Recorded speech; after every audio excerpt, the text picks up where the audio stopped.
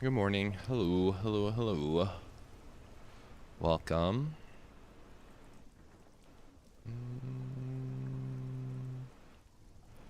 Welcome, welcome, welcome to the Wednesday stream.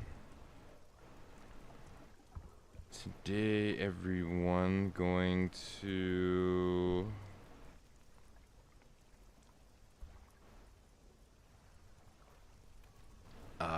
be doing some more Korean lessons on stream, and also another day of checking whether the quest in Nier is going to work or not.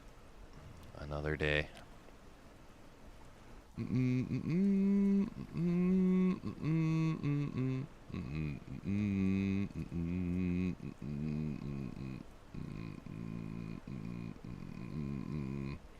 So that's on the agenda for today, so I hope you all are looking forward to that.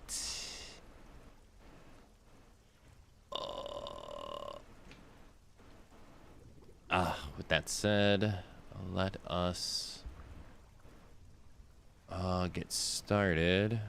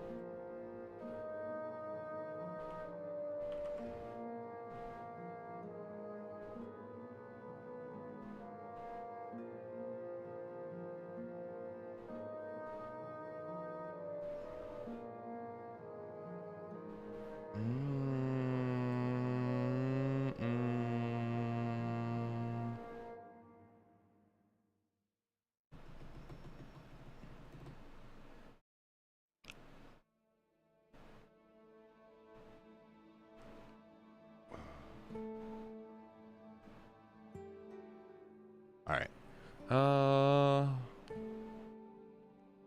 Let's see here.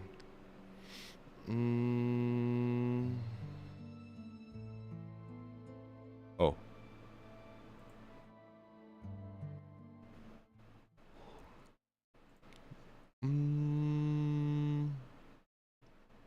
Do more review.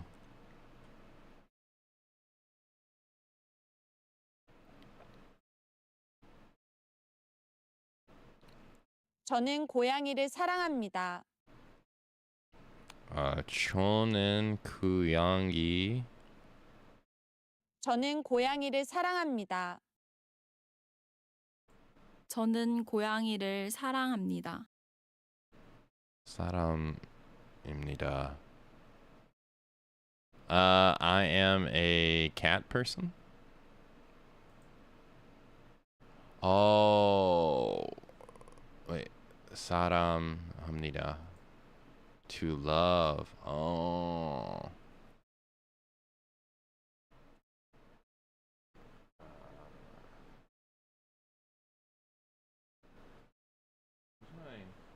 Oh, there it is. Oh.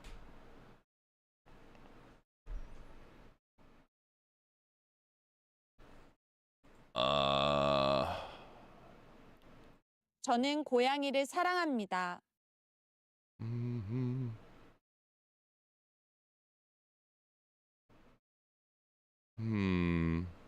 Hold on.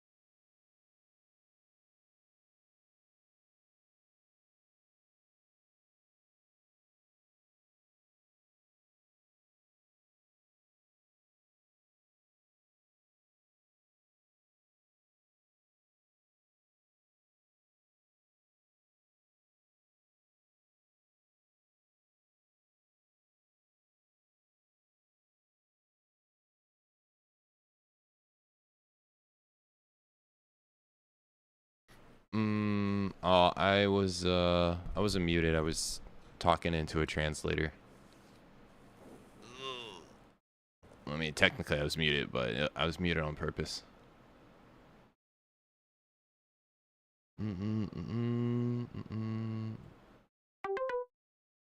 저는 애완동물을 사랑합니다. 저는 애완동물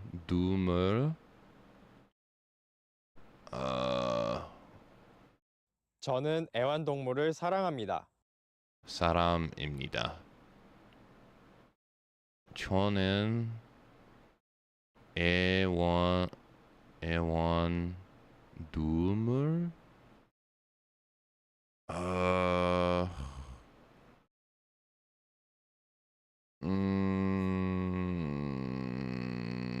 저는 제와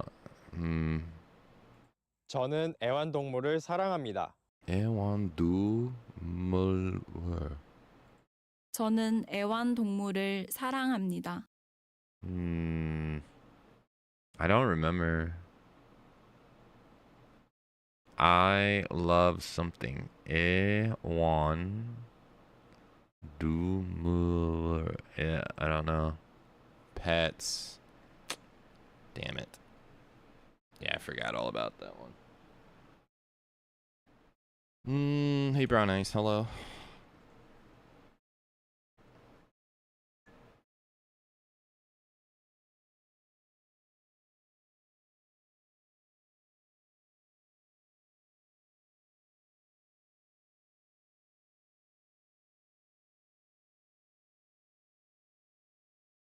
Hello.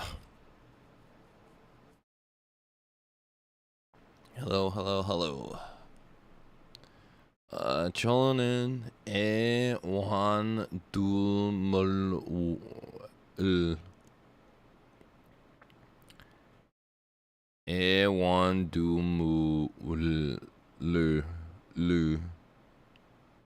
저는 애완동물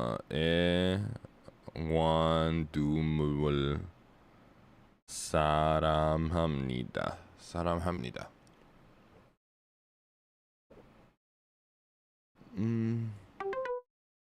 축구를 하다. 축구를 하다.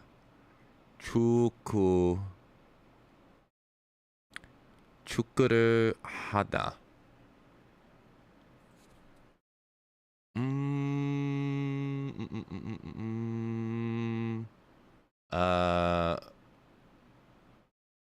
축구. Play football. Yeah. 무슨 운동을 좋아합니까? 무슨 운동은 좋아합니까? 무슨 운동은 좋아합니까? 무슨 운동을 좋아합니까? 무슨 운동은 좋아합니까?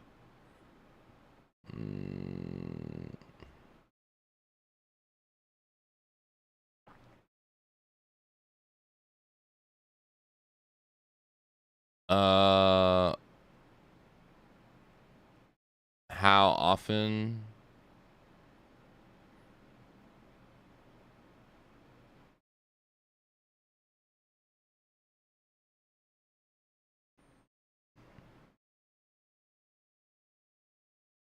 무슨 운동을 좋아합니까?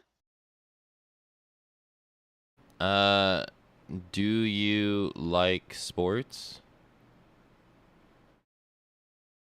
What sports do you like? Musen is what? Musen. I was close. 무슨 운동을 좋아합니까? I was close. 자주 수영하십니까? 자주 시원해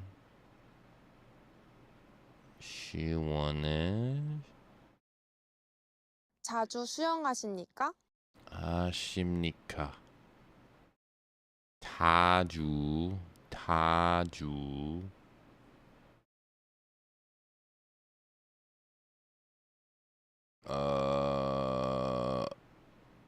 시원 자주 수영하십니까? 시원 시원 자주 수영하십니까? 시원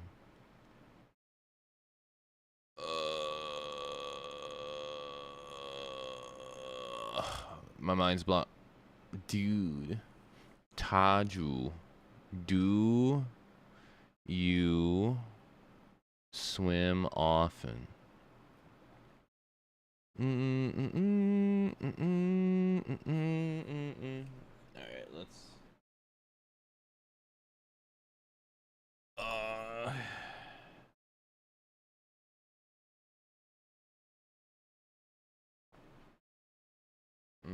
Where's my notebook?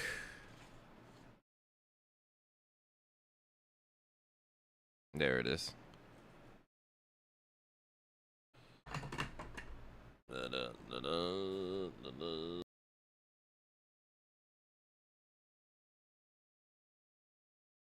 Alright, now I need to find a pen. This will work. 자주.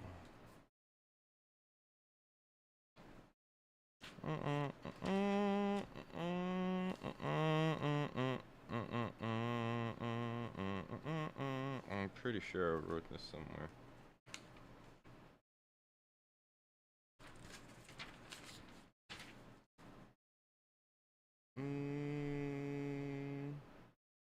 I did. Yeah, you're gonna do it again.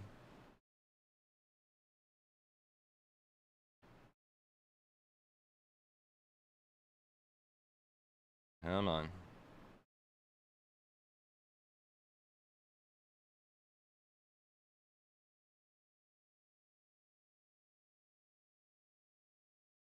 Pen work.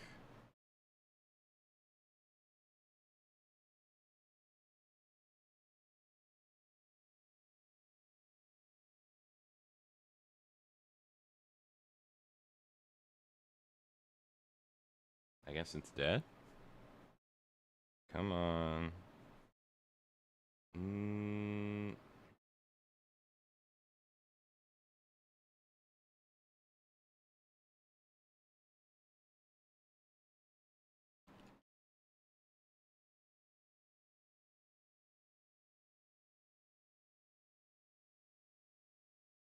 Yeah, guess it's dead.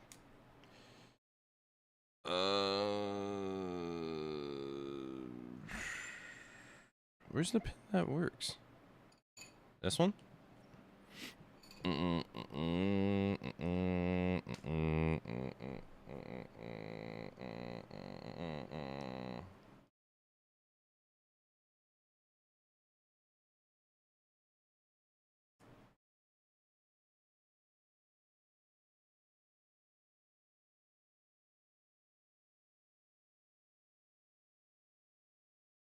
Yeah, all my pens are dead.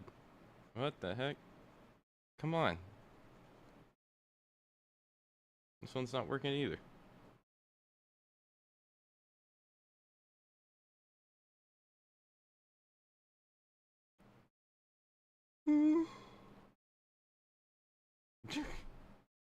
Okay.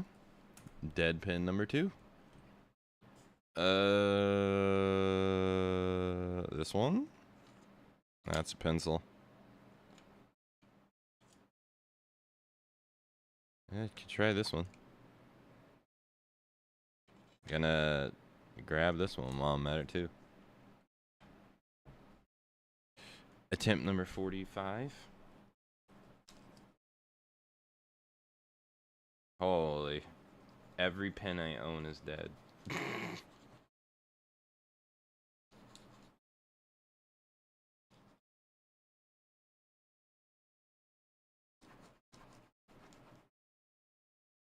The universe is telling me I can't write.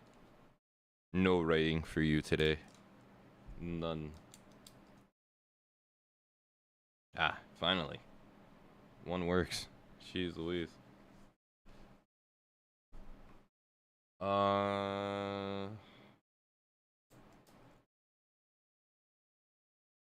was Taju.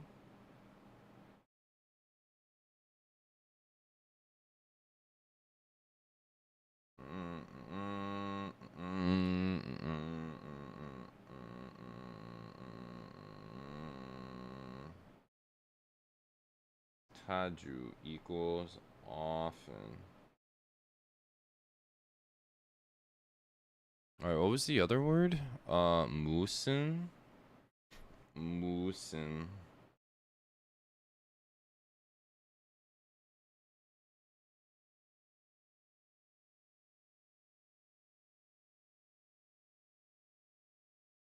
It was what?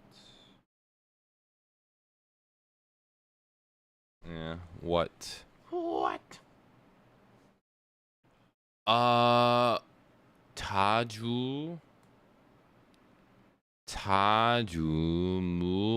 무슨 자주 수영하십니까? Swim. Do you do it?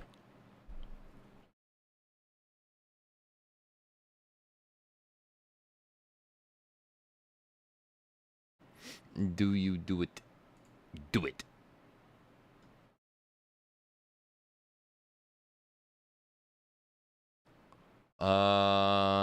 자주 수영하십니까? Okay. Do you swim often? Often swim. Do you do it? 테니스를 칠 수 있습니까? 테니스를 테니스를 칠 수 있습니까? 칠 수 있습니까? 테니스를 칠 수 있습니까?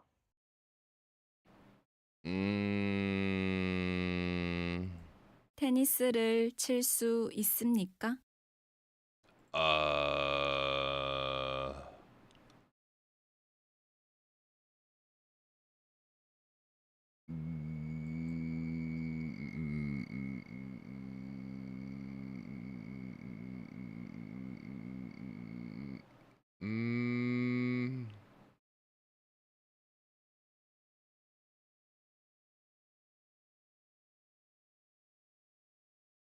테니스를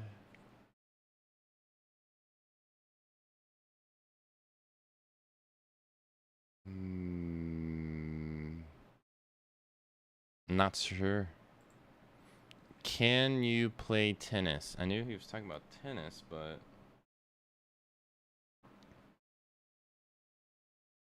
칠수 playing 칠수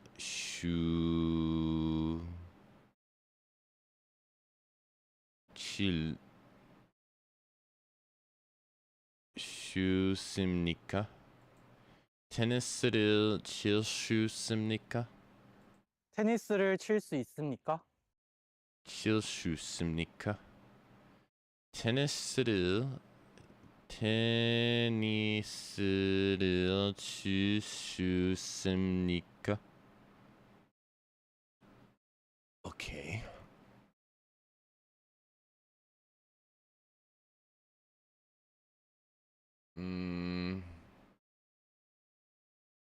Can you play tennis?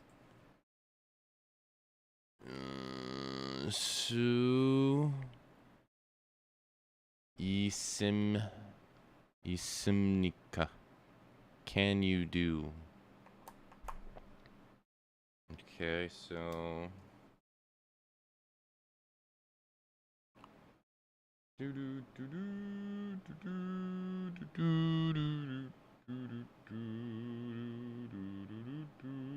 equals playing? Yeah, playing. Playing with a racket. Okay.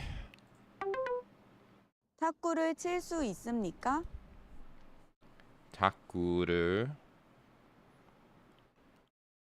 탁구를 칠 수 있습니까? 탁구를 칠 수 있습니까?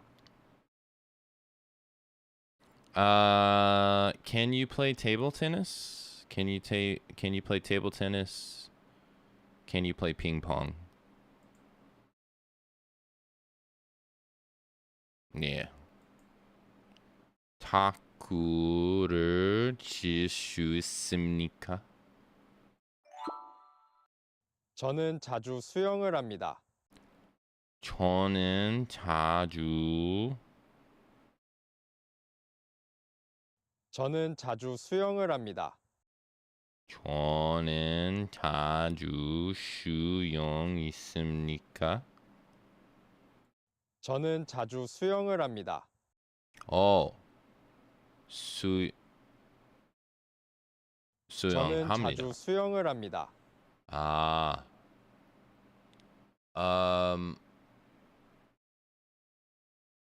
저는 자주 often swim. I often swim. Yeah. 저는 가끔 축구를 합니다. 저는 가끔 I sometimes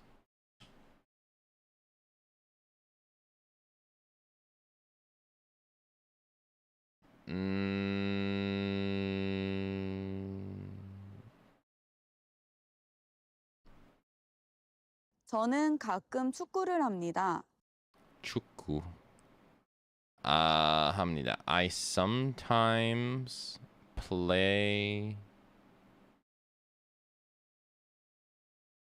저는 가끔 축구 I sometimes play football. I play football sometimes. 저는 sometimes football to do. 축구를 합니까? 축구를 합니까? 축구를 합니까?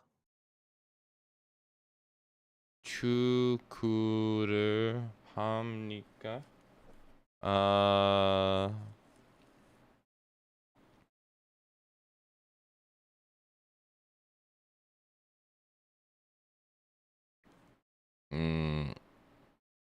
축구. Can you play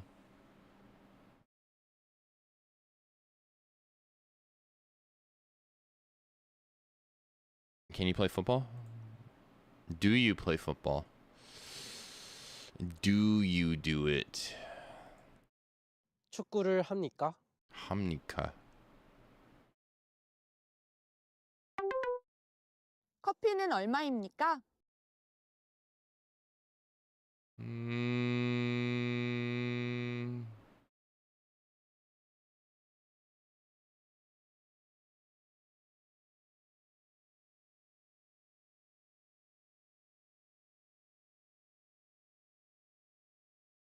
커피는 얼마입니까?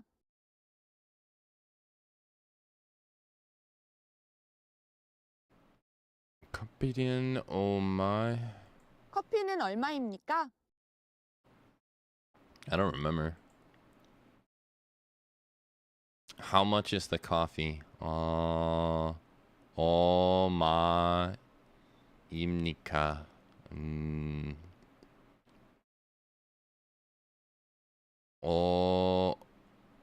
Okay, okay. How much is the coffee? 커피는 얼마입니까?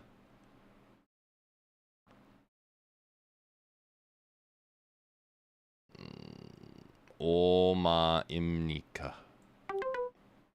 저것은 얼마입니까?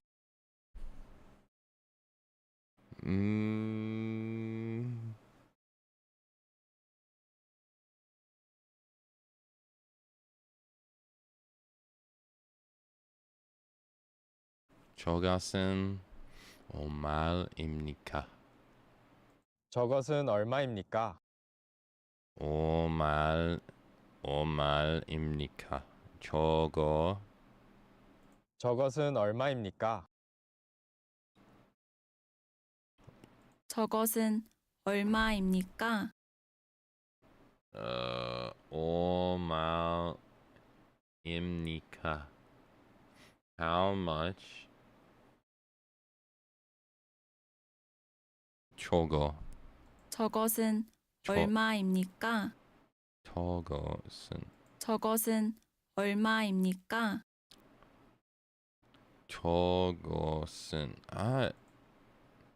How much is that over there? Oh. Well played. 이 컴퓨터는 얼마입니까? This computer. This computer, how much is it? How much is this computer? I said it literally. This computer, how much is it? Yeah. How much is this computer? Yeah. 100원. Peg one. Peg one.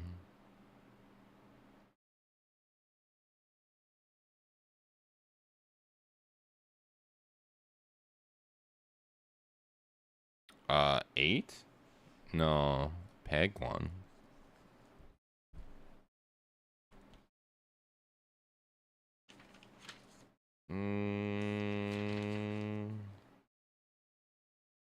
No.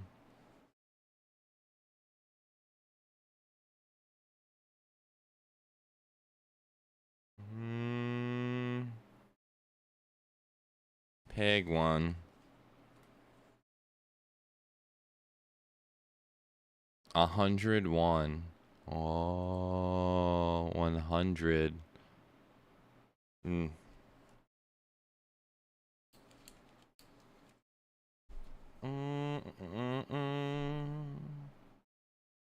Write that down too.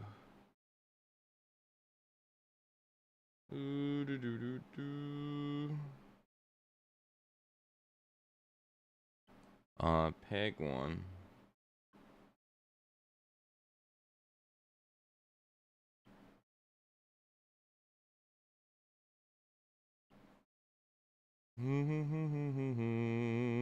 Peg one. Okay.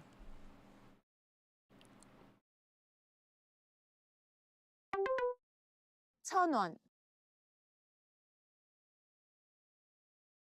1,000원. 1,000 won.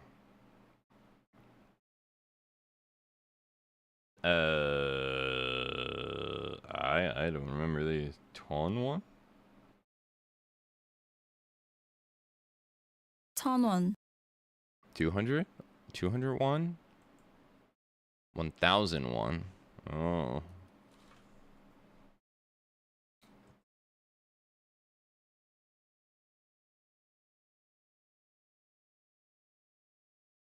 Okay.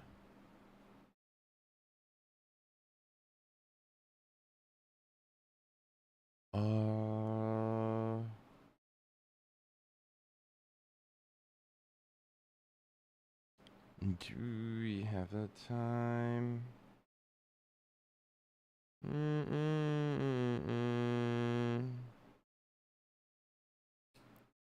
1001. Okay.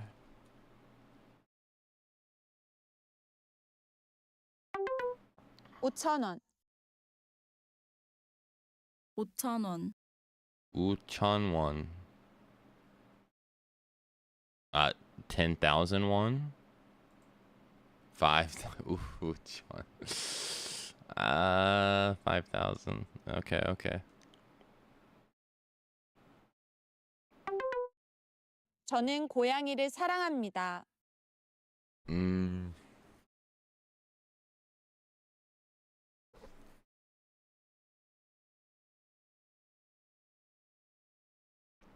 저는 고양이를 사람입니다. I am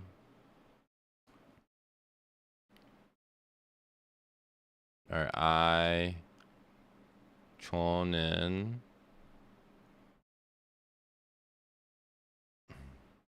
저는 고양이를 사랑합니다. 저는 고양이를 사람입니다.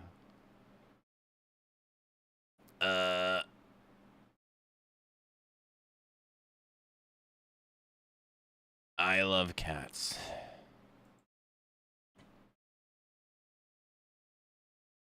Let me go over here. Curious. Love.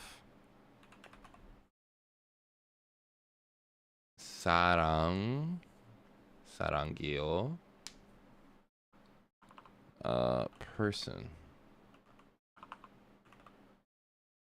사람.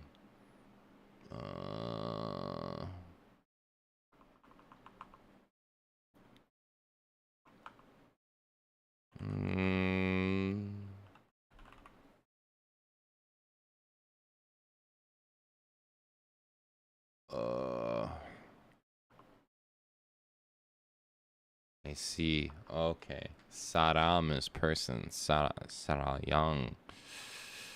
I see.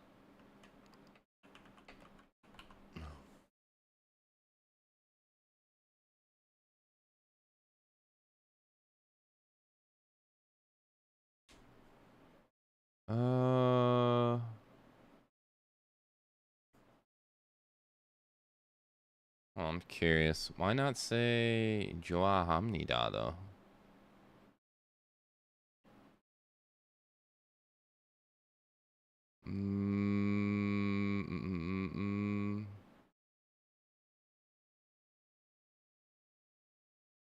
Yeah.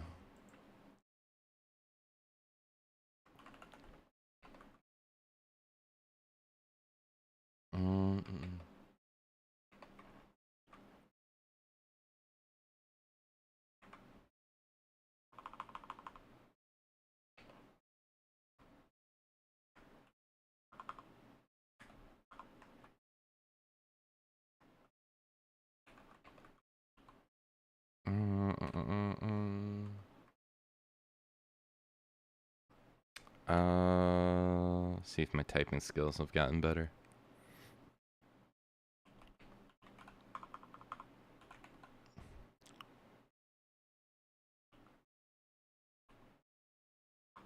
Somewhat. This typing practice is paying off.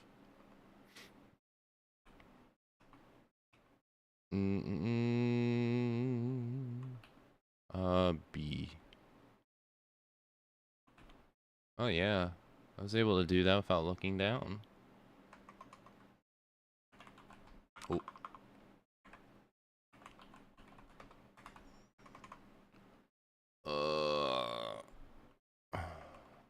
Oh, English.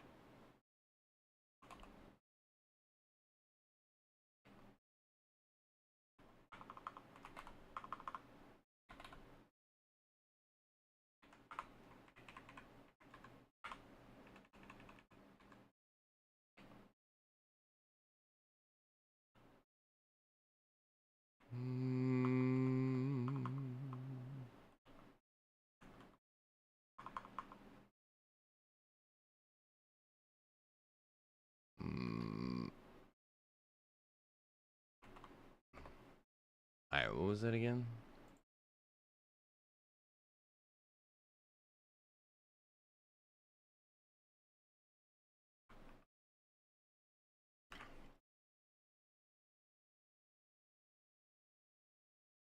Mm,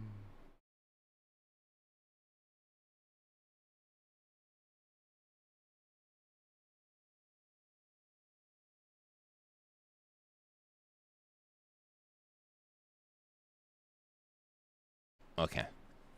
I'm curious why this is not. Why this is this and not. Oh, wait, because I think the other one is like, not love. I like.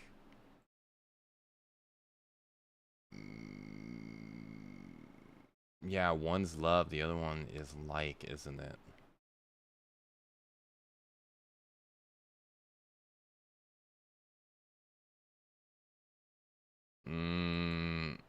Yeah, that's what it is. Strength levels.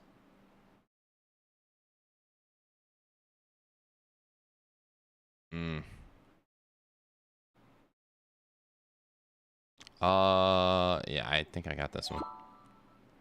저는 애완동물을 사랑합니다.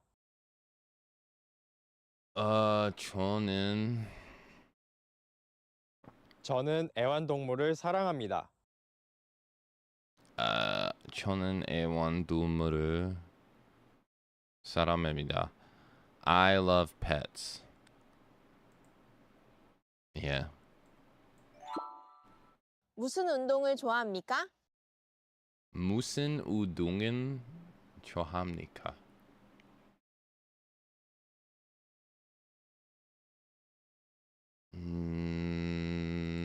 무슨 운동은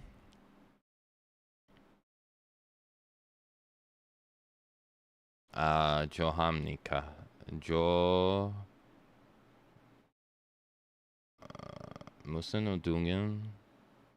무슨 운동을 좋아합니까? 좋아합니까?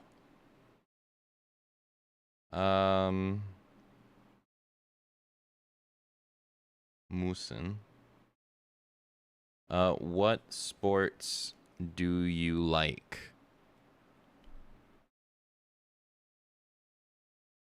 What sports do you like? Yeah. And if they would have said 무슨 운동을 사람입니까? That would have been what sports do you love? 자주 수영하십니까? 자주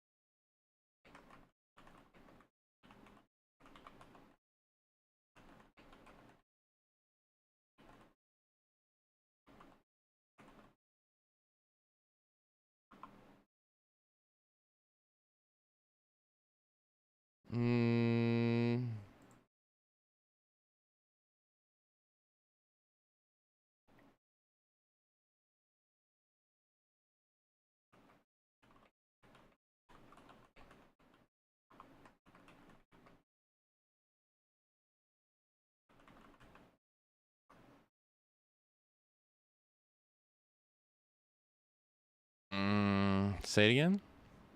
자주 수영하십니까? 자주 자주 수영하십니까? okay. 자주 수영을 하십니까? 자주 수영하십니까?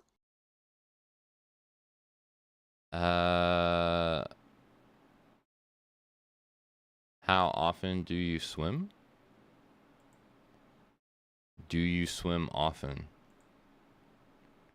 Do you often swim? Do you do it?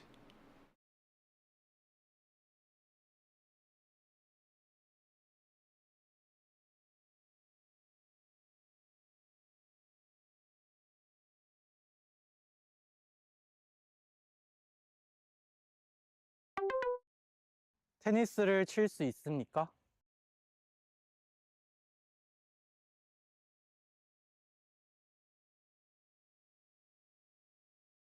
Mm,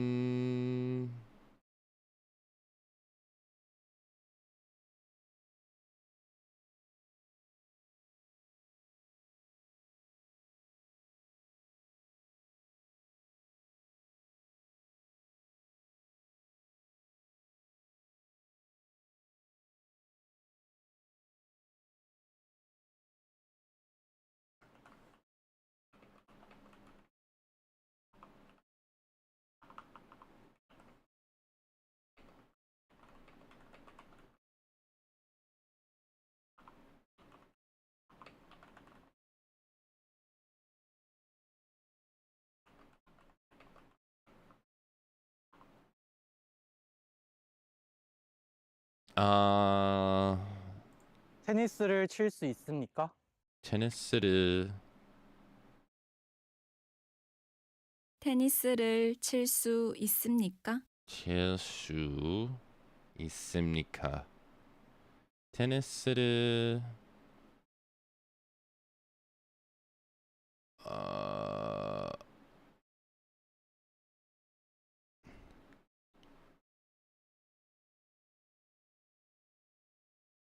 테니스를 칠 수 있습니까? 테니스를 테니스를 칠 수 있습니까? Tennis playing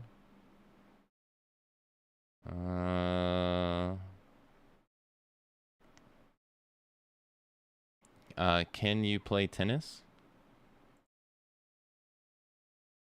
Yeah.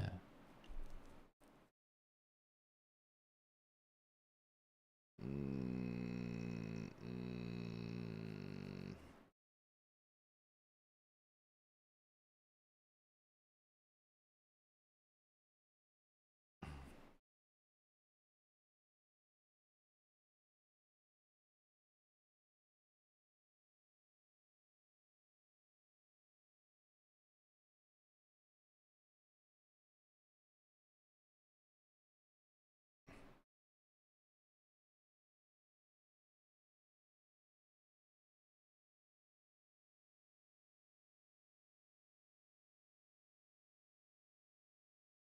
nice. 축구를 합니까? 축구를 합니까?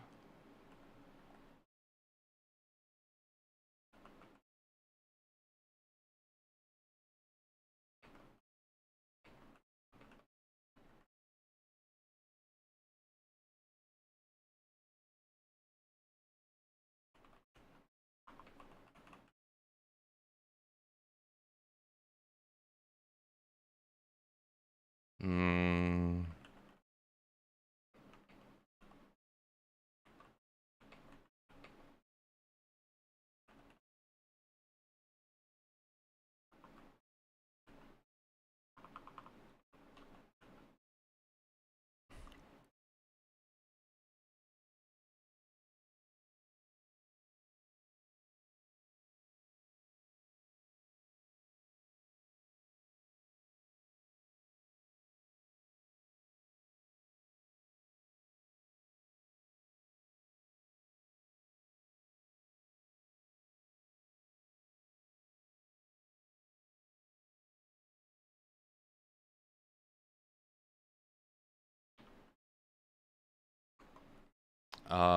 what do you say?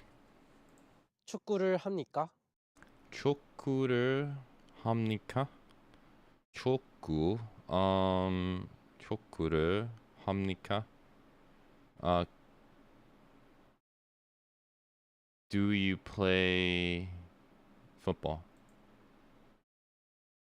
합니까? Do you do it? 커피는 얼마입니까? 커피는 얼마 합니까? How much is how much is the coffee?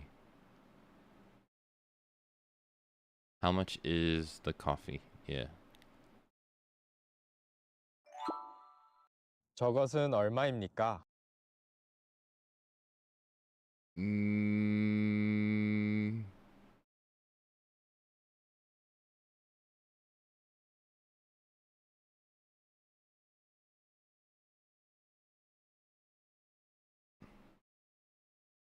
저것은 저것은 얼마입니까? 저것은 얼마? 저것은 얼마입니까? 아, 저것은 how much is that over there? Yeah. 100원. 101. 101.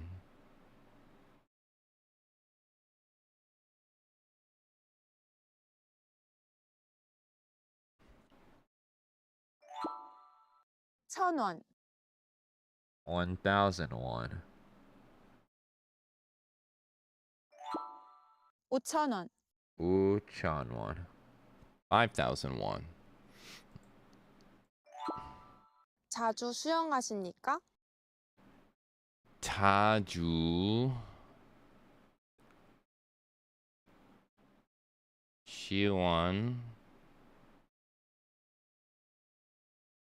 자주 수영하십니까? uh do you often swim? Do you swim often? Yeah.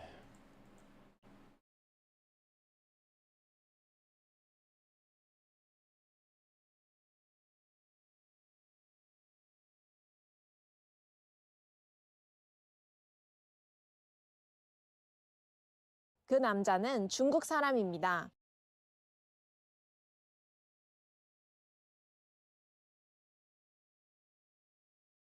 그 남자는 중국 사람입니다. 그 남자는 중국 사람입니다. 그 남자는 중국 사람입니다. 그 남자는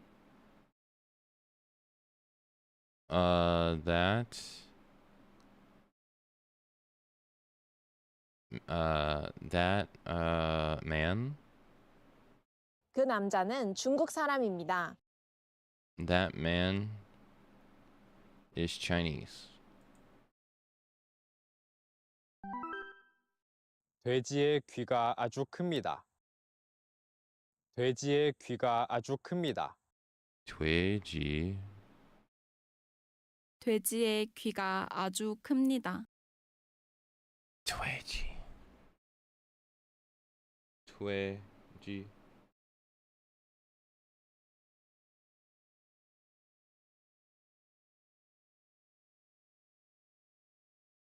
돼지 wait pig 돼지의 귀가 아주 큽니다.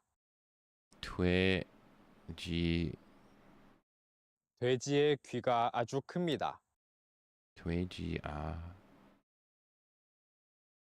돼지의 귀가 아주 큽니다. 돼지 I can't hear the second word. 돼지의 귀가 아주 큽니다.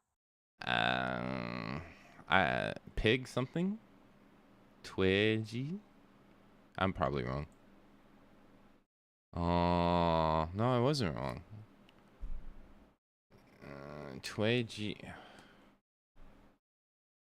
돼지의 귀가 아주 큽니다. 돼지야 귀가 아주 깁니다. Hey Lander, hello. Alright, I'm be right back. I'm gonna go brush my teeth.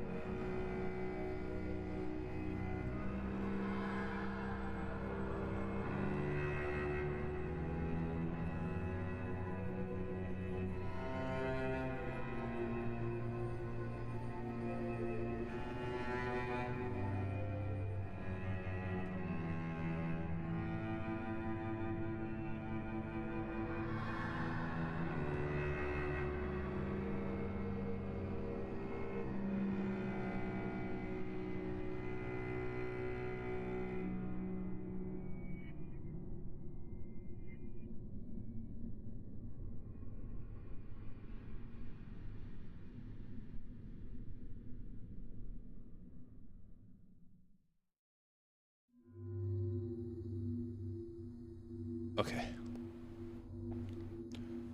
Ooh.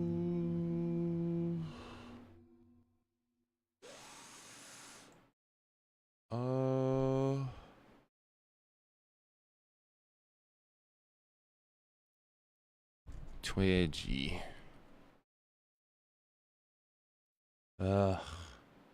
I'm gonna check something.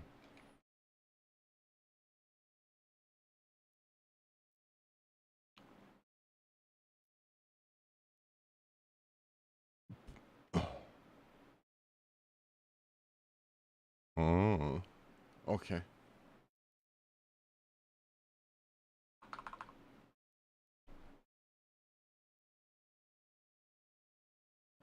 Twedgy. Pig. I recognized pig. 돼지의 귀가 아주 큽니다. 아주 큽니다. 큽니다. Big. 아주 very. 아주's very big.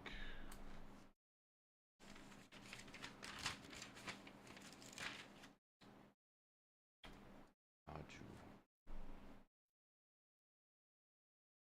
아주.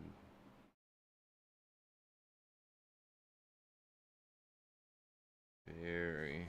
아주 very big.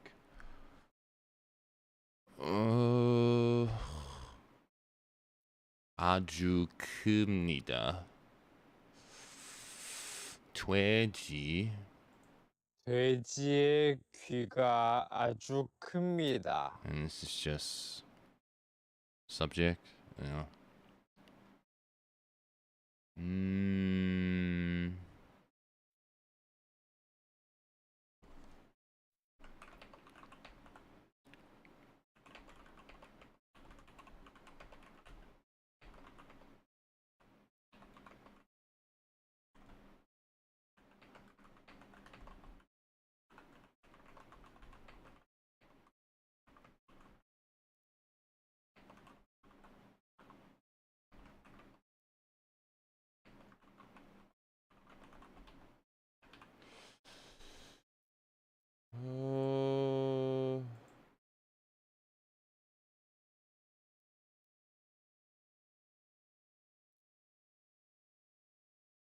Okay. 돼지.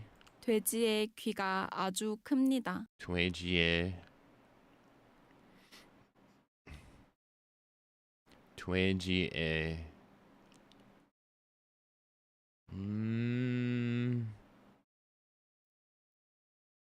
돼지의 키가 아주 큽니다. 돼지의. Where's my phone? Let's see.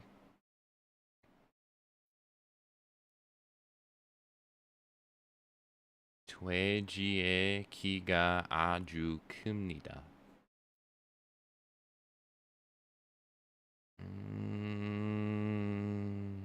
크기.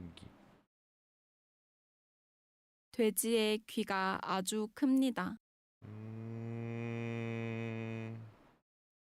키가. 오케이. 고양이의 눈이 아주 큽니다. 고양이. Cat. 고양이. 고양이의 눈이 아주 큽니다.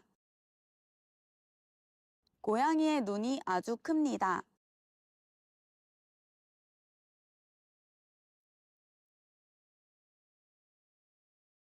Okay. 고양이의 눈이 아주 큽니다. 큽니다. The cat's eyes are. 고양이의 눈이 아주 큽니다. The cat's eyes are very big. Yeah.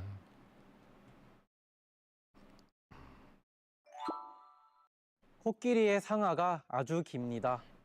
코끼리. 코끼리.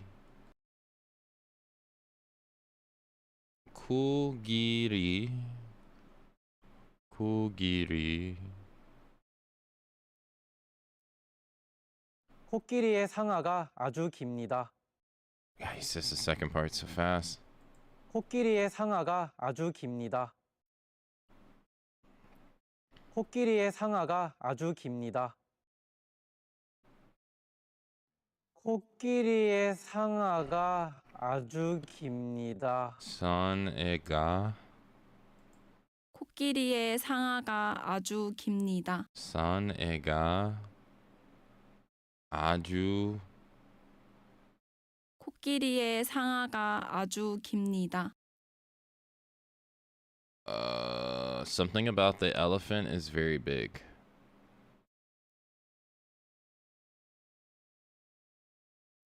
상에가.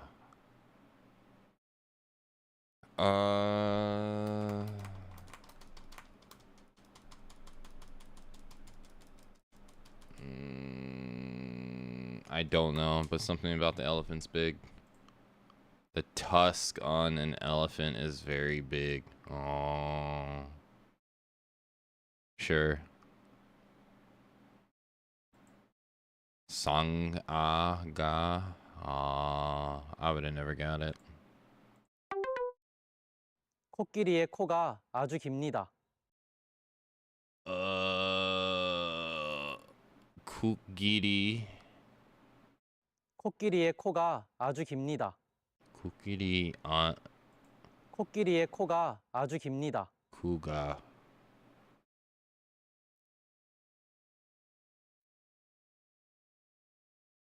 안주. 코끼리의 코가 아주 깁니다. The elephant's nose is very big. Trunk. Nose. Same thing.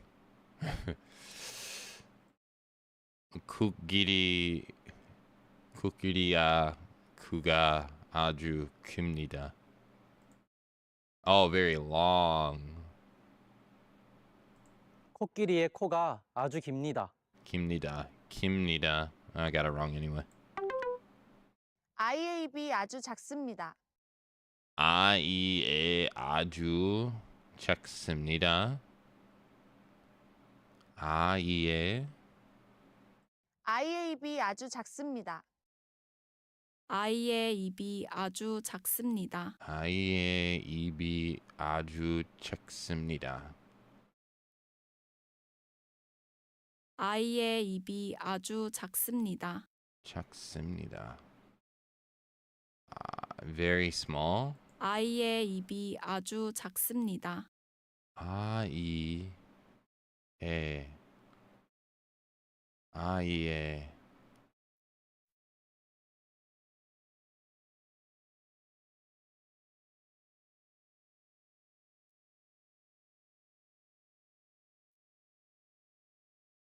What about him? 아이의 입이 아주 작습니다. Oh, the child's mouth is very small.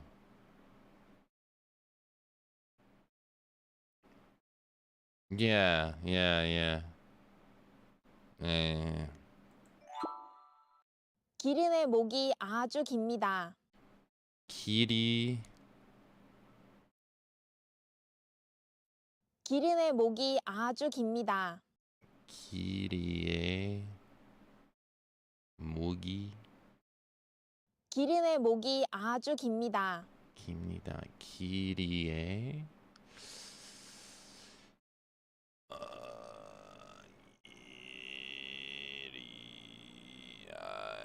기린의 목이 아주 깁니다. 무기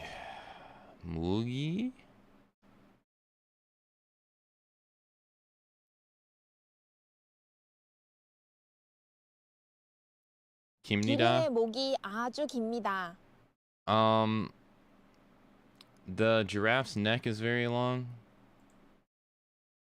Yeah. 고양이의 발이 아주 작습니다. 고양이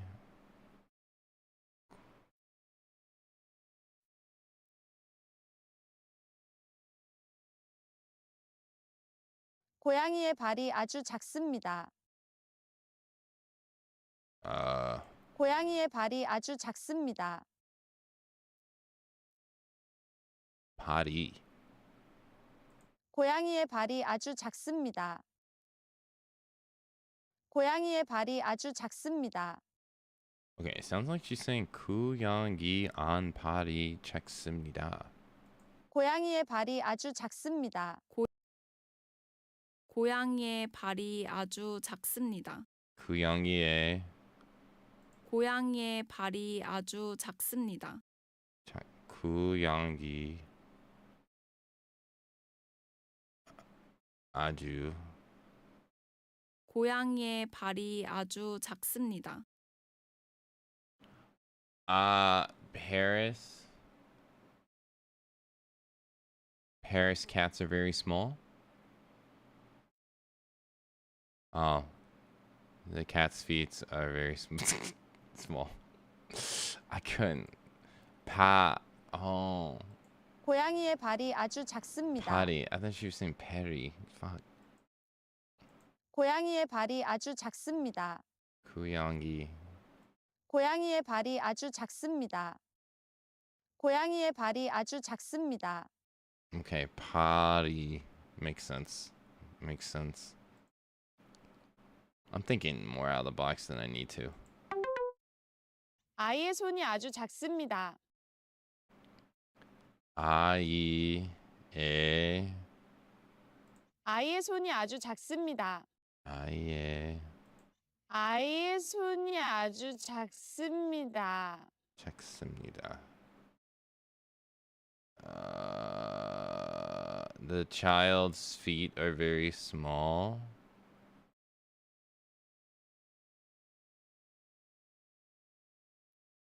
The child's legs are very small. Child's hands is very small. 아이의 손이 아주 작습니다. 손. 아이의 손이 아주 작습니다. 아이의 손이 아주 작습니다. 아이의 손이 아주 작습니다. 아이의 손이 아주 작습니다.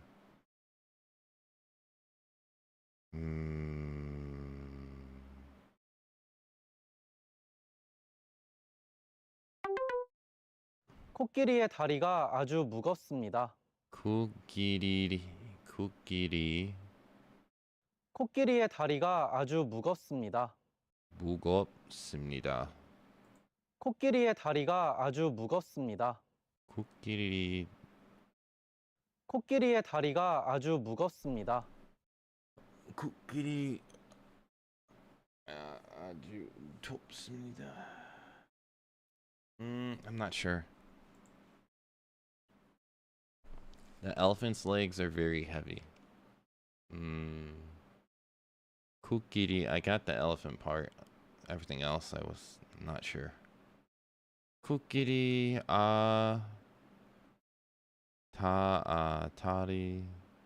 다리가 아주 무겁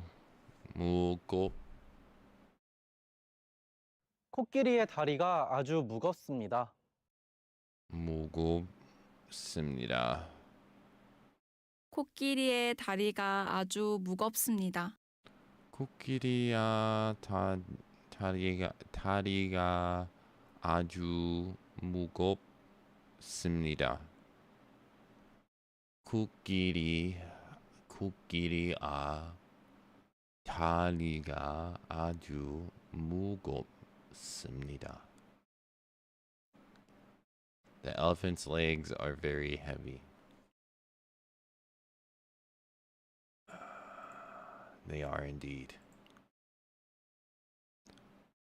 They are indeed.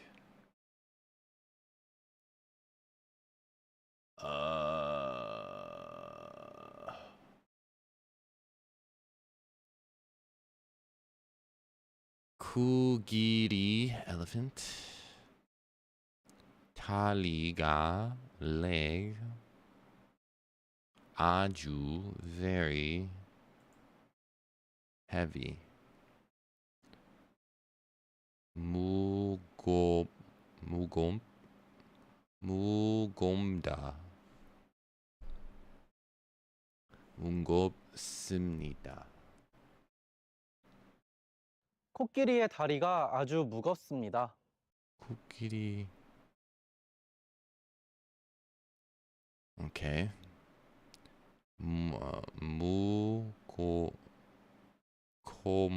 무겁습니다. 아주. 코끼리의 배가 아주 큽니다. 코끼리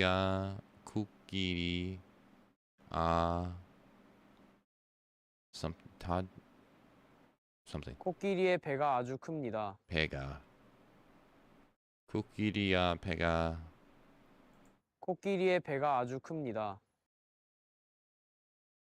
코끼리의 배가 아주 큽니다. 아주 큽니다. 큽니다. It doesn't say 큽니다. It says 큽니다. 코끼리의 배가 아주 큽니다. 예, 큽니다. 코끼리의 배가 아주 큽니다. 배가 코끼리야 배가 아주 큽니다. 배가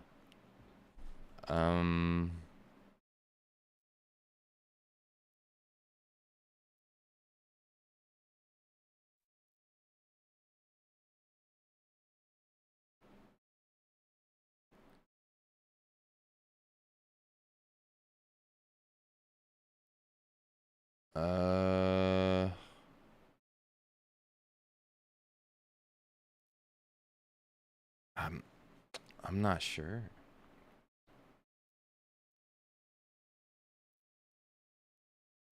What else on the elephant would be huge? I mean, everything is.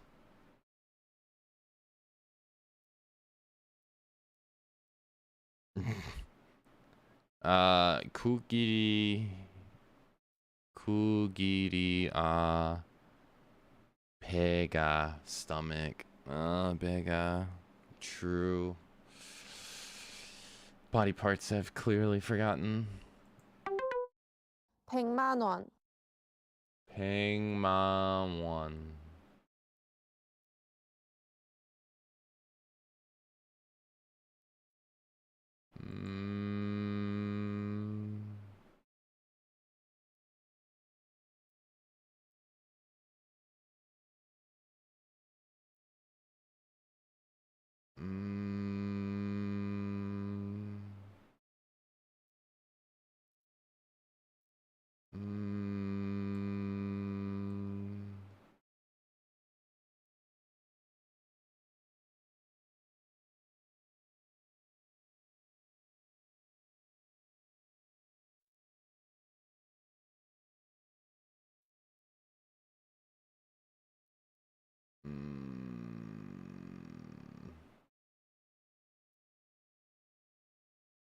백만 원. 100만 원. 100만 원. 100만 원. Well, it's not 8. 8,001? 1 million. I was way off. I wrote this down, no?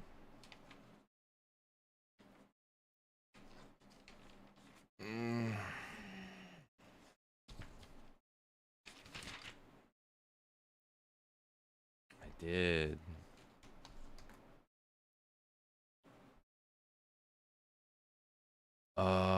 Peg man 10,000. 110,001. So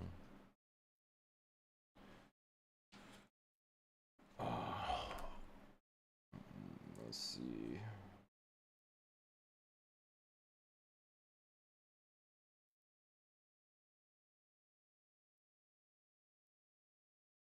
$10,000.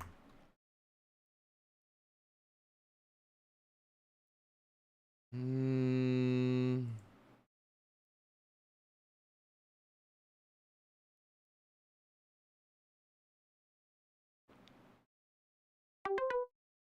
5천만 원. 5천만 원. 우? 5천? 5 million won? 50 million. Whoa. Whoa. Okay.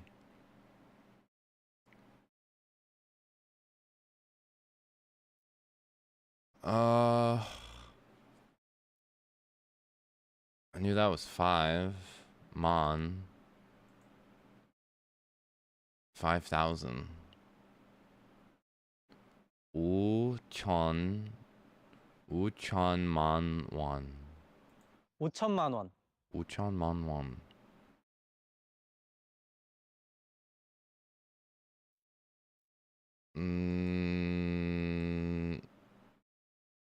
Okay. Ooh. 5. I'm gonna have to write all these down.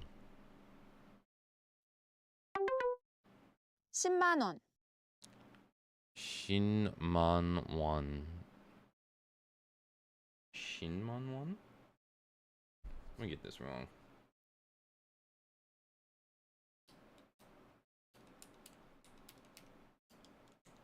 Did she say shin or shib? 10만 원. Sounds like she's saying shib. Uh, 100. 100 million. 100,000 won. Fuck.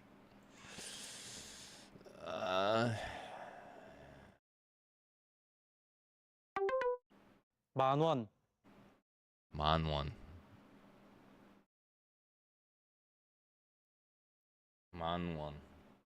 I don't know. 10,000. 1천만 원.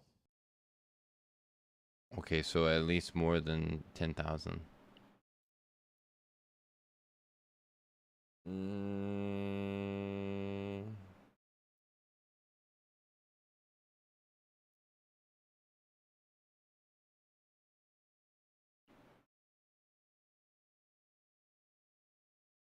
A 1,000. 1,000. 10,000 won. I don't think I went over these. I don't think so. 돼지의 귀가 아주 큽니다. 돼지, pig, 돼지의 possessive. 귀가, ears. 돼지의 귀가 아주 큽니다. 아주 큽니다. 아주 very 큽니다. Big. The pig's ears are very big. 코끼리의 상아가 아주 깁니다. 코끼리야. 코끼리.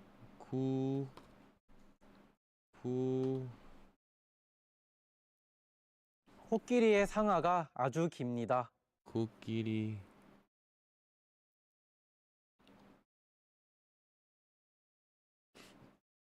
Song, ivory, song what?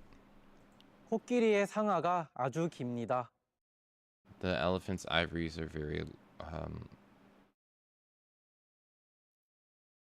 코끼리의 상아가 아주 깁니다. 깁니다. The elephant's tusks are very long. 코끼리의 코가 아주 깁니다. 코끼리. 그가 코끼리의 코가 아주 깁니다. 코끼리의 코가 아주 깁니다. 코끼리 코끼리의 코가 아주 깁니다. 코끼리의 코끼리의 코가 아주 깁니다. 그가 코끼리의 코가 아주 깁니다. The elephant's trunk/nose is very long. Yes. 고양이의 발이 아주 작습니다. 고양이의 발이 아주 작습니다. Check small. 고양이 cat. 에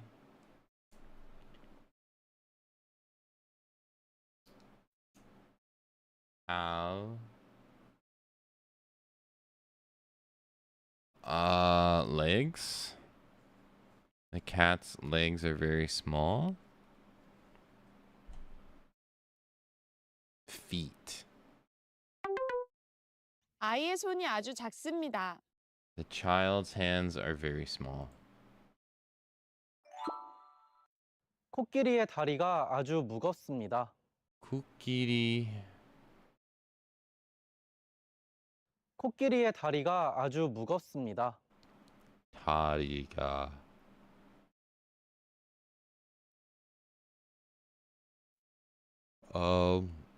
the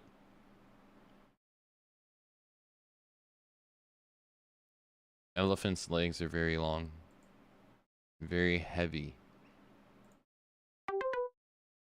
코끼리의 배가 아주 큽니다.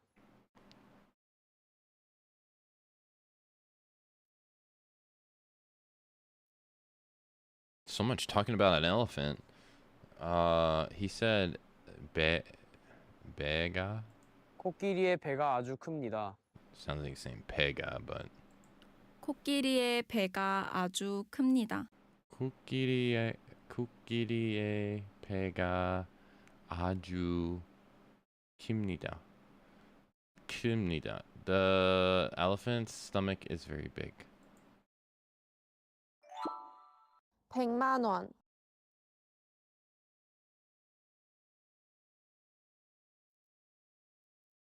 백만 won. Mon is 10,000 won. 백만 won.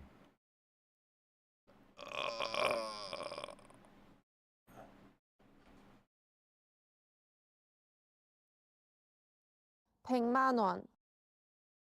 100만 원. 백만 won.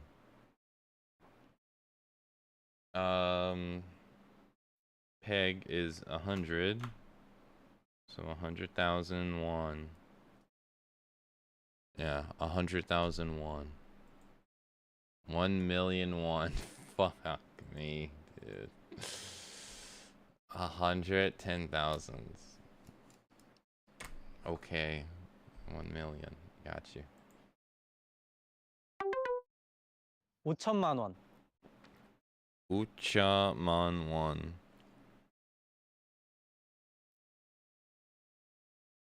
5천만 원. 음.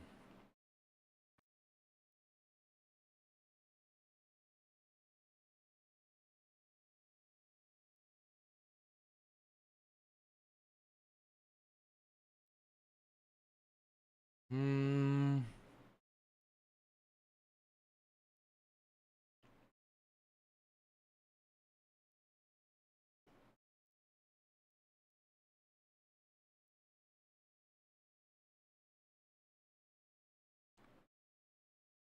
5천만 원.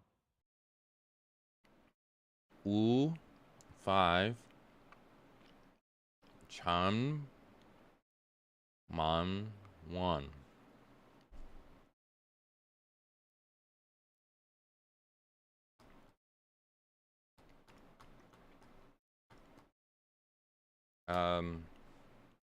I'm using calculator.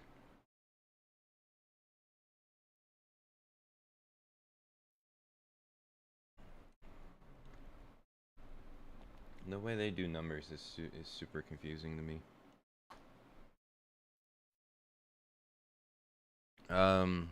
Okay.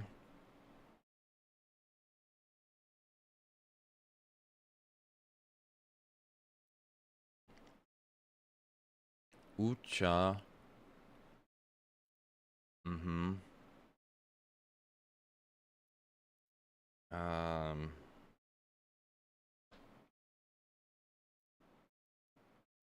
It's 50 million. Yeah.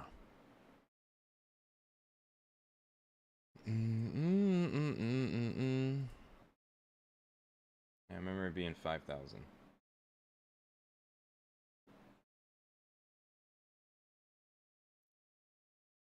But that doesn't mean I learned anything.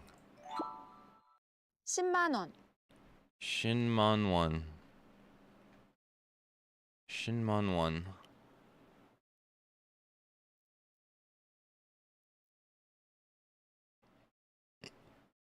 No, she said shib.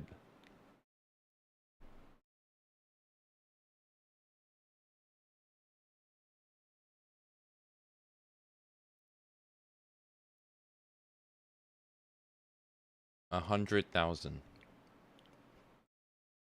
Yeah. 만 원. Um. 10,000. Yeah. 1,000만 원.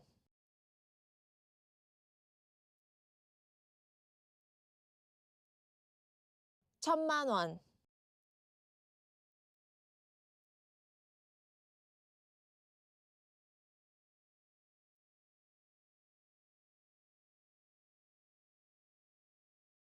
Okay, this one I'm confused.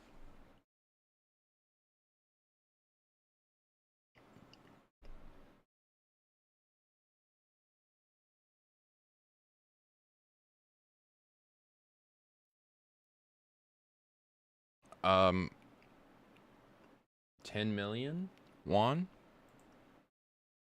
Okay. 고양이의 발이 아주 작습니다.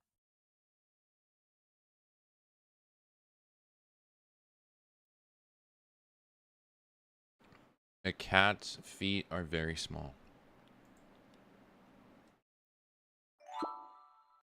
코끼리의 다리가 아주 무겁습니다.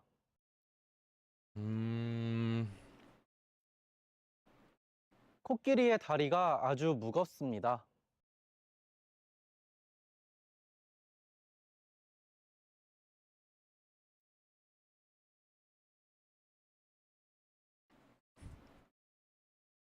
코끼리.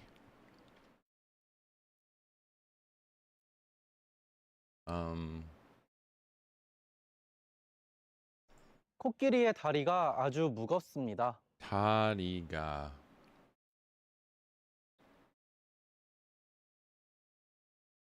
코끼리의 다리가 아주 무겁습니다.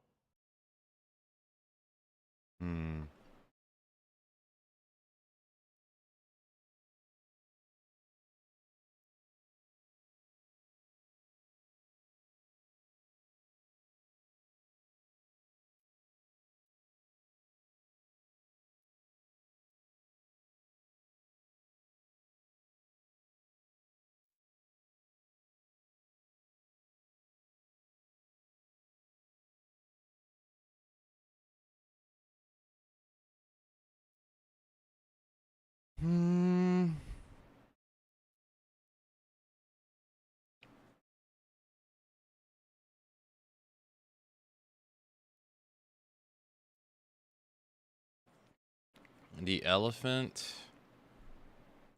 코끼리의 다리가 아주 무겁습니다. The elephant's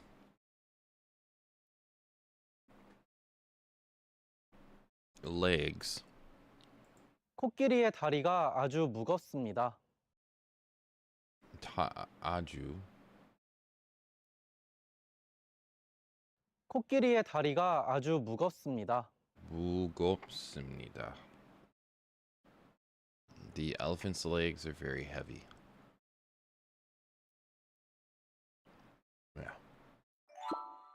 100만 원. 백만 원.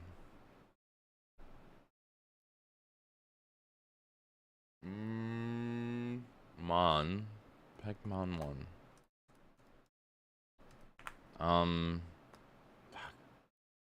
Uh,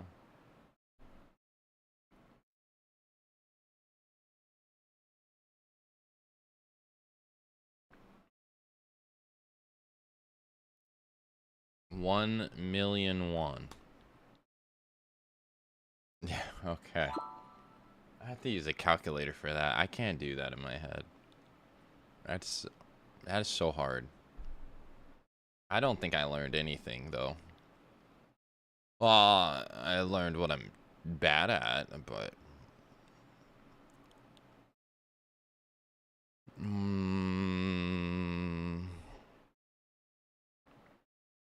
did they do that stuff here? One.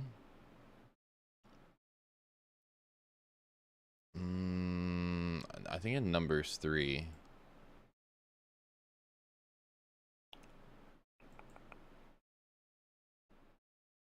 $20.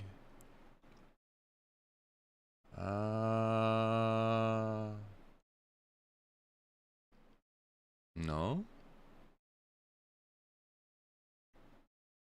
1 through 90. Or 20 through 90. I don't think it would be here, would it? No, these are Shino numbers. Maybe another one? Question? Shopping. Yeah, it should be in shopping. Yeah. Yeah, it is. Okay, so these... Yeah.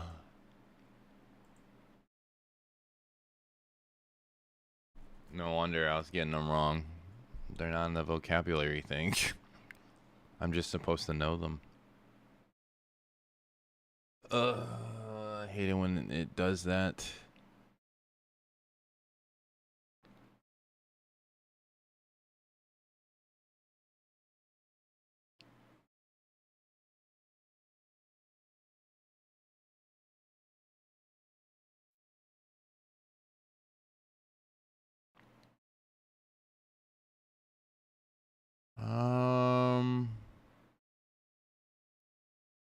So back.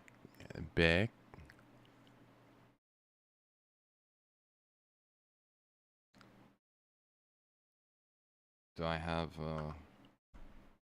okay. Was it?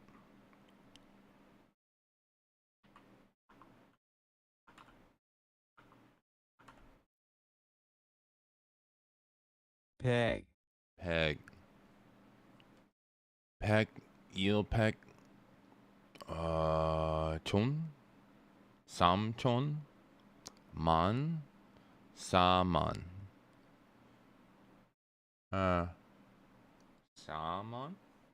Oh, cause 4. E cause of 2. Okay. Sam 3. I see. Okay. Yeah, I never went over these. I don't get why this does this though. Why it doesn't incorporate everything in. I don't know. Alrighty. That was rough. I know I need to learn numbers better.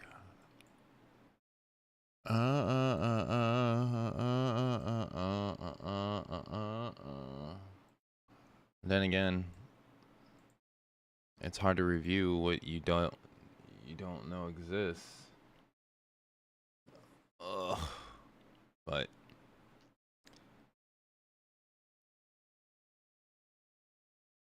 gotta have foresight.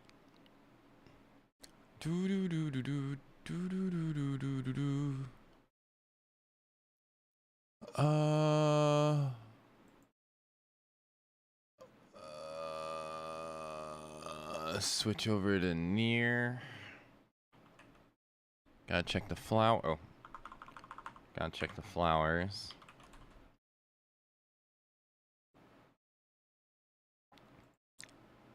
Going to get kicked in the nuts again.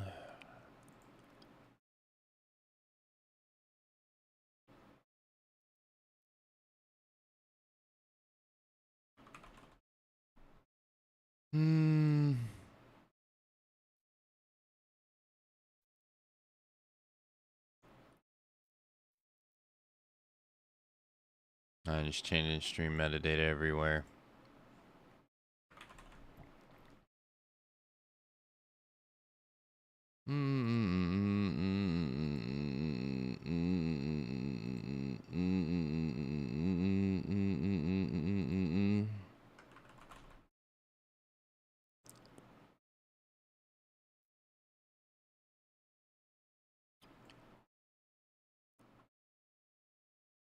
Thank you. I think it's like 43 or something.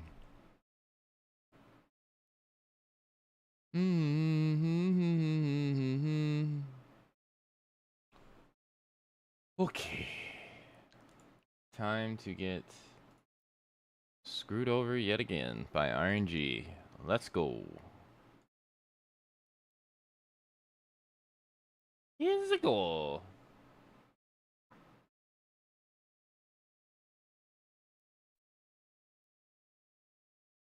It's me, the person about to get screwed over by the RNG.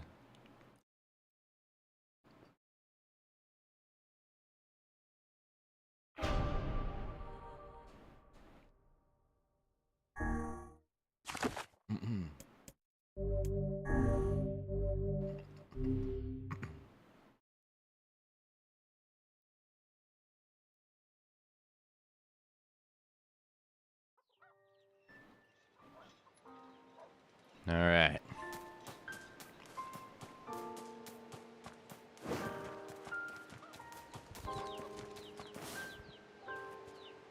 Oh, that's pink. Oh, two of them are. Nice. It's been so long I forgot the buttons.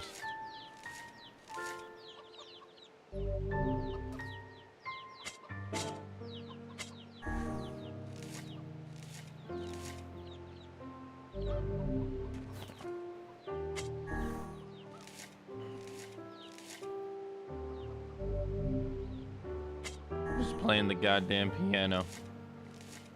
So beautiful. Freaking finally, man. Oh my goodness.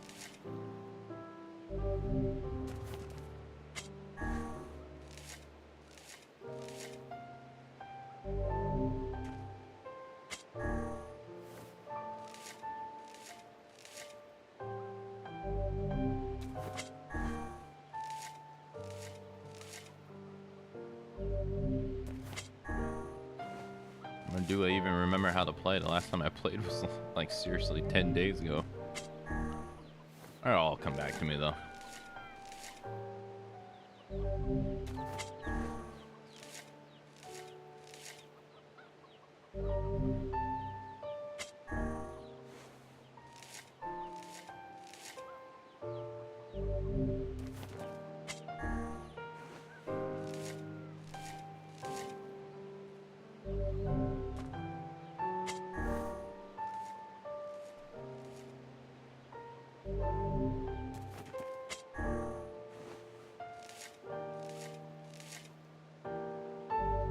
Oh, thank God.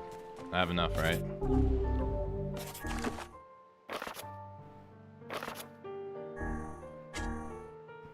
Oh, thank goodness. This is the worst quest in the game. By far.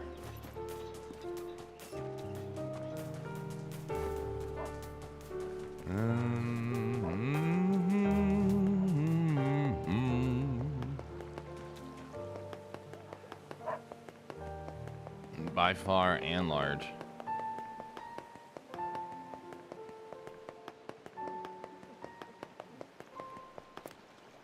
Oh there, getting on? Yeah.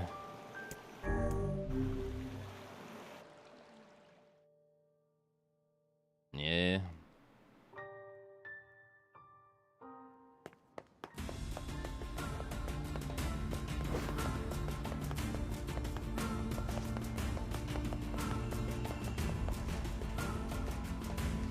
Huh. Huh.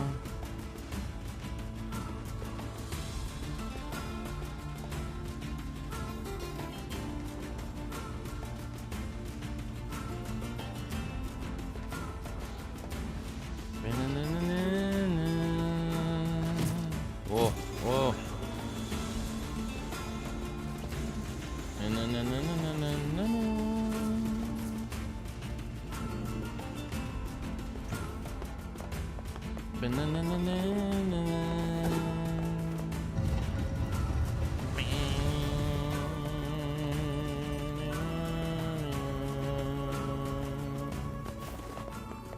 Lady, here's your quest.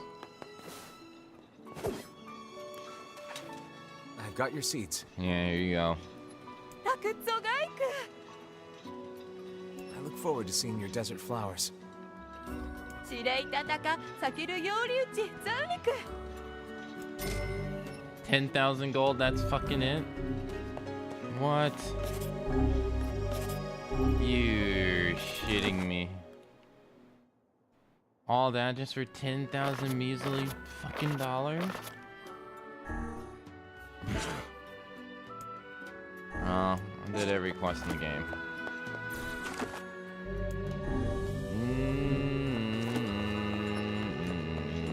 Totally not worth it.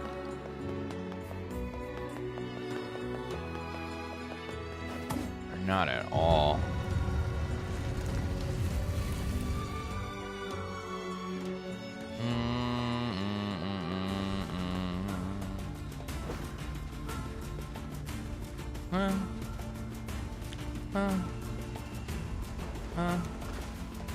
Oh, I may.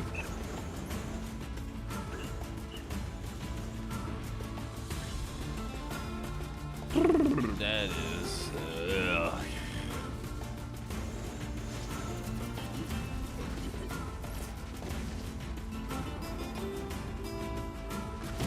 Ow, ow. That dude hit me twice before he even fell down. What the hell?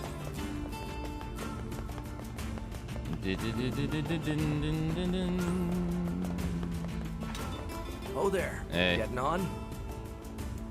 Yeah, take me to the Lost Shrine.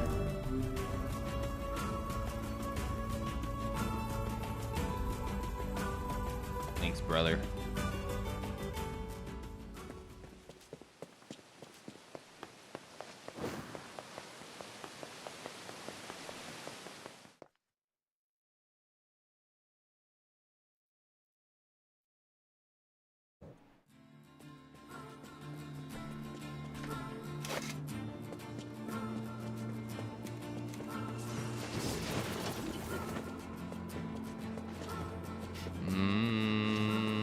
Excuse me.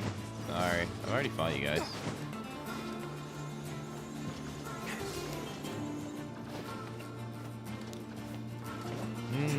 Yeah, there's like.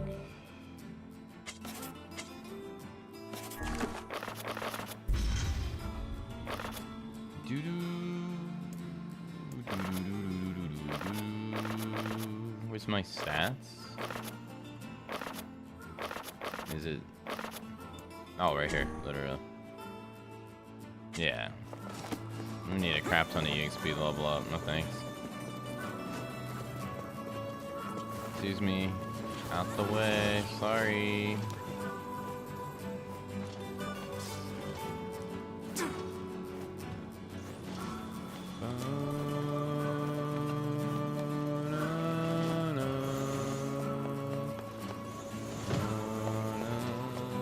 Ow.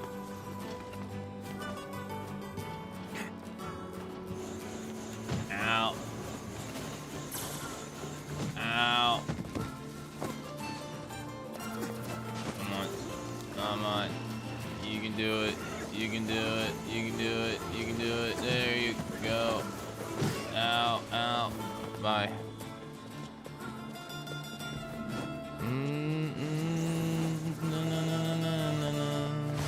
See ya.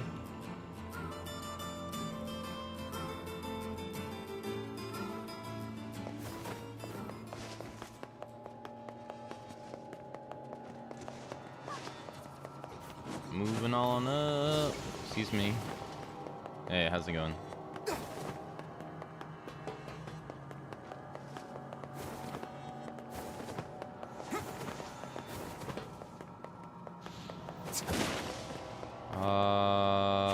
Do I go this way? Looks like it.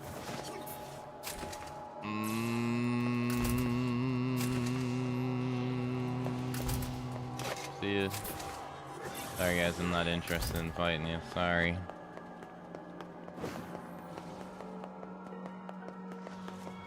Hey man.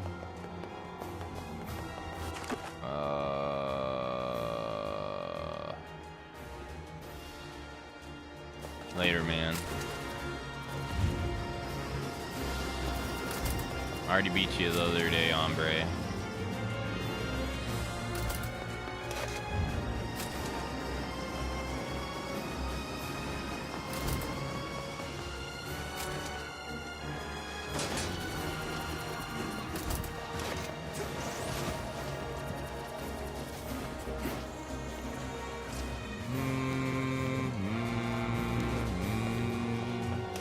Hey, how's it going?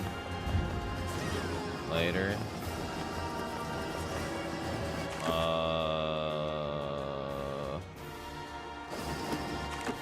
Yeah, through here.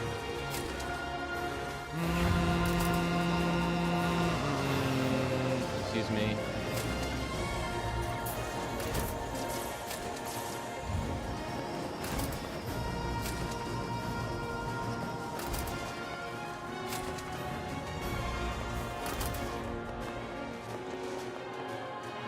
How many tours are there? Jesus. Hey. Get out of the way.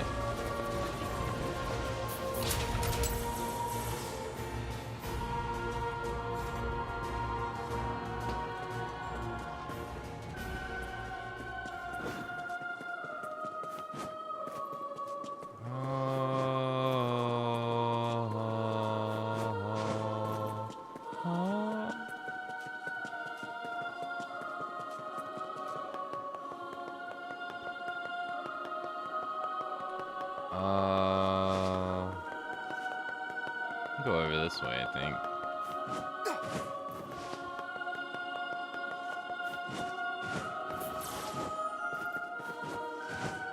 No? You jump off the tub? No?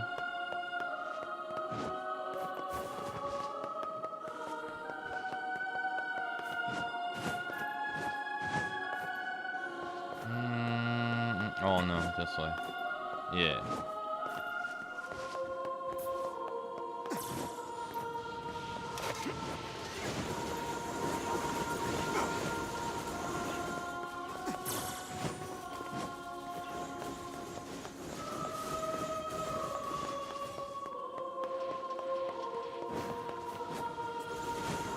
There we go.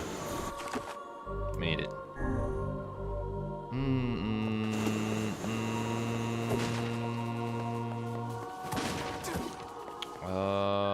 Don't need it? Alright. Alright. Time for the hourly break. I will be right back.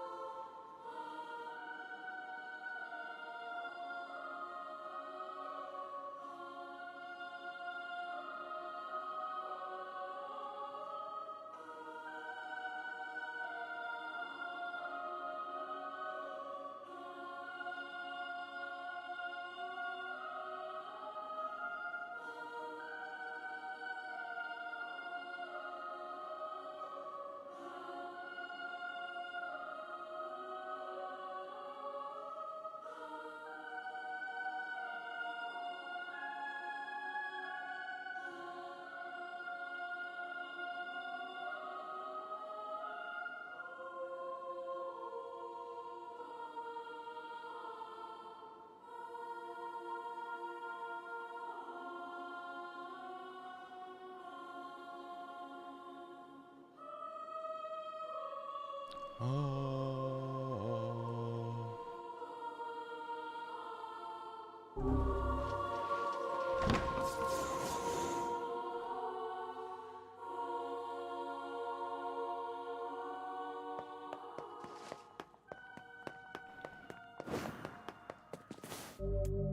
You cannot turn back from this point. Continue. And now the path is open. Oh, yeah?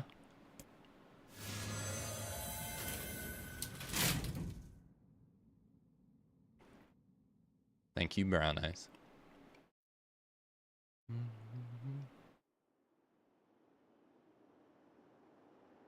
This is very different looking.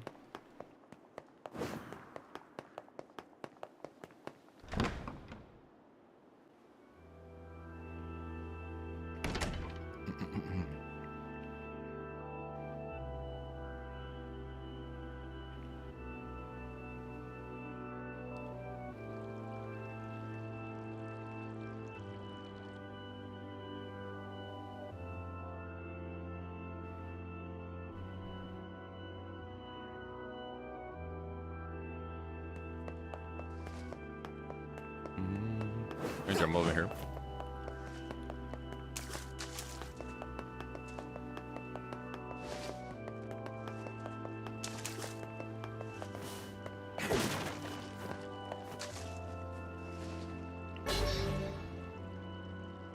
Two-handed phoenix sword.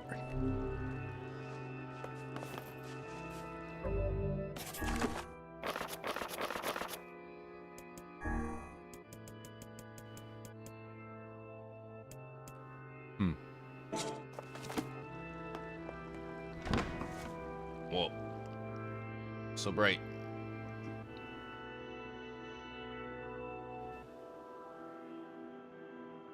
Wait, it's the same.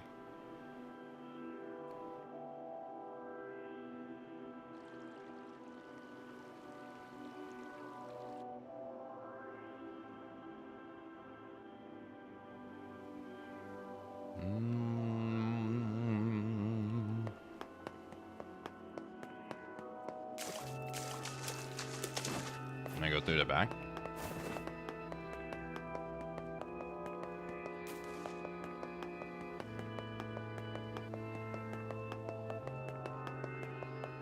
And the boxes together again? No, I'm going back.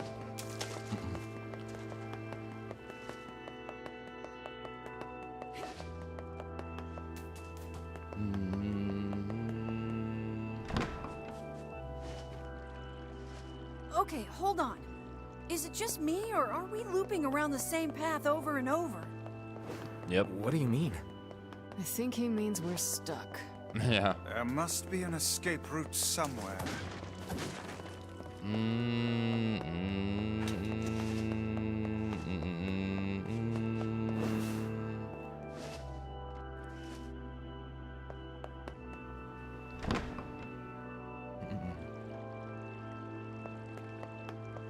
Any more boxes?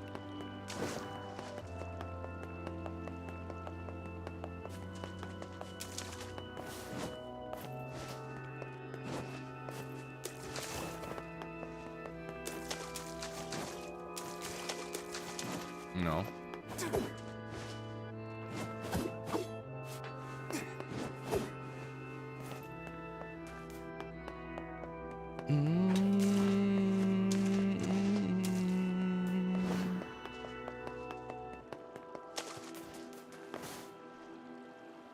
To whom does the true voice speak? To whom does the true form show itself? You must answer. Okay. It can talk! Yeah, apparently. I ask, why did humans disappear from the world? The hell is this? Well, it's a question. I believe this is some manner of password. Yeah. Password? Yes. The correct answer should grant us access to the castle. True. I feel confident I've heard this somewhere before.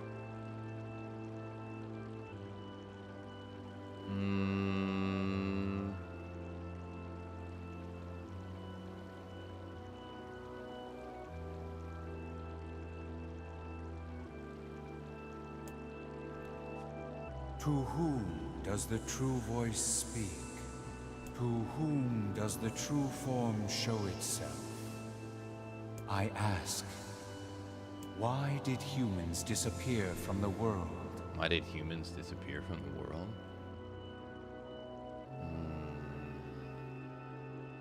You must answer.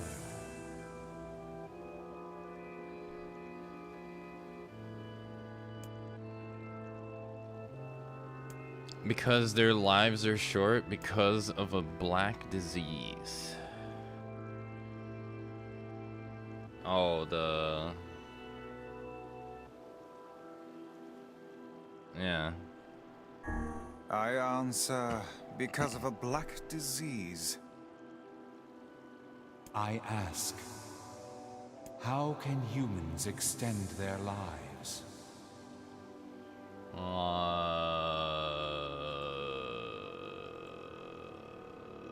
How the hell am I supposed to know? By acquiring leaves of a sacred tree, by separating the body from the soul.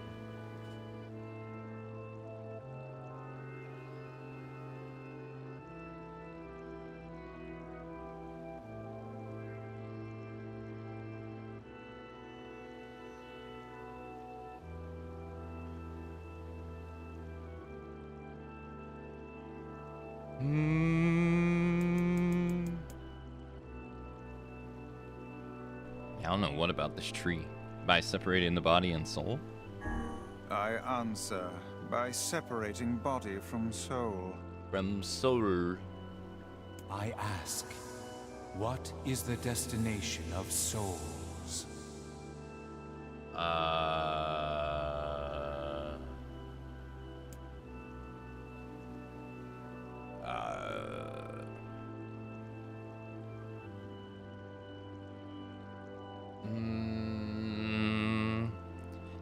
They are placed in their corresponding shells. They are in the promised land bursting with light.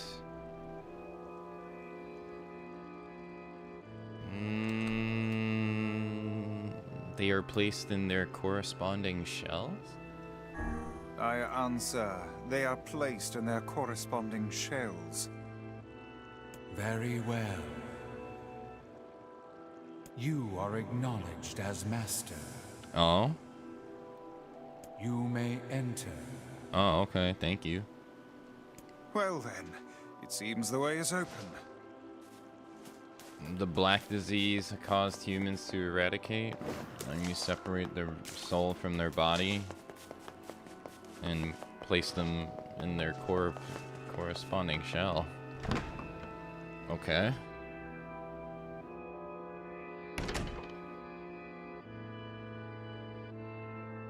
What are you two doing here?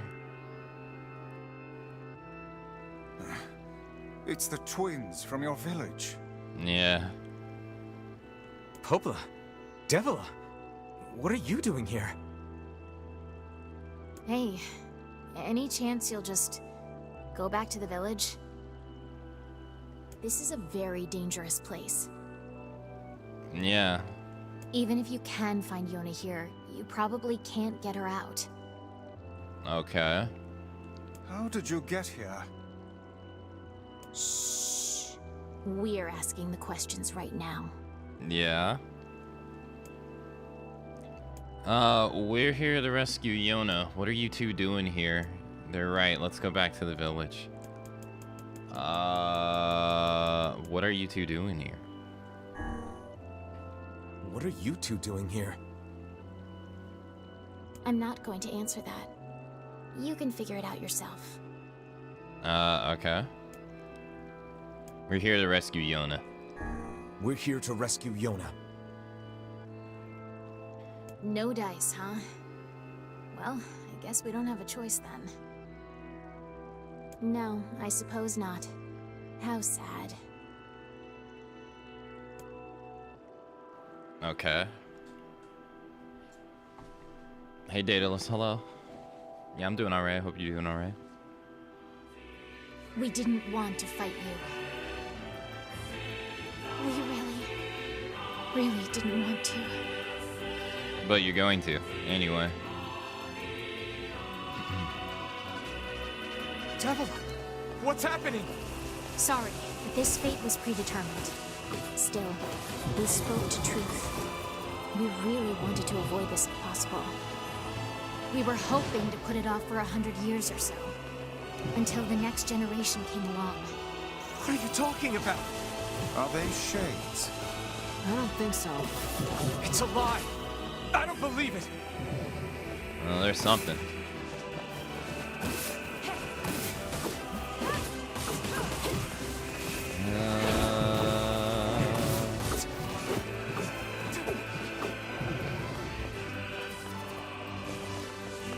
Oh. We never thought you'd grow to be this powerful. This is madness. Why do you block our path? You have no cause to speak so with us, Grimoire Vice. You are a traitor. Traitor.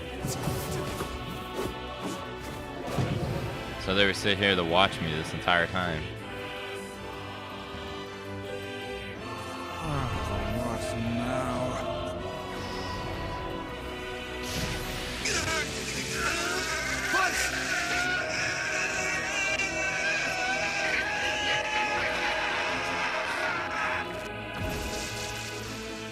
They copied my powers. Yeah, Oh, shit on a shingle. They can use the sealed verses. that's okay. Of course we can. The power came from us in the first place. You were simply loaned a small portion of it. Vice, are you all right? Devil, Popola, why are you guys doing this? Why are you siding with the shades?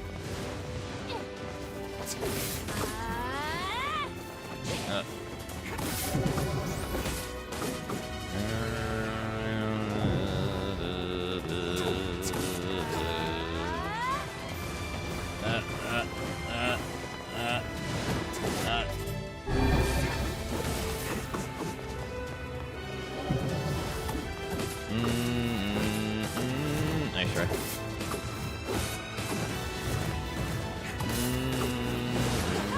Ah, she got me. But.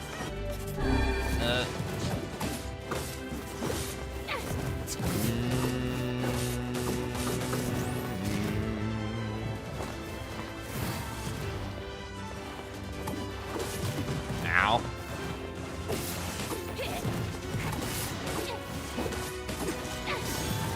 Oh, okay, so I can't parry that even if I wanted to.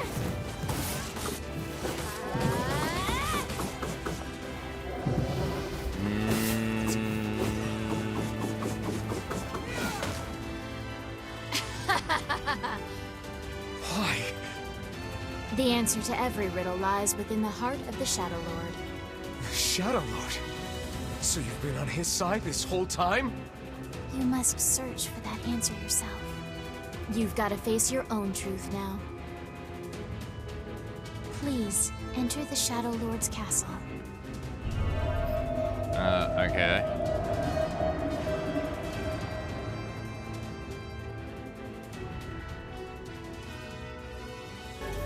You obtain the Shadow Lord's castle map.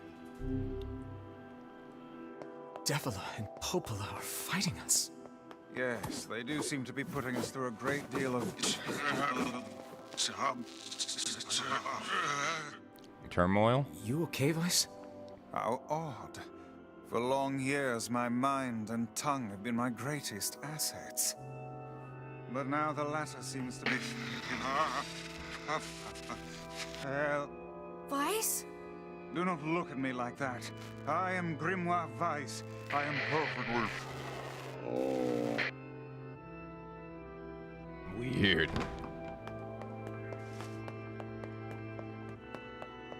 Okay. I think I hear a waltz.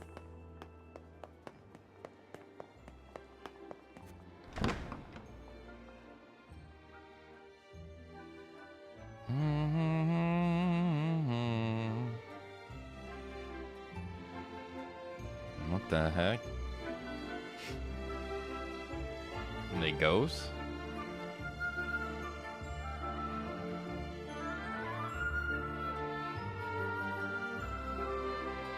It certainly is a grand affair. Bunch of dancing bastards. They're all shades. You parried. I think we're locked in. It's not like I was planning to leave. Yeah, it's a bit late for that.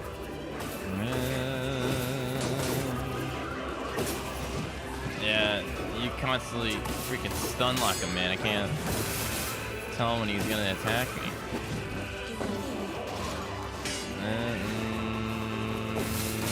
Get the parry, brother.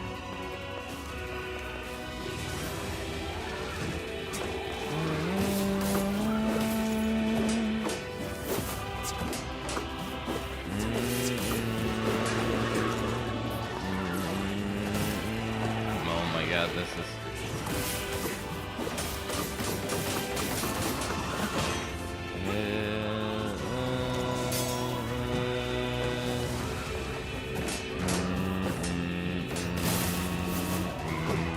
Okay, gotta swing around back.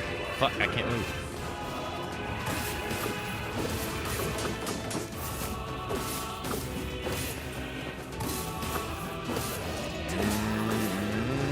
Ah.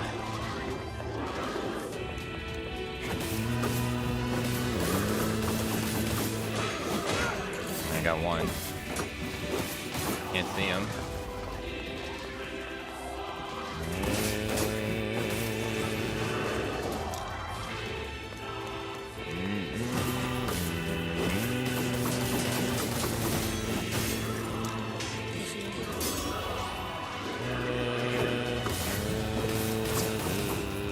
Fuck. God, parrying that is so hard. Thank you.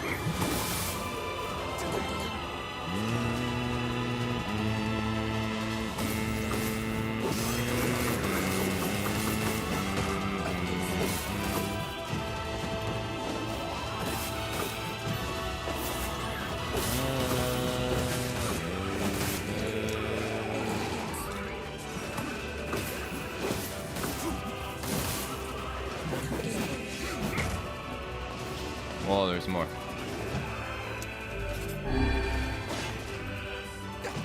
Oh my god, parrying that roll is so difficult.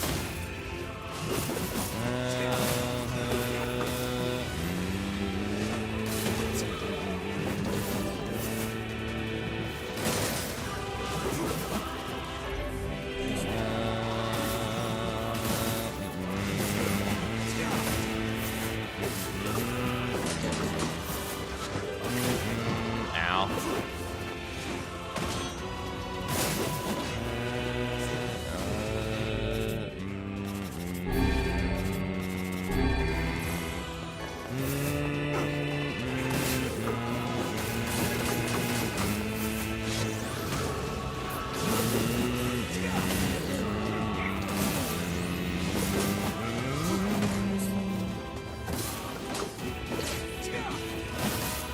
Ah.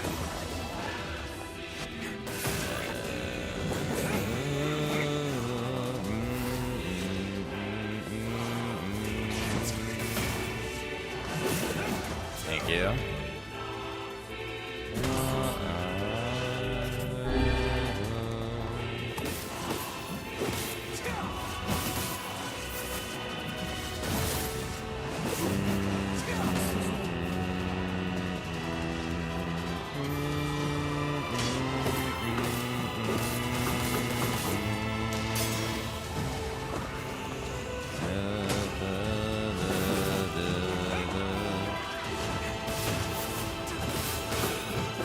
It's emanating like a pulse.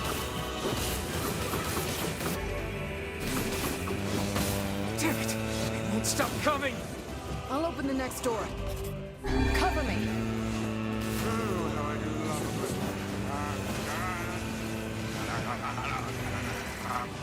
Twice! Oh, right. Protect the hussy, yes? Good plan. Let's go. Protect Kaine for us. I can't. Because this fucking dude just keeps flying around. Hurry! It's not open yet? Do I look like a goddamn locksmith to you? No, you idiot. What are you doing? Lock doesn't want to open? Fine. I'll just break it down. Stop, you impatient fool. So they're just kicking the Damn door. no-good bullshit bastard! Open the fuck up already! Ugh!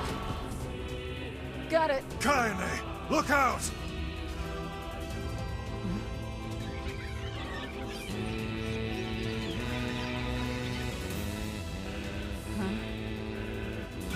Uh-oh. You might want to move. Are they laughing? These things are freaking me out. Yeah, me too. Shit, they do so much fucking damage, though. Kaine, what's wrong? We need to help Kaine.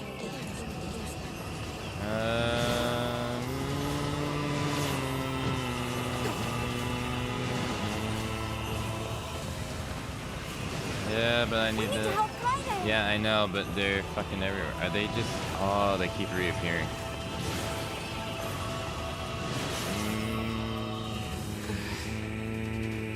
You okay? Yeah. Well, we got problems.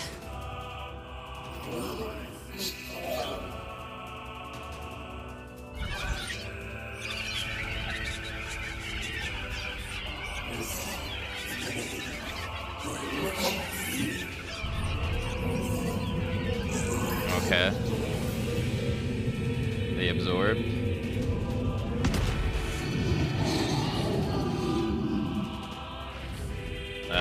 That's a big boar. Hi. Yes, a bull. We don't need forgiveness, asshole. Forgiveness.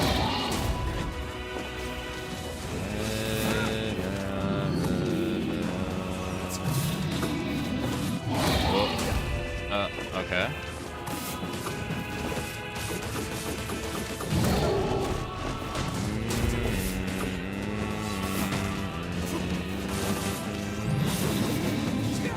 How should I know? Kaine, are you all right? I'm fine. Let's just kill some shit and move on, all right? No. Fucking Damn run. it! How can something so big be so fast? True. Is that all the same though?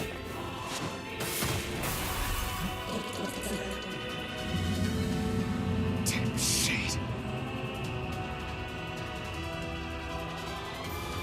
Oh dear. Wait, now he has armor. What the fuck?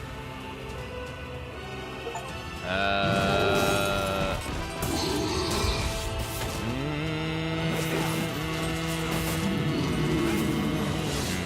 guess I can use magic at the same time. Whoa. Got him again.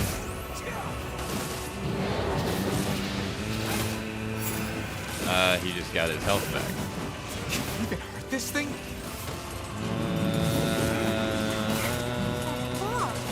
Oh no! I can't stop now. Damn it. Stay focused, Kaine.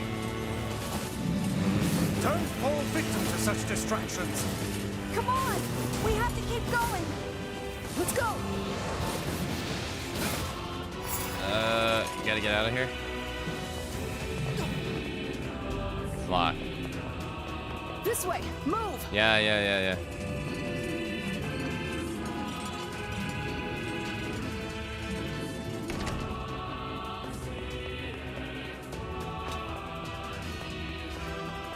What's this? Dragoon spear.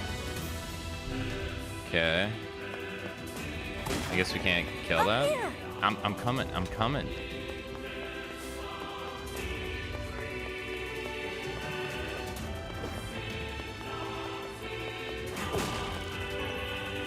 How can we deal with this thing?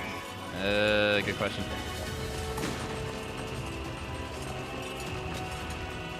Please, hurry! I'm trying to run.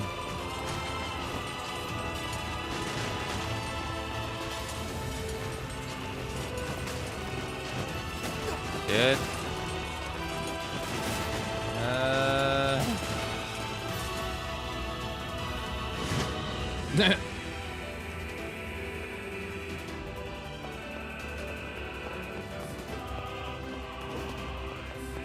Damn it, I can't get it open. This isn't gonna end well. When did the door close? Attack incoming! Oh yeah, I saw.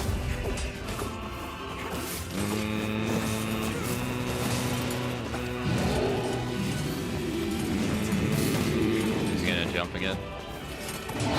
Yeah. The entrance is locked too. It seems we are in a bit of a predicament. Fuck, I couldn't jump that time. Ow. Strike the beast while it's down. I'll strike him while he's up.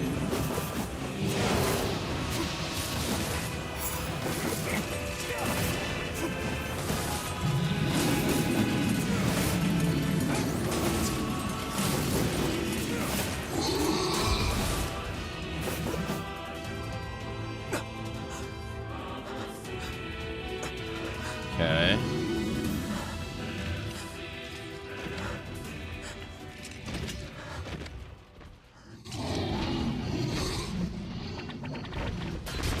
Where the hell did that come from? Oh, from the tribes people? But what the hell are they doing here?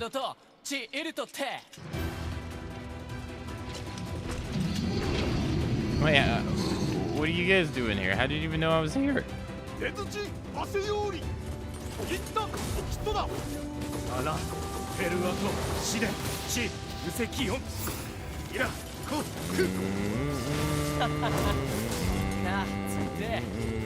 What are you doing here?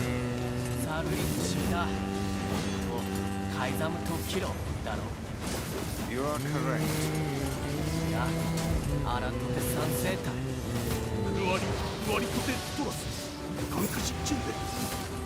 But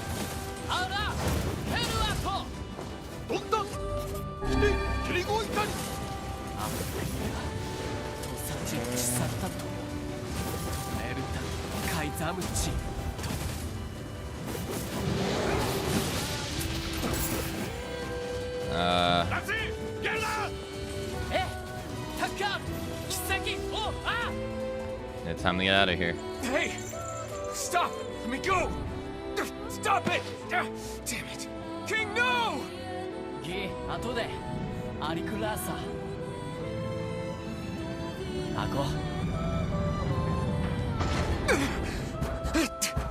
No! Open the door! You can't fight that thing on your own!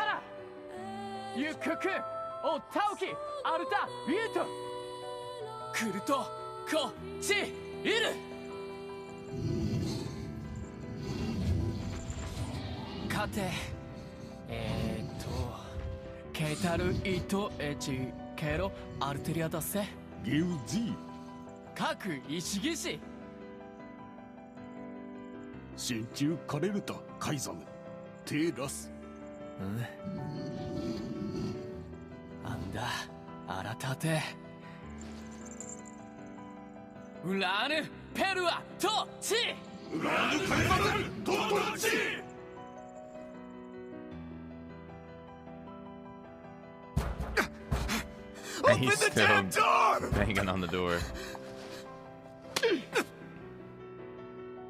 Knock it off already. Let's go. Kaine. He's fighting for you. And for Fira. Don't let him die for nothing. My friend.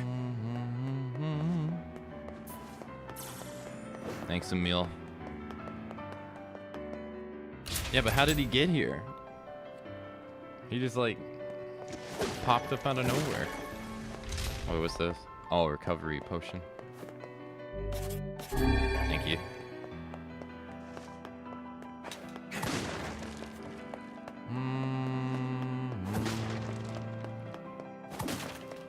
Strength capsule.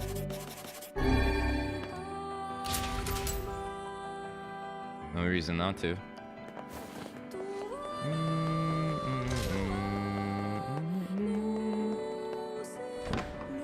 Oh, my eyes.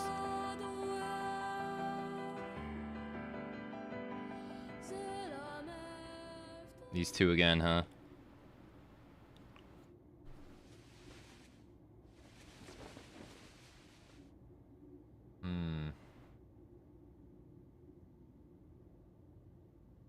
Straight to business. Devila. Popola. Oh, look. You made it. We've been waiting for so long. We've been waiting for so long. Why are you doing this? It began 1,300 years ago. 1,300 years ago.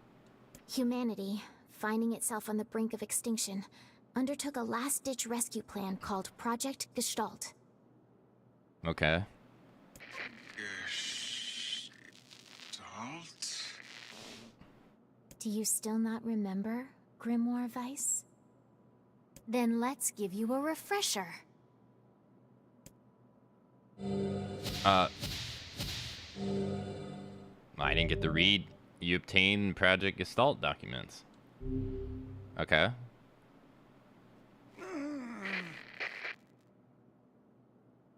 Weiss! My mind.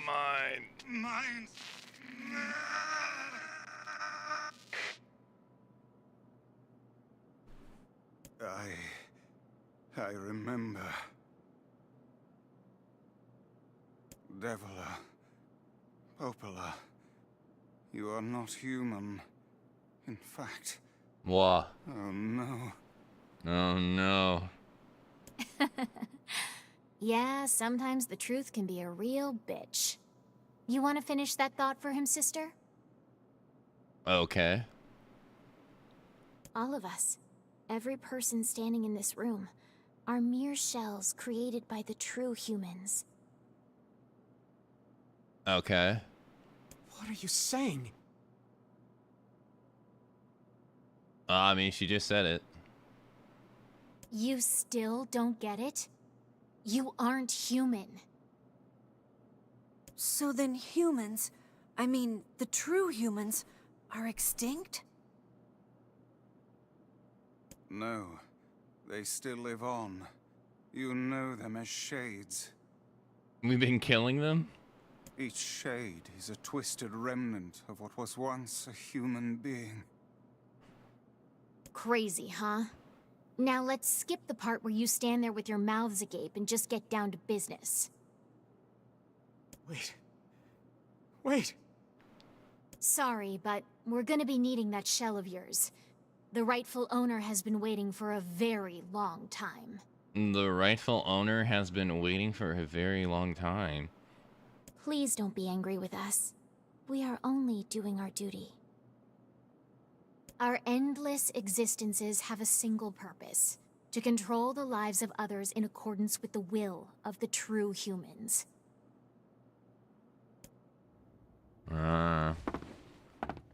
You have your own motives, your own desires. And we have ours. I fear it really is just that simple. Don't speak such foolishness. Sorry. Huh. Hey, Ryder, hello. This is Nier. You and us, we're the same. Tools in the hands of a master. Yeah? No. I'm nothing like you. No, fuck.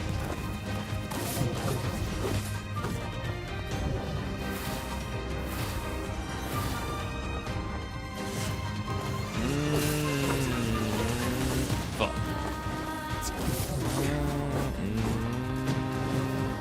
did that damage me? Oh my god, lady, you and your teleporting.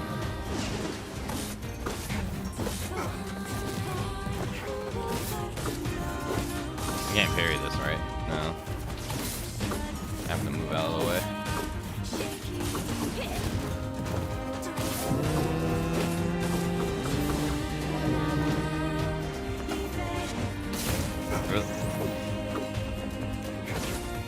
Look.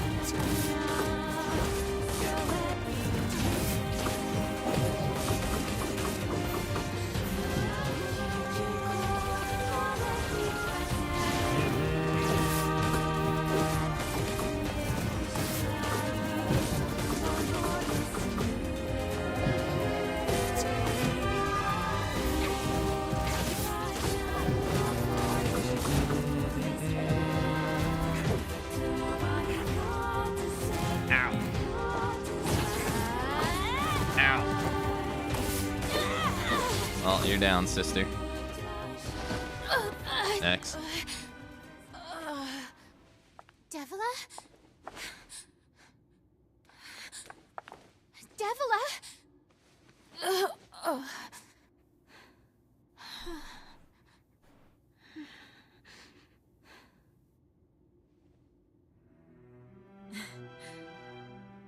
Popola, are you crying? No! Don't die! You know, Popola, I understand now why we're twins. It's because we were born without souls. Devila, I can't stop the bleeding. Oh god, I can't stop it. This world is too lonely for one without a soul. There's too much emptiness.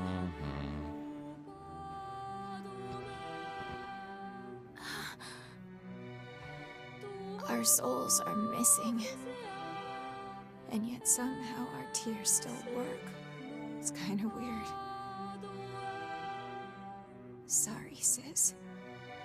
I love you. Devila! Devila! Don't you go! No, I can't be alone! Devila!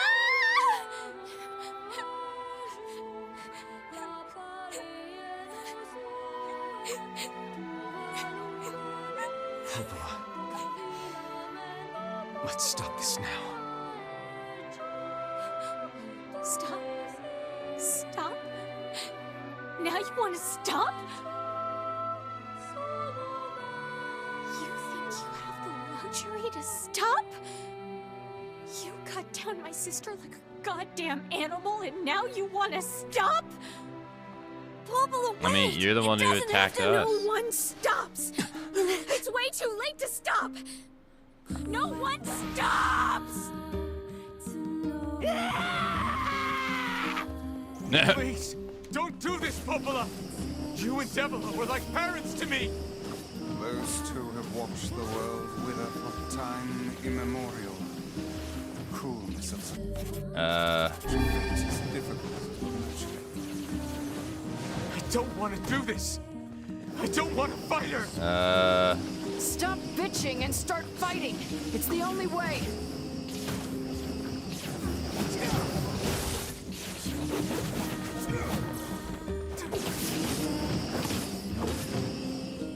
She's fucking me up.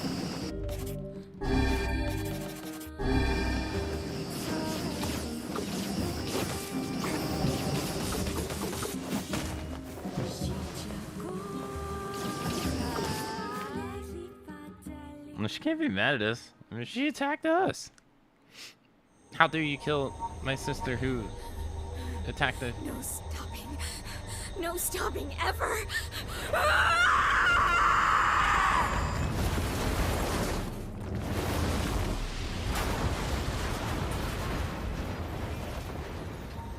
The bridge! Blast! We're trapped. I've got an idea.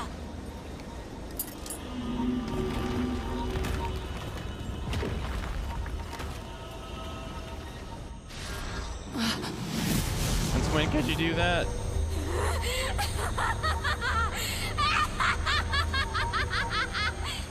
fear we're done for. It'll be all right. Huh?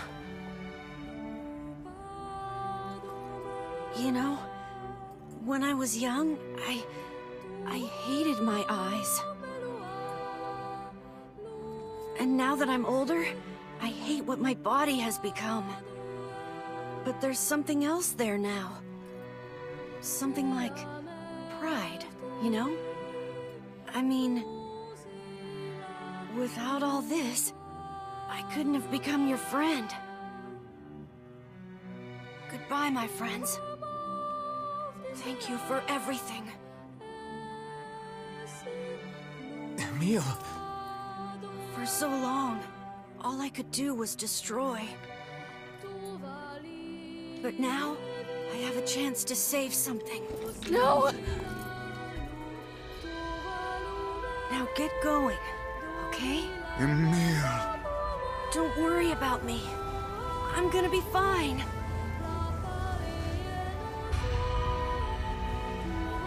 Emil! Emil! Emil! You jackass, get back here! It's a little too late.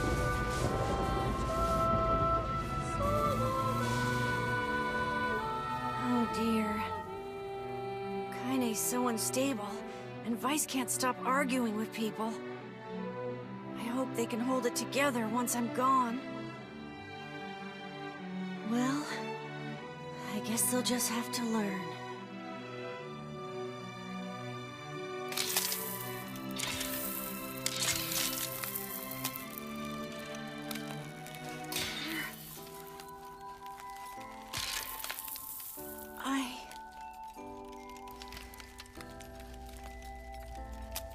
Is he gonna freeze everything? See you again. I want to see all of you again.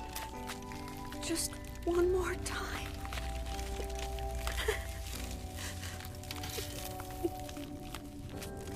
I'm scared. I don't want to die.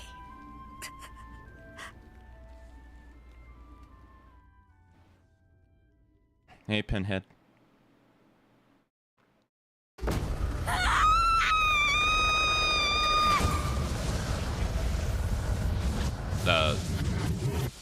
What the?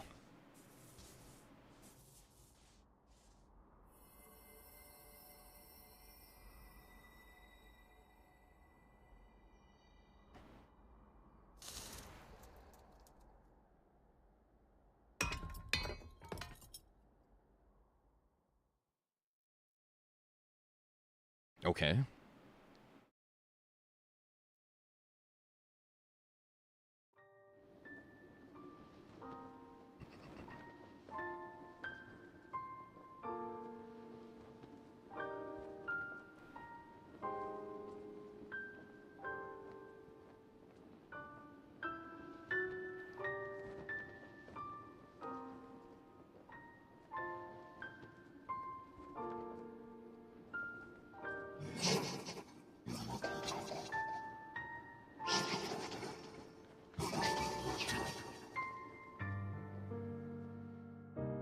So that's basically my soul.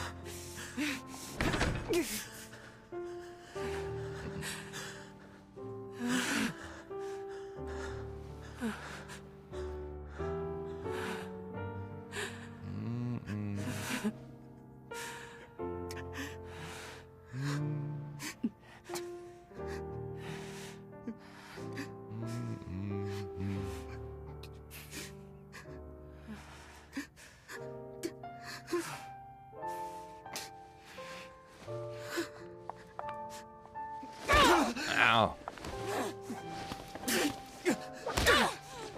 Damn.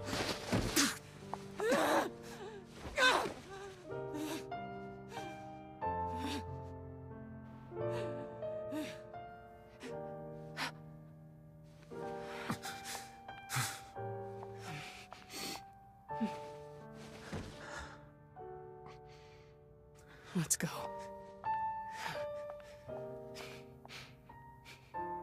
Who's Vice? Yeah.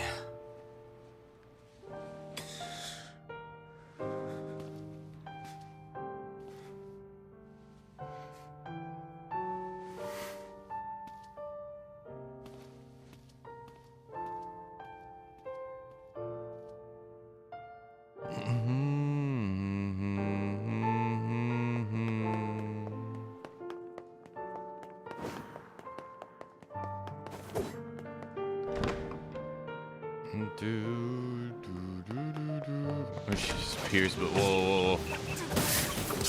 Whoa.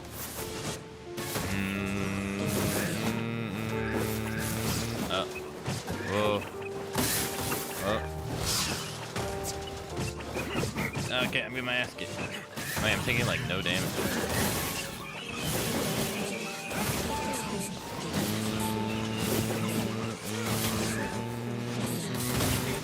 Whoa. That is a whole lot of them.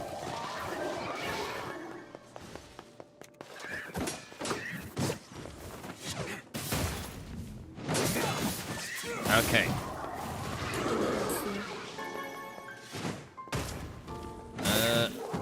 Okay. Alright. When you guys are like this, it's so hard to parry you. Fuck. Oh my gosh.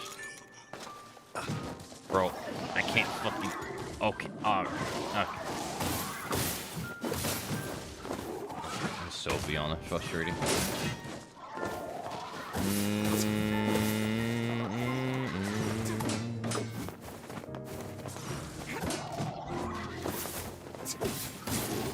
Thank you. Stop that.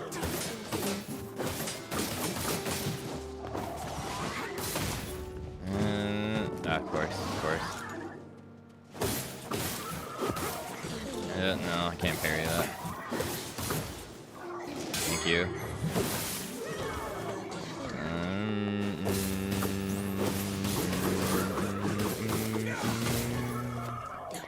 Jesus.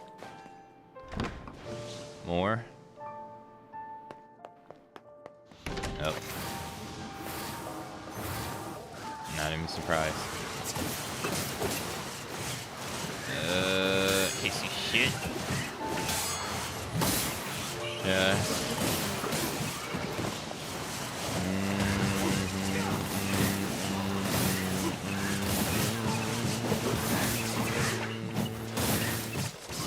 Getting bullied. Fuck.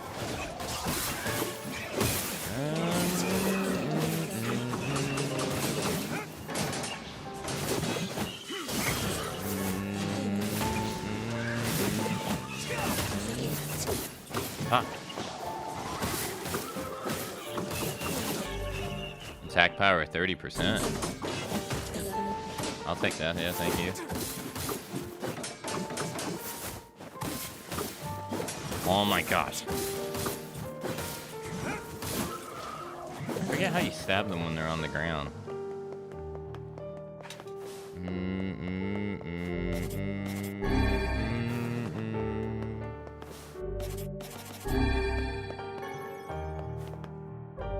Alright, it is time for the hourly break. I'll be right back.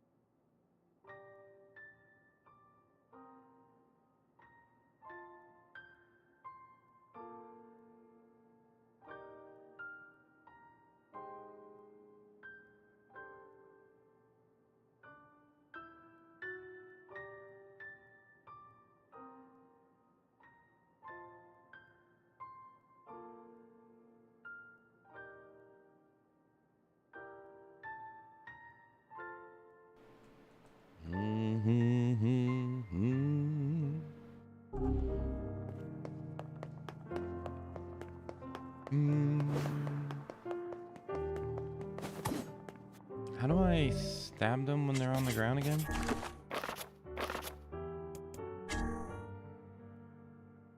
Oh wait, I got those records. Oh, I didn't realize I could read these.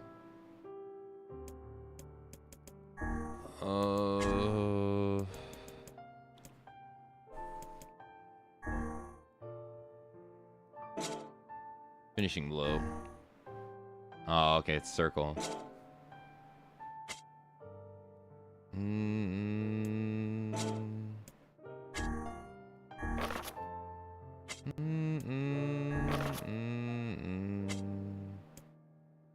Love letter.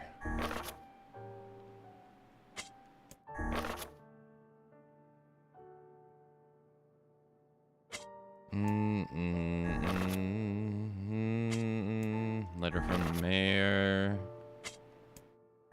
Yeah, I remember that one.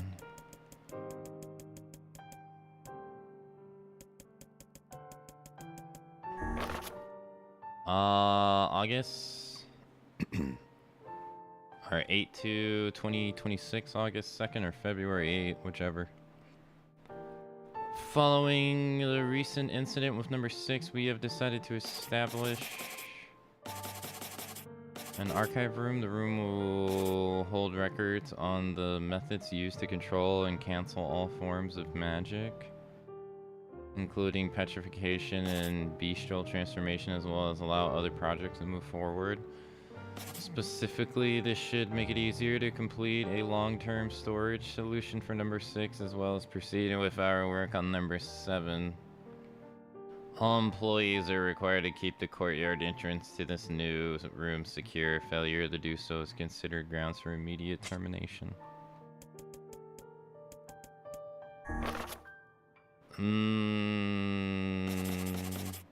I can't.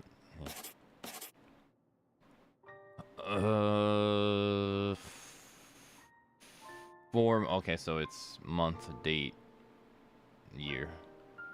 So 4 months later, we have completed the initial research into number 6 and are ready to initiate the startup experiment in a couple days, as this will likely mark a great leap forward in Gestalt research. The National Weapons Research Laboratory has made the completion of the number 6 project its top priority. Budgets for all other projects are to be frozen effective immediately.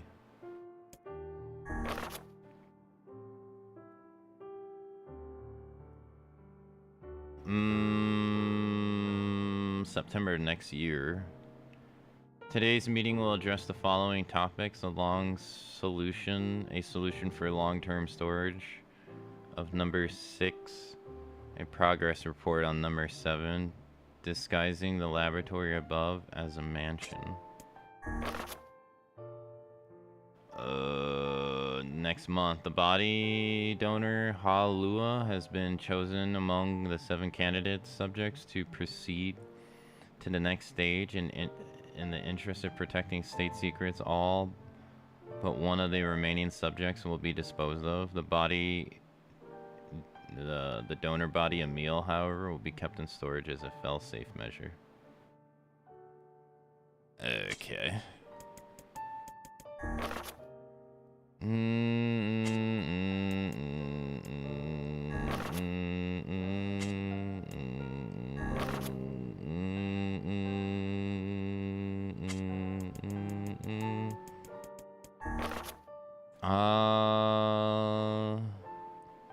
Project Gestalt Report 0923. As noted in previous reports, implementation of Gestalt mode can prevent the white chlorination syndrome we recently experienced.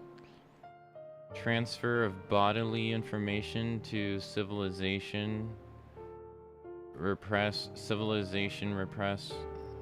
replicants is proceeding as planned, with the genes of the originals safely stored inside. Our role as surveillance androids to prepare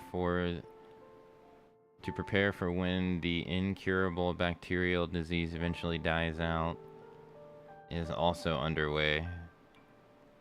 So far, this is proceeding without issue. Observer 021, codename Popula.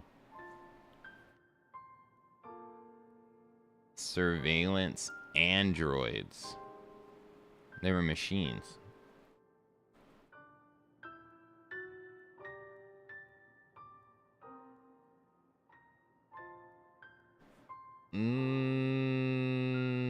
Implementation of Gestalt mode can prevent the white chlorination syndrome. Transfer of bodily information to the civilization repressed replicants is proceeding as planned. With the genes of the original safely stored inside. Huh. Okay. Are these dates? This document discusses potential strategies for the relapse cases we have observed in recent years. The term relapse, of course, refers to the catastrophic loss of sentience seen in certain gestalts. This syndrome has defied even our most pessimistic initial estimates and continues to trend upward with a disturbing speed. Well, that's a shade. With some relapsed gestalts beginning to attack replicants, there is an urgent need to take comprehensive action. We remain convinced that an unknown technological defect in gestalt's transformation process is responsible for the condition, but so far have been unable to confirm this theory. So technically everybody's a shade. Technically.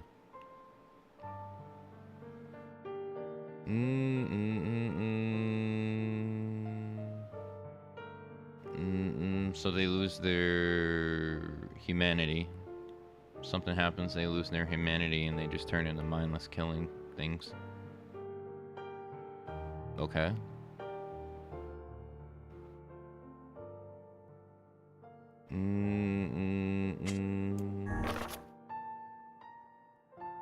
Oh, there's a... Was there a down? No. Oh, there was more. Research of this condition is now our top priority and looks likely to continue for some time. Observer Debla. Project Gestalt 10432, shorthand minutes of case 23, emergency response conference committee special meeting. Issue, observe upward trend in relapse. So observe upward people turning in the shades. Note and discuss. Acceleration of restoration schedule approve. Debate over using codename Noir as human restoration schedule.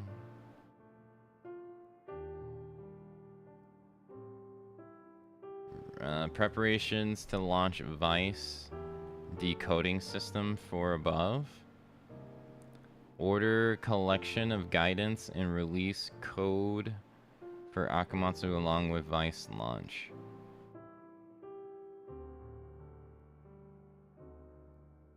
Okay. Well, that's Yona.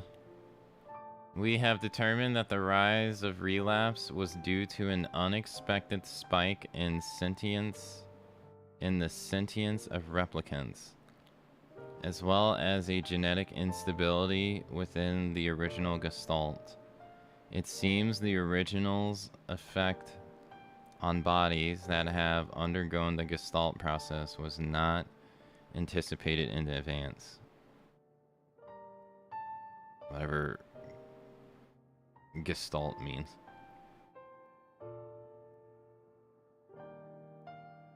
Immediate action must be undertaken to identify the links between this trend and the original Gestalt, along with its sister. The relapse case known as Yona.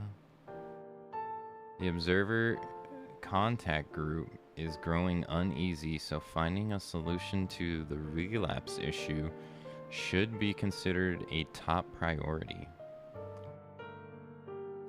The original Gestalt. So her brother, I assume?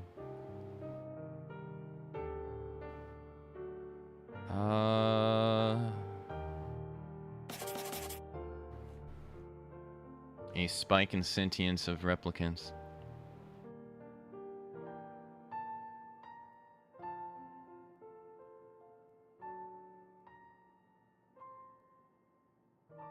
So you put the essence of the original humans in a replicant's body, but then the replicant starts developing a consciousness of its own, and then I guess there's an internal clash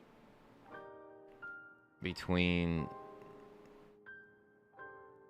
the material of the original person and now the developed consciousness of the replicant. I guess that's what happens. It seems the original's effects on bodies that have undergone the Gestalt process was not anticipated. Implementation of the Gestalt mode can prevent Y chlorinations. Okay, Gestalt mode. They don't explain what this is. Yet, at least. It's just a name.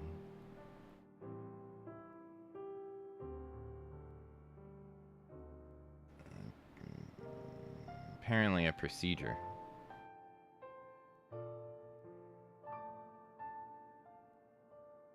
Unless transfer of bodily information to civilized repressed replicants is proceeding as planned. Unless that's like the definition of what Gestalt mode is.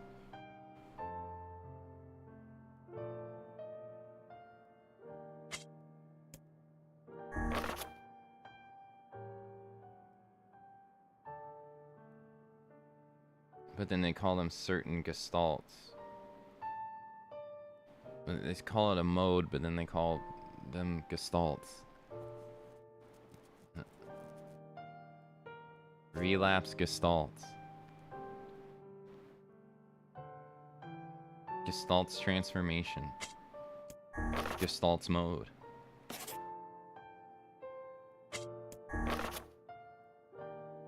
Gestalt process.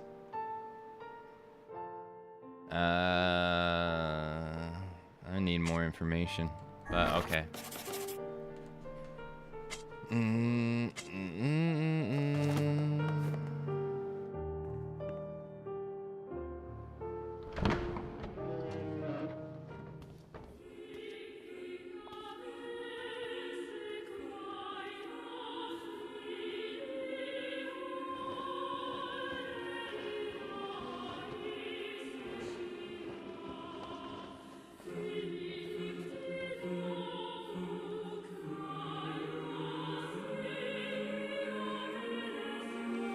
Yona!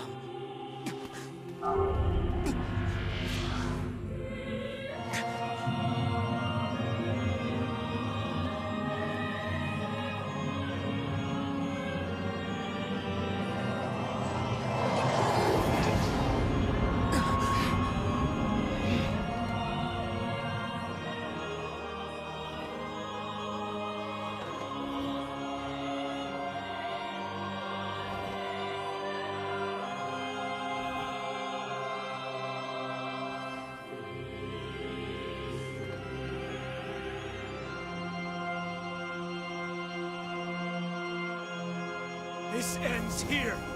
Strike hard. Hold nothing back.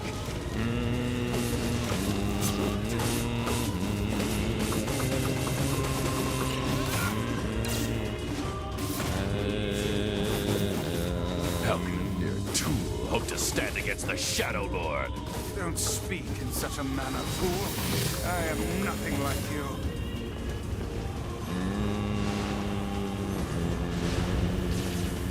Strike! Watch out!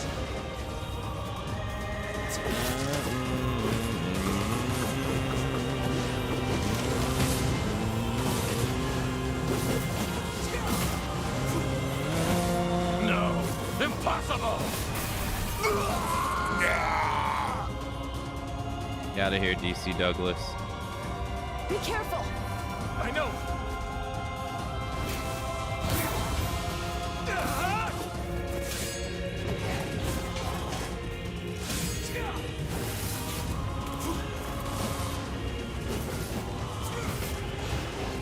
Can't see shit.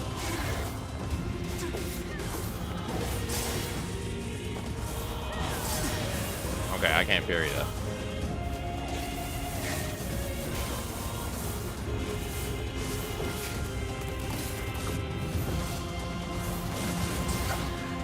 Ow.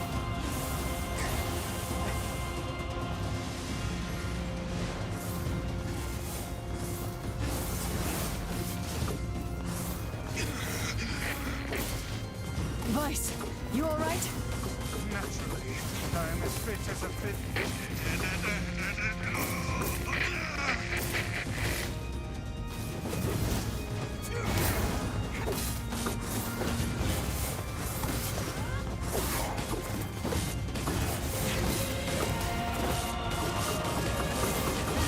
Ah, fuck.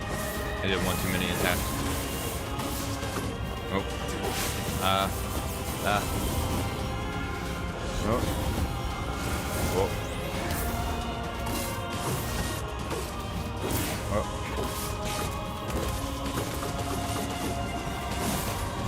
Ah, shit. Same thing, one too many. Oh. Nope. Nope. Oh. Ah. No. No.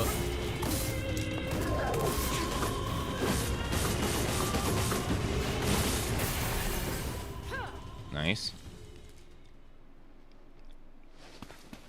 Wait.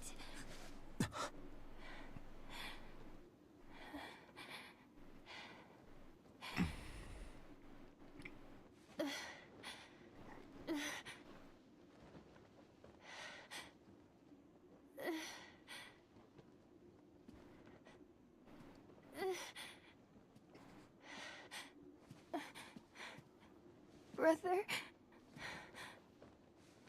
Yoda.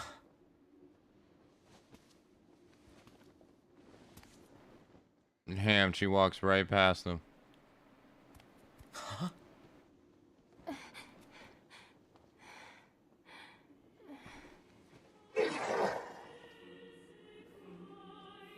Please, just stop.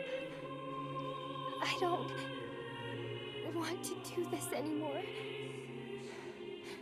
I don't need someone else's body. I don't want it.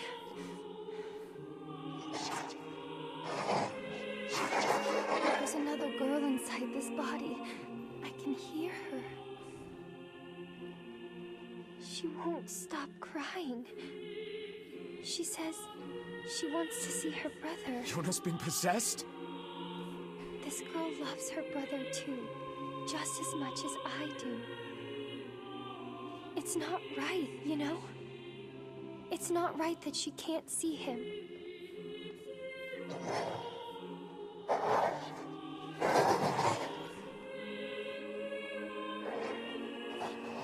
Yeah, so they're both fighting for the same thing.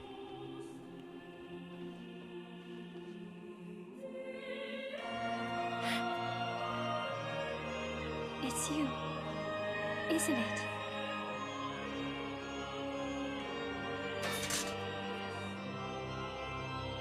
Yes, it's me. Let's go home.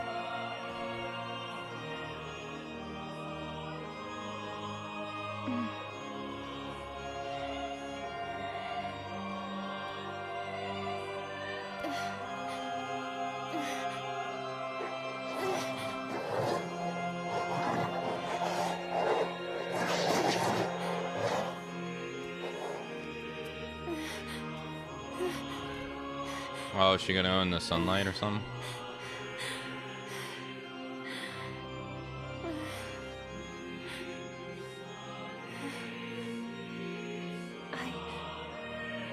I'm really sorry. I don't know what to... I'm so very sorry. No matter what. Just know that... I love you.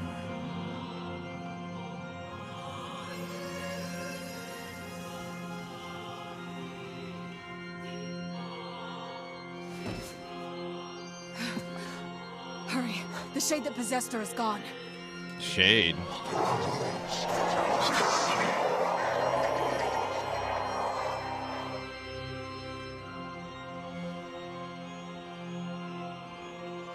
Well, now he's pissed.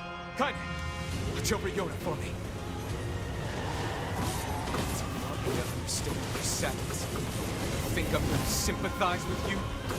I swore to protect my sister and my friends. If someone puts them in danger, they must stand aside or be cut down. Now come on!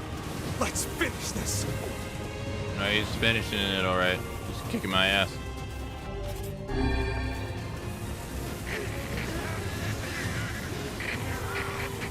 Weiss, what's wrong?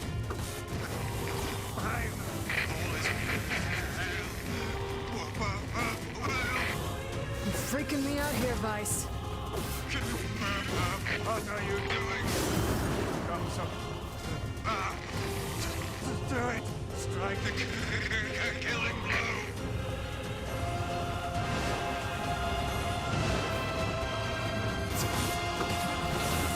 Oh my gosh, stop fucking floating in the air, amigo.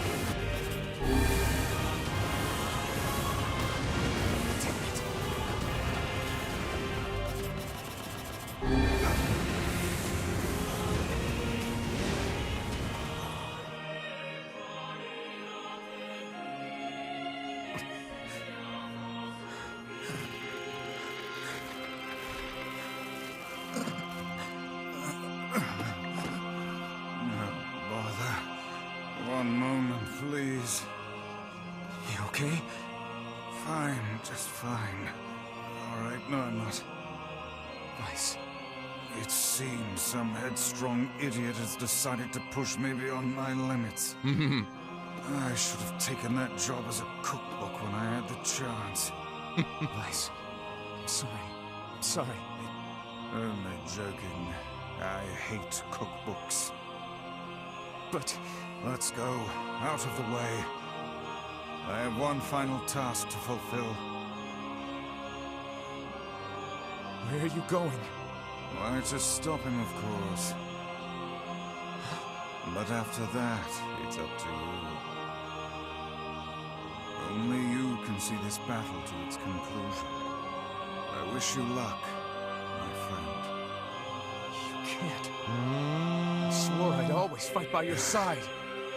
You are an exceedingly stubborn lad. You know that, yes?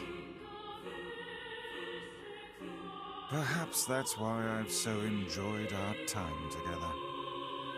But I fear this is where our journey ends. Weiss! Oh, and remember what I told you about using my full name? Well, forget it. I've grown rather fond of Weiss. Weiss. I knew you'd come around. Don't let it go to your head now.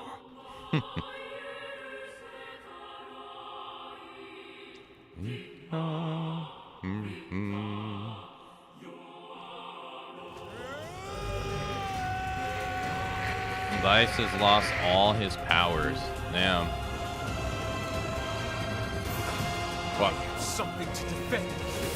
I have a reason to live. Shit. Oh. Oh. Shadow.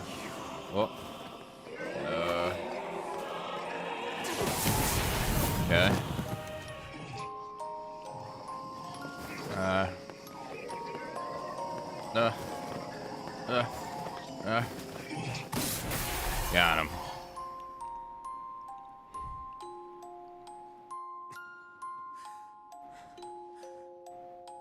But aren't I gonna be...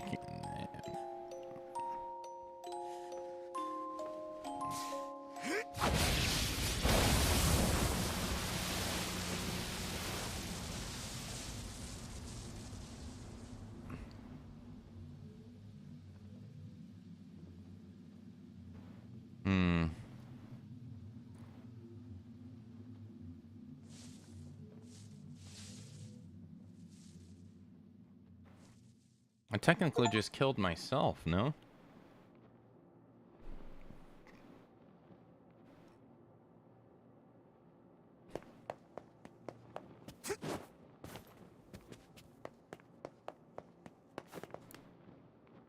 Is Yona all right?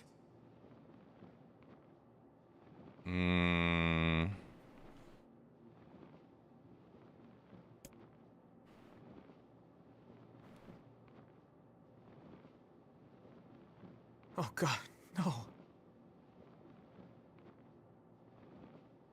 Oh, please, the girl is fine.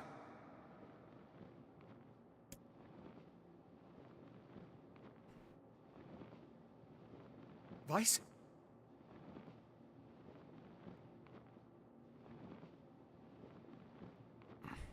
Where are you? Are you okay?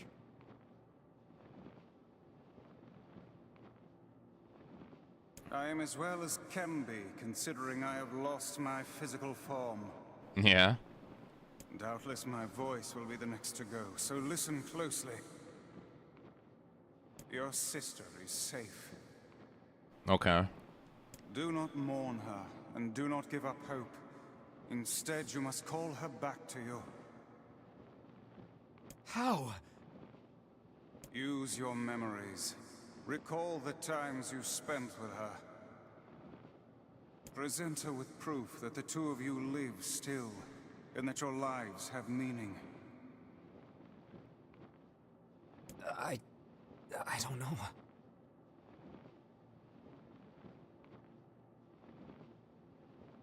Typical. But take heart. I know you can do it.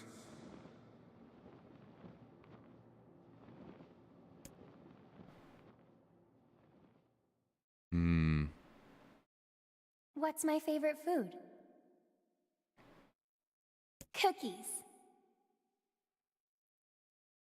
What's my favorite book? That's my magic storybook. What's my favorite place? Home with you. What's my favorite flower? The lunar tear, of course. Okay, one more question. Yeah. Who do I love more than anyone? That's not the right name. Oh, you have to actually type it.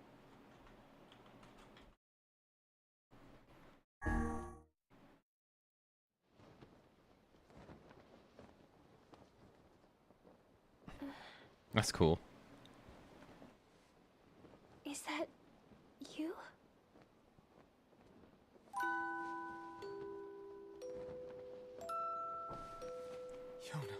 Yona.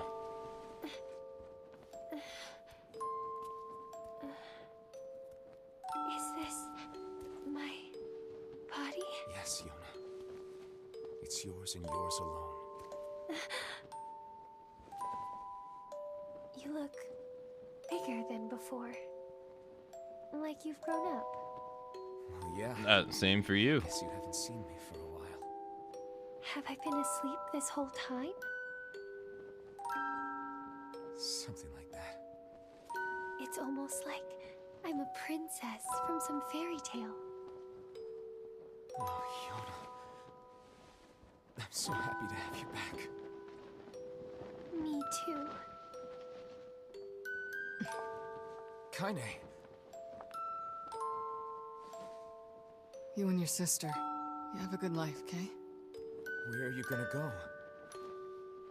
Guess I'll... You could stay with us, you know. Thanks, but I'll pass. You know how it is. I got my own shit to take care of. What do you mean? Personal shit, alright? Anyway, take it easy, yeah? Kaine. Hey, look. His sister's like, eh. It's beautiful.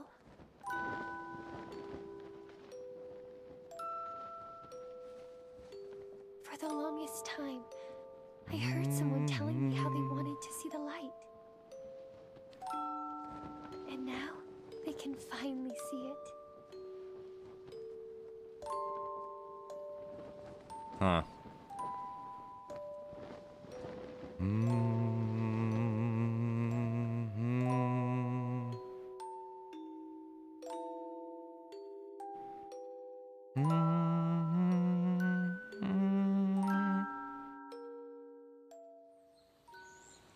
Seafront?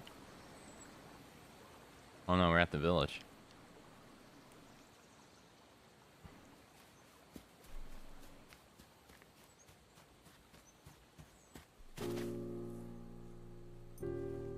Wait, they're kids again.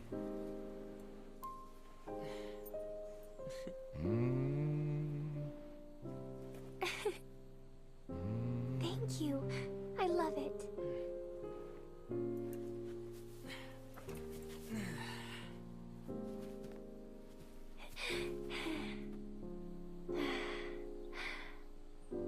It's so sunny today. Yeah, it sure is.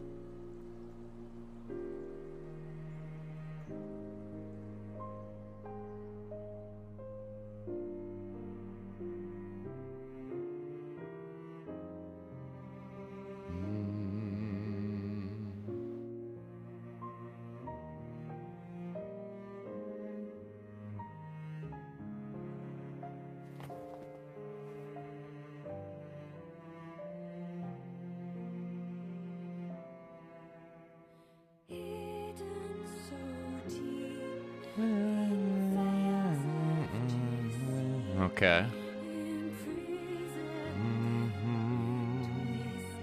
Oh wow, this is an interesting way of doing credits. They do them in alphabetical order, not by actual position.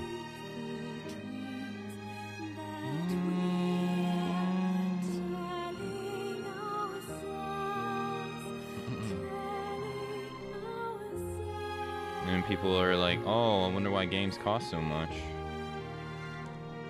You're looking at it right now. Look at all the people that work on them.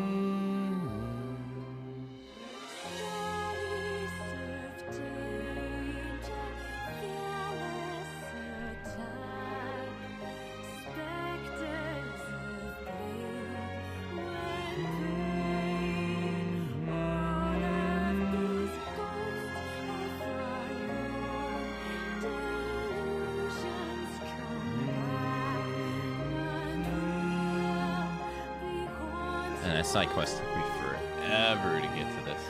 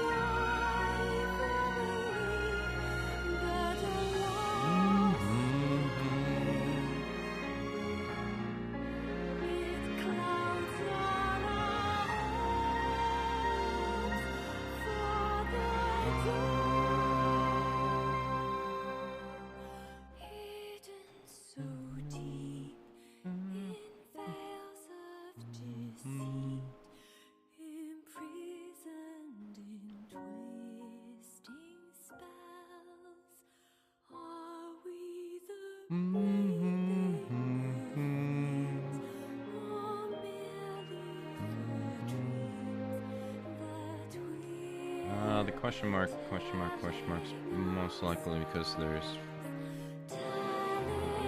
5 endings in the game. And that character probably hasn't been introduced.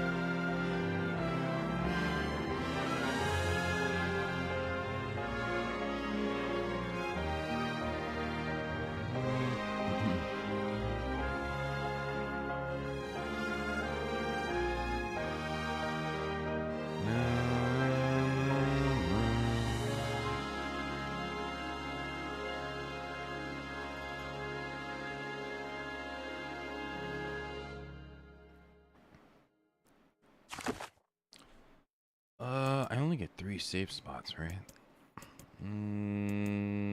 I'll do this one. A.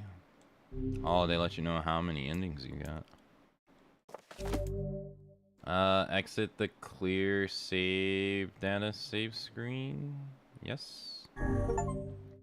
Ending B. Load your clear data after completing the game to experience Kane's story. Oh. You can now read a departed mother's diary in your house. Wardrobe has been added to the options menu. New wardrobes can be obtained by progressing through a departed mother's diary. Okay. Change music has been added to the game settings section of the options menu. Okay. So they just straight up tell you, oh hey, there's more. Well, they said continue.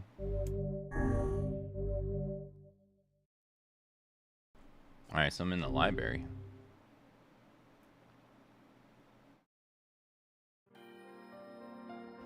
Whenever I interacted with Kaine, I was reminded about something from my past. Maybe my mind has been confusing her with my sister this whole time. Anyway...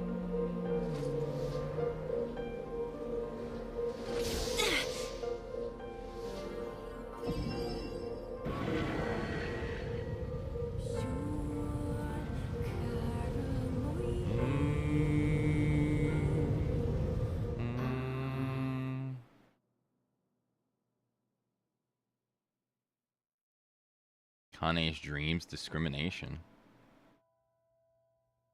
The sound of rain filled the village. The steep cliffs that surrounded the area magnified sound, causing even the slightest drizzle to rattle like a thunderstorm. Thin wisps of smoke streamed from the huts as the villagers huddled into their homes and waited out the rain.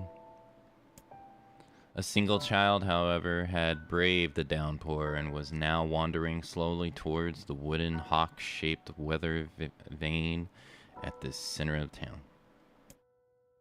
The wanderer reached the vane, which had existed for as long as any could remember, and stared. The child's face was simultaneously delicate and fierce, like a teacup that had survived a shipwreck. Those traits combined with pale white skin to give the face an almost sexless quality. If the beak turns east, I go home. If it stays west, then I... The child blinked. Rain slowly dripped down the young one's short hair and began its long descent to the ground. Come on. Come on. The child felt a slight breeze and watched as the vein slowly creaked to life. Spinning this way and that for a moment, it finally settled with the beak pointing firmly towards the east. East? Really? Before the vein could move again, a jagged rock came spinning and tumbling through the air, striking home against the child's head. The force of the blow dropped the kid to the ground as a hail of stones began to fall all around. Oh no, they found me. A heartbreaking smile crept across the child's face as the stones continued their assault. Through the rain, the sound of multiple footsteps grew louder before a voice rang out. Yo-ho, Kane! The voice belonged to Demo, the worst of all bullies in the area. As Kane struggled to stand, a final stone came skittering through the mud and bounced against her foot. Blood oozed from the cut above her eye and blurred her vision, but she could make out the shapes of Dino and his usual gang of idiots. The boy seemed taken back for a moment by Kane's seemingly indifference to the blood dripping from her face, but quickly regained his bravado. What's up, freak? You like rain? You like getting all wet? Or did you finally decide to run away from home? Though she knew it was futile, Kane turned to leave. Before she could get more than a few steps, the other children scrambled to surround her, cruelty burning in their eyes. Kane knew those were not the only eyes on her. The tormentor's parents watched from the safety of their homes. She was attuned to this sensation. It was the one she had experienced many times before. While some villagers simply turned a blind eye to the actions of their children, many encouraged it openly. In a society ruled by superstition and fear, Kane was something to be hated, and if possible, destroyed. I didn't say you could leave, freak. Demo's words chewed at her like a worm through an apple. He can't hurt me, she lied to herself. Be strong, be brave. He can't hurt me. He can't hurt me. He can't. Oh, look, the little freak's gonna cry. What's wrong? Are you sad that everyone hates you and wants you dead? Kane prayed for the rain to flood down and carry her away from a world that seemed to have no place for her. But if there were gods, they chose to ignore her. As Demo crept ever closer, the clouds began to thin and the rain slowed. Even the rain hates you. Hates me. Oh, even the rain hates me. I'm useless. A failure. I wish Demo's rock had taken off my head. Kane couldn't meet Demo's leering gaze. She lowered her eyes and stared at the muddy ground below. The bully moved forward until he was inches away. She could smell the scent of old meat on his breath. The boy grabbed Kane's face with thick fingers and yanked it upwards. She tried to turn away, but her force gazed back and jammed his thumb against her eyelid to pry it open. Show me. No. Did you just say no? Demo grinned evilly. You don't say no to me. No one says no to me. Not even taking his attention from Kane, he called his core hits. Come on, guys. Let's give the freak what she deserves. As soon as Demo finished, kicks and blows began raining down upon Kane. Demo paused, still grinning, as Kane's curled into a ball and tried to make the pain stop. I don't get you, freak. What you act like a girl for, huh? Everyone knows what you really are. Kane ignored the question, choosing instead to stare at the weather vane. It continued to point east, as if supremely confident about the future it had chosen for her. Go home? Yeah, that's a funny joke for someone with dead parents and no home to go to. Freak, chanted the child. The children. Freak! Freak! Freak! Kane closed her eyes and listened to the rain, waiting for the pain to start again. As the clutching hands of the village children closed around her, she bent her mind to the sound of the rain, letting it become her world entire. The rain fell, but the pain never came. Only when the laughter of her tormentors turned to terrified cries did she dare open a single blood-caked eye. Kane was shocked to see Demo sprawled on the ground, holding his head and screaming in pain. She could see blood welloping from the space between his fat, twisted fingers. Oh my god, he's crying. He's actually crying.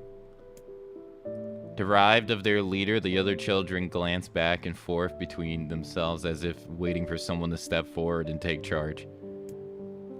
When no savior emerged, they began an uneasy shuffle away from Kane.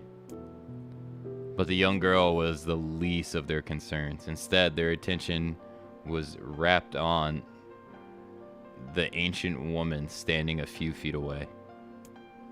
After struggling for breath for a moment, she finally spoke in a voice thick with rage. Hurts like a bitch, don't it?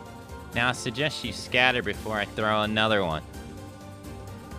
And if any of you little bastards ever touch my Kane again, I'll do far worse than throw a rock. You can count on it. The old woman crouched down and gently touched the hand Demo was using to cover the wound. Before he could think to protest, she ground her palm into the wound and twisted back and forth. Ow! He screamed, leaping to his feet. Stop it! What are you doing? Quit whining. Ain't no one ever died from a scratch. You hit me with a rock, you stupid bitch. A big one. That thing could have killed me. The old woman shrugged. Death is the best cure for stupid. Demo's face twisted with rage at her words. Locking his eyes on Kane, he took a step backwards and spat on the ground. Get out. Leave this village. No one wants you here. Either of you. Seeing the old woman grab another stone, Demo and his companions turned tail and ran. As they fled, the old woman grabbed her side and barked out a single laugh. Ha! Look at that fat boy go. Guess he's healthy enough to run from a fight. The woman's smile faded as she turned her attention to Kane. Kneeling down, she removed her sprawl and placed it around the young girl's shoulders. Then produced a cloth from the folds of her dress and began blotting at the blood on her forehead. Oh, Kane, she said, why didn't you fight back? You're stronger than that lot. The words of her grandmother stung Kane, and she turned away. Don't be nice to me, she said. I don't deserve it. Nothing matters anymore. Her tears, held in check for so long, finally began to fall on the muddy ground below. Everyone hates me. They think I cause bad things to happen. They think I'm a freak. I wish I was dead. As Kane's tears turned to sobs, she felt her grandmother's hand on her shoulders.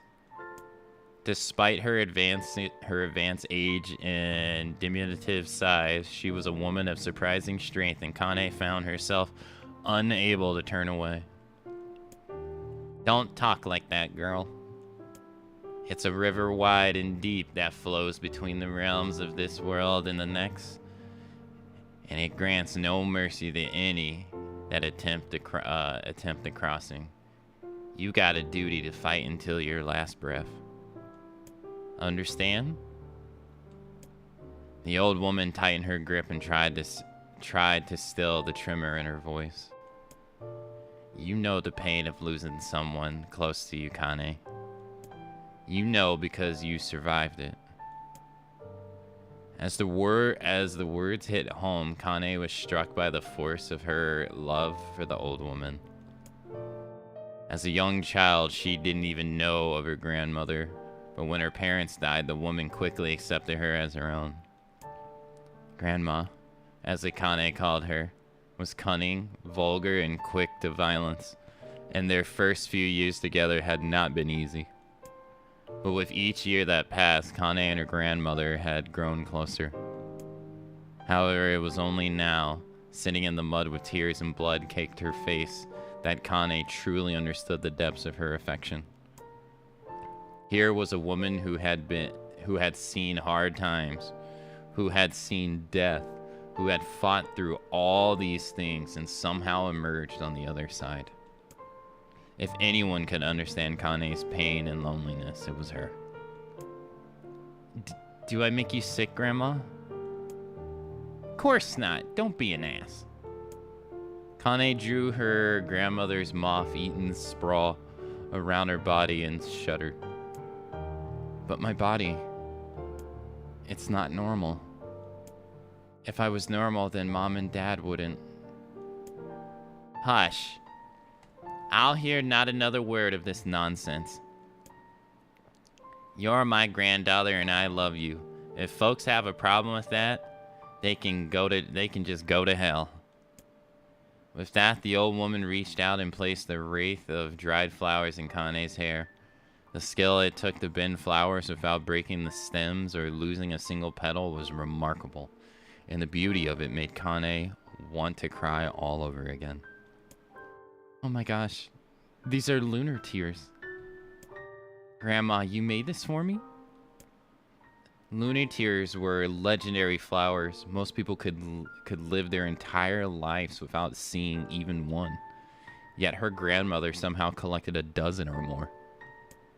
Kane reached up and touched the wreath as if she couldn't believe it was real. Where did you find these? I just stumbled on them while I was out doing some shopping. The old woman turned away as she spoke, leading Kane to suspect that the search had been more difficult than she was letting on. The pains she took to construct the ornament, let alone track down the flowers used in its construction, made Kane's heart hurt. She reached up and gently adjusted the wreath, admiring the way it felt between her fingers. Didn't quite turn out right, said her grandmother as she squinted at it. These old hands have trouble with delicate work, but it sure looks good on a pretty girl like you. Kane blushed and turned away. You think I'm pretty? Course you are. What a fool thing to say. Thank you, Grandma. Her grandma smiled. We're gonna be fine, you and me, she said. Long as we got each other, we'll be just fine. Kane took her grandmother's hand in hers, and the two of them struggled to their feet.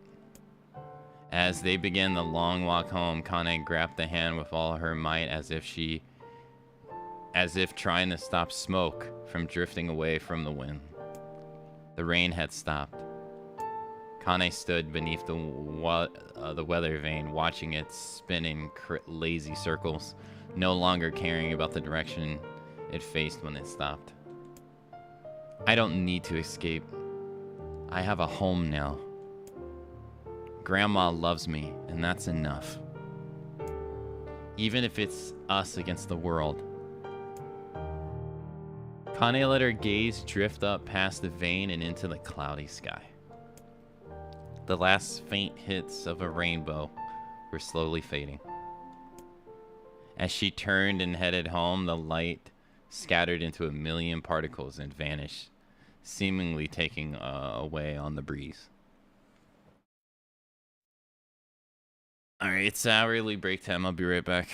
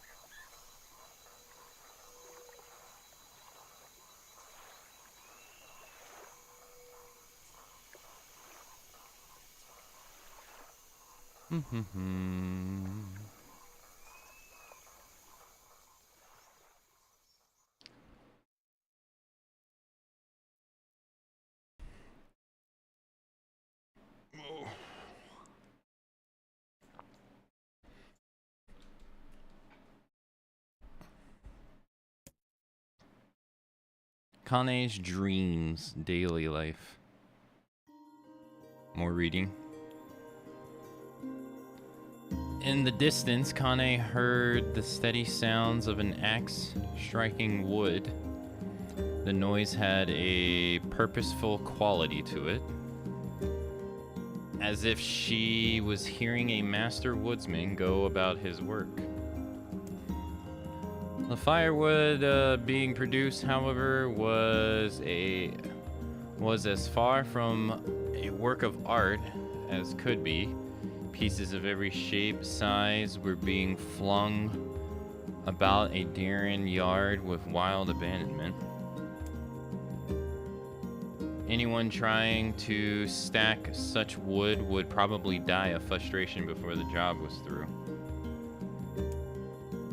Stupid piece of axe shit. Kane's grandmother flailed away with the axe, filling the air with both splinters of wood and words that would make the most hardened sailor blush.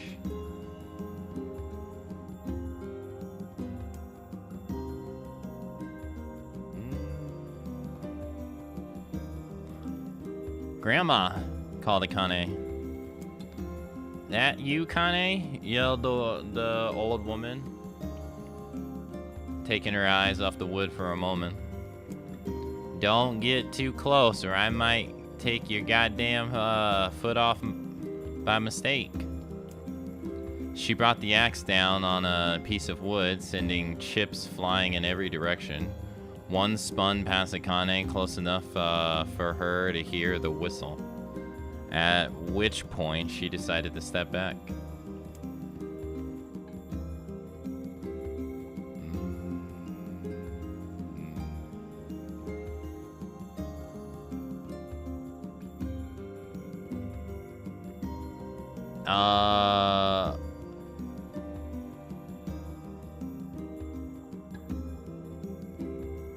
Once she scuttered to a safe distance, she cupped her hands around her mouth and shouted, Grandma, do you need help?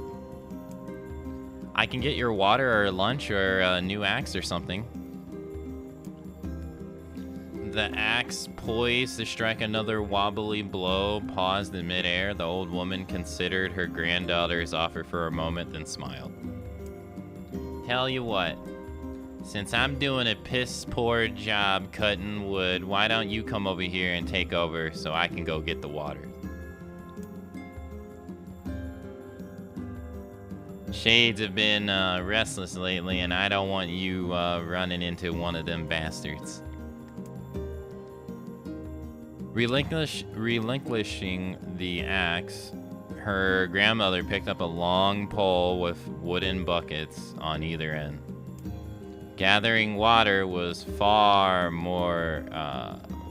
far the more difficult of the two jobs, but Akane knew better than to complain. Once Grandma's mind was set, there was no changing it. Kane did her best to help with chores, but Grandma took every task that required travel to the village. Though she had a long list of plausible excuses, Kane knew the real reason. She didn't want her granddaughter to be taunted and harassed by the villagers. Once Kane moved in, Grandma decided to take up residence a good distance from the Eyrie. Out of sight, out of mind seemed to be the best policy when it came to the villagers and her granddaughter. And rare were the days when any but the two of them could be found on the rocky arc of land they called home. Kane enjoyed the solitude, but harbored a secret resentment that her grandmother was forced to spend her golden years in such a place. After watching her grandmother leave, Kane turned her attention to the task at hand. She had never chopped wood before in her life and soon discovered why the old woman, hated the chore. Swing after swing of the axe produced only a tiny crack in the wood, and when she finally managed to connect with a solid stroke, the tool embedded itself into the log and refused to budge. Frustrated, Kane swung the axe around her head and threw it, log and all, across the yard. Damn it. Damn. Ugh, crap. She suddenly understood the joy her grandmother felt in a good curse. Happier now, she picked up the axe, forced it from the wood, and resumed chopping. She had a natural skill with a blade, but the task was challenging and blisters soon began forming on her small pink hands. This is tough, and my logs are all weird sizes. Spitting on her palms and ignoring the pain, Kane redoubled her efforts. Just as she was developing a rhythm, Grandma returned from the village.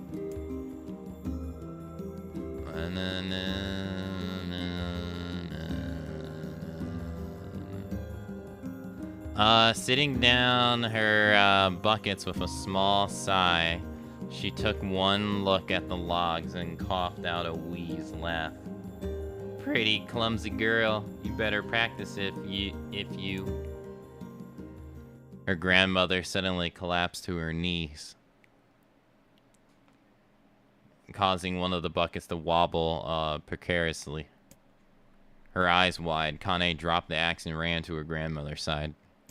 Grandma! The old woman shook her head and pointed a trembling finger at the bucket. Get the bucket. Can't let it spill. Kane steadied the bucket with a foot as she knelt by her grandmother.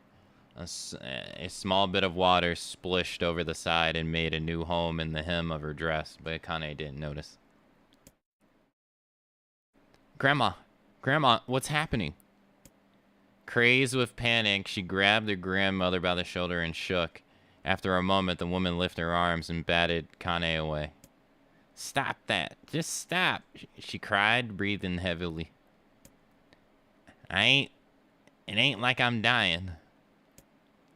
I'm just tired from the trip is all. Kane desperately wanted to believe her, but one look at the woman's shaking hands and worn face told her more than words ever could. Her grandmother had lived a long, hard life, and it seemed the bill was finally coming due.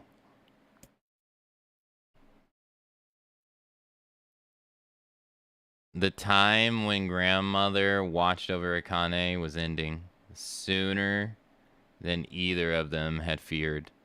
The positions would be reversed.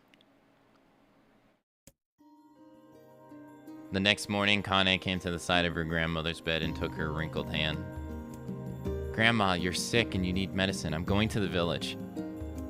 The old woman shook her head and tried to raise, but Kane gently pushed her down. It's all right, she said. It'll be fine.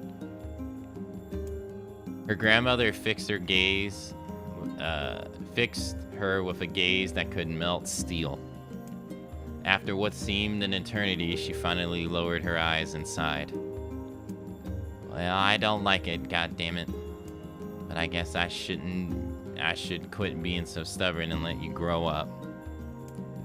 The old woman watched as Akane strapped on her boots and made her way down the road to the village. Hours later,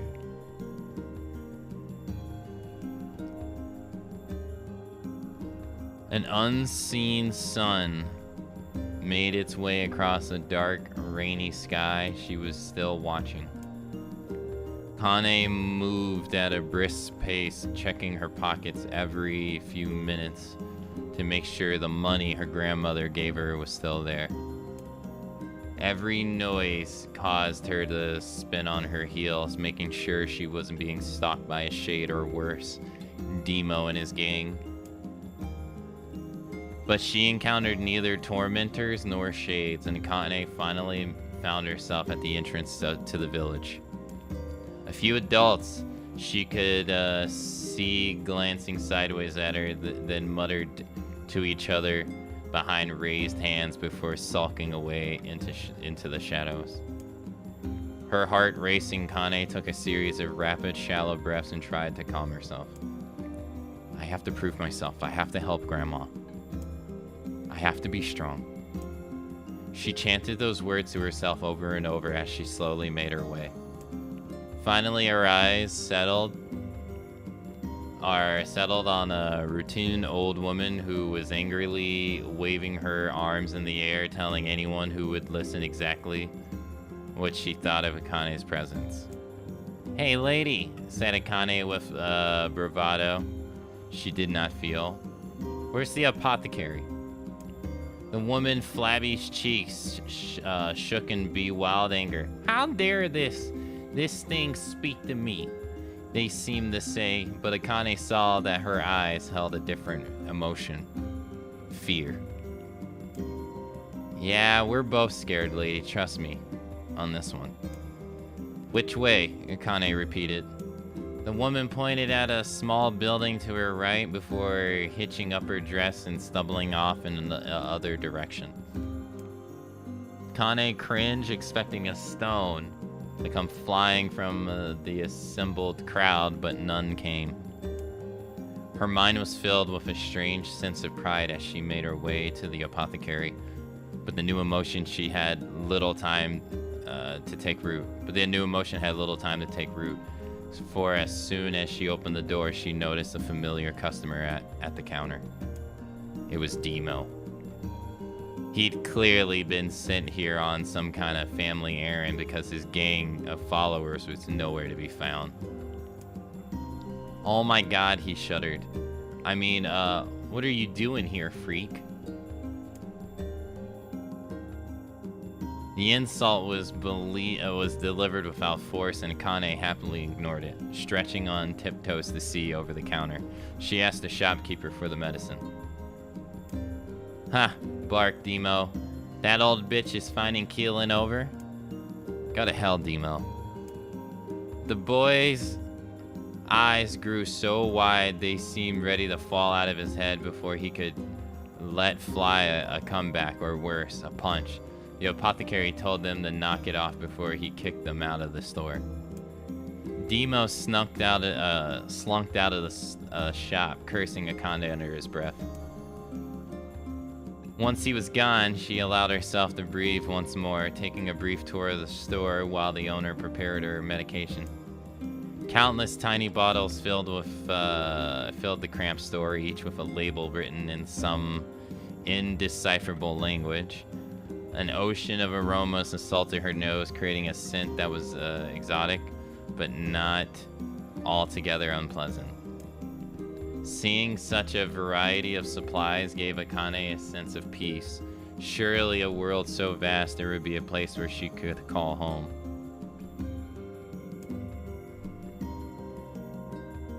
On the far wall behind the counter rested a portrait of a stunning young girl. The picture had contained bright,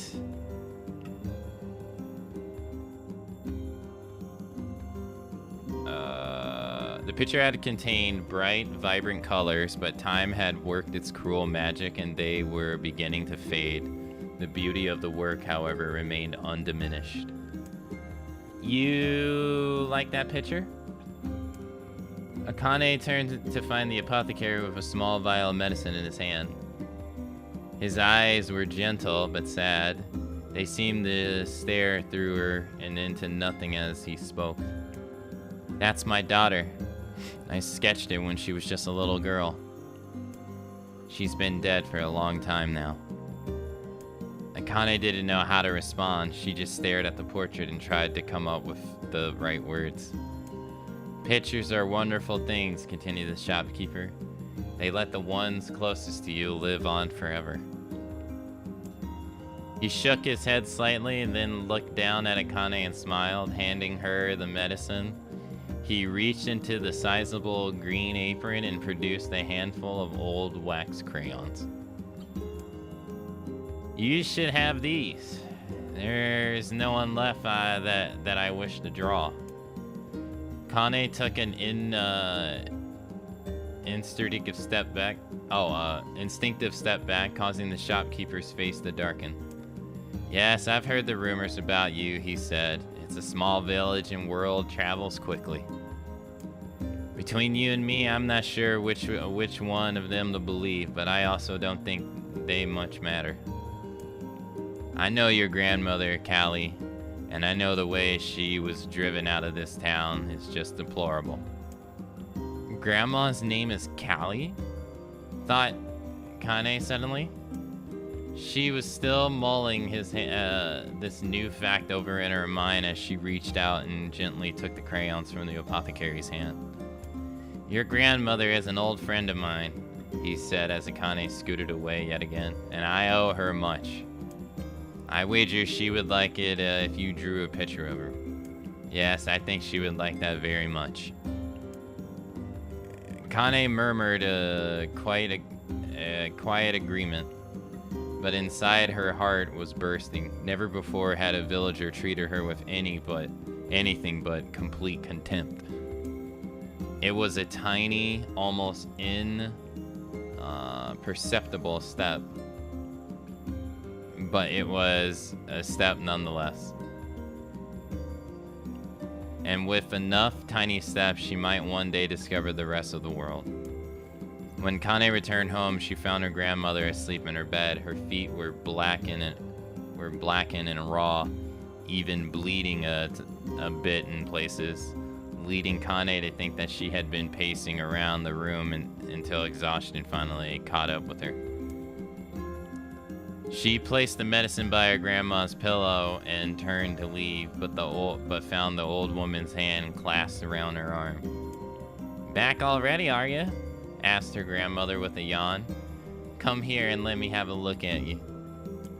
Grandma sat up and examined Akane from head to toe, finally satisfied that nothing terrible had befallen her grandchild. She leaned back and allowed herself to relax. Well, how was it? Those bastards give you any trouble? It was kind of fun, said Akane with a small smile. No, seriously, it was. Fun, eh? Asked her grandmother in a voice which implied she believed anything but. Uh-huh. So, anytime you need me to run an errand, just let me know. As she spoke, Kane removed the crayons from her pocket. After a brief explanation of their source, she informed her grandmother that she was going to sketch her portrait. A portrait of me? Ridiculous. No one wants to stare at a wrinkled old crone. But Grandma, it'll be you. It'll make you live forever. Horse shit, said Grandmother, throwing back the sheets from her bed. Living forever would just piss me off. Now put those crayons away and help with dinner.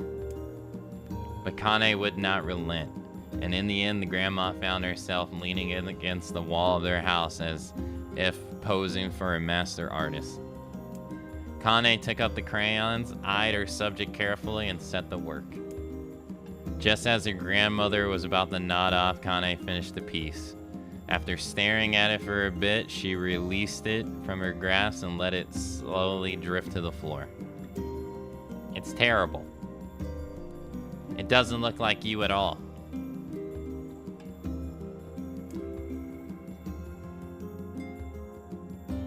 I'm sorry, Grandma. I thought these crayons would, make drawing easy or something. The old woman's eyes narrow at her granddaughter's disappointment. Let me be the judge of that, she said, ignored the pain in her back and reached for the paper. The sketch could have been a person's face. It also could have been a boulder, a lump of clay, or an incredibly misshaped loaf of bread, all rendered in a chaotic array of colors. The old woman stared at the picture for a long time, then slowly wheezed out a laugh. Oh, Kane, she said between laughter, You truly are my blood. You're clumsy as me and I love it. But, hush. I won't hear any more bull about how ugly you think it is. It came from the heart and I'll treasure it always.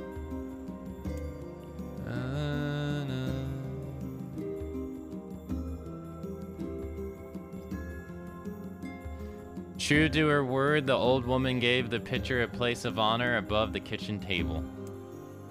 In the days that followed, Kane would often catch her staring at the portrait with a strange smile on her face, an action she interpreted as silent, mocking laughter.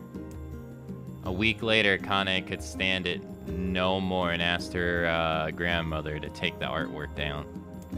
Posh, said the old woman. I'll take it down when they roll me in my shrouds.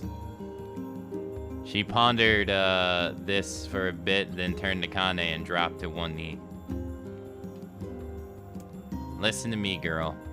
Seeing this picture makes me happy in a way I've never felt before.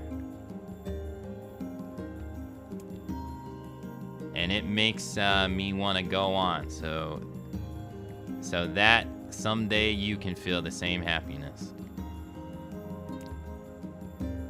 It was that moment that burned itself into Kane's memory. A perfect blend of pride, love, and joy that came together to form a lifelong remembrance. She swore to never forget this moment, to never forget the old woman who had made her place in the world possible. Time moves on and people and memories move in and out of a life like ghosts passing through a hall. But this moment will be different. Kane swore because I will remember it forever. Forever. Ooh, separation. What's wrong with Granny? She's old and dying. Old age.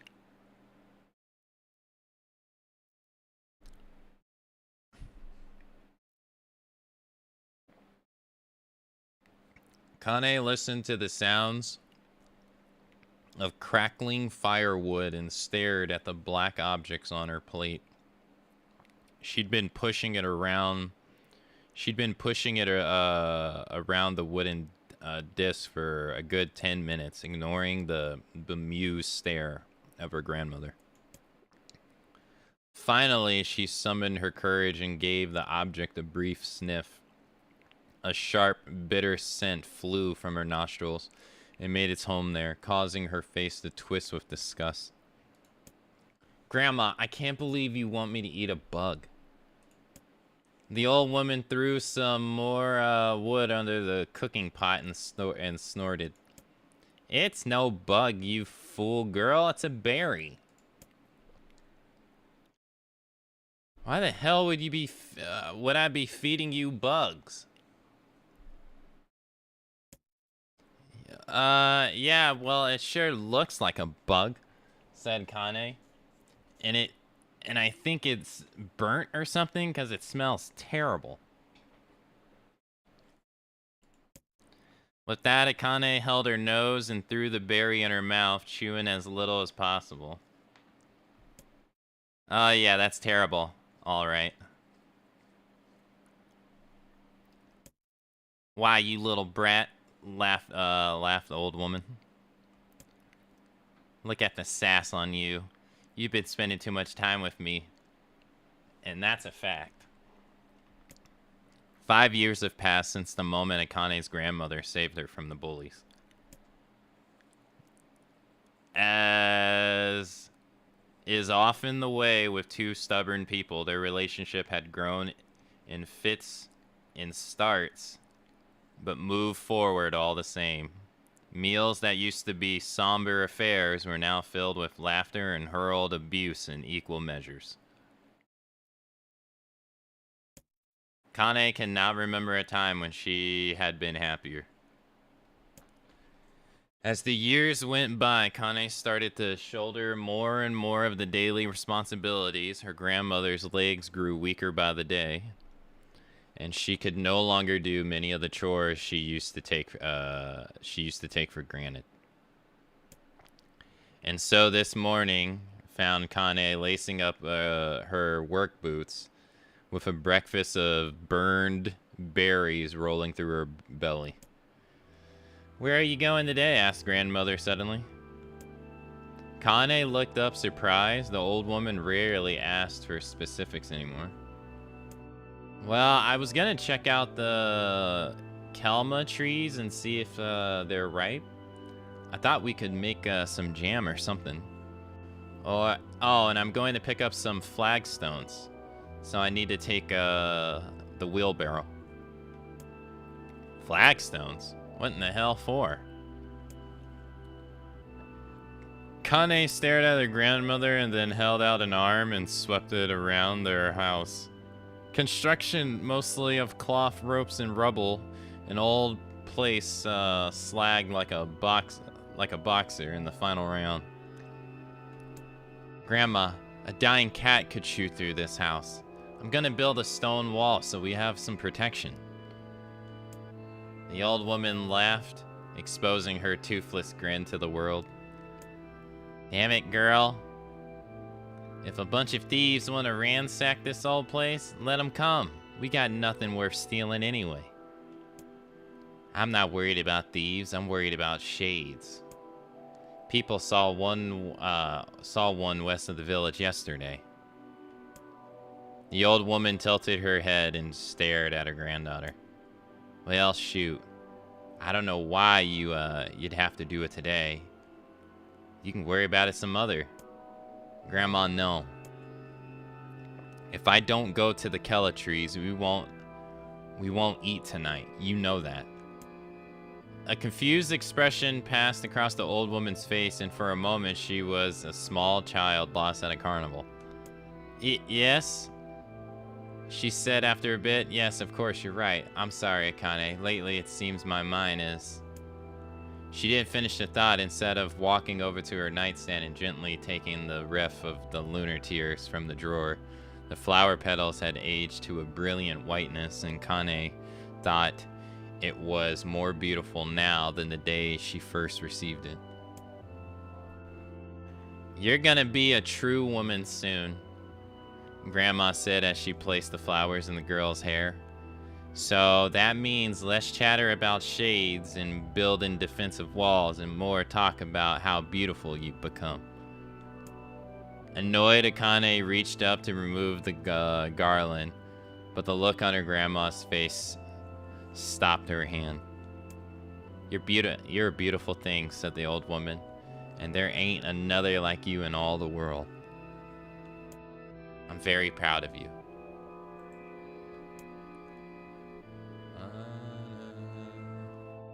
"Okay, Grandma, that's enough goddamn compliments for one day."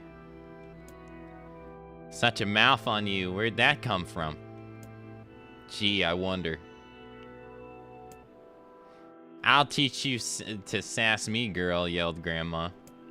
Suddenly, she lurched towards and grabbed Kane by the ear, pulling her around the room with a crazed grin on her face.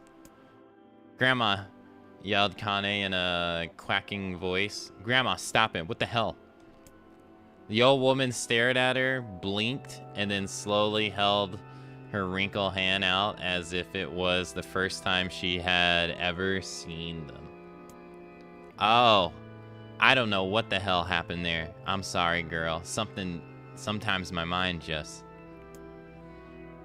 Kane thought the look on her grandma's face was the most heartbreaking thing she had ever seen.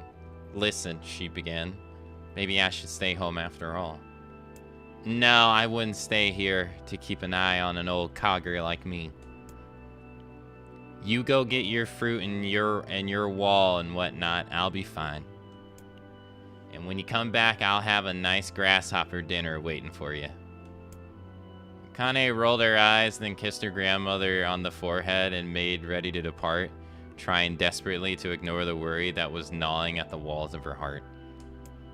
Kane could feel the old woman's eyes watching her as she moved down the path. Don't turn around, she told herself. but in the end, the temptation was too great.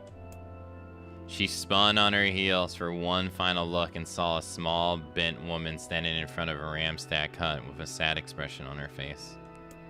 Gosh, she looks so old now.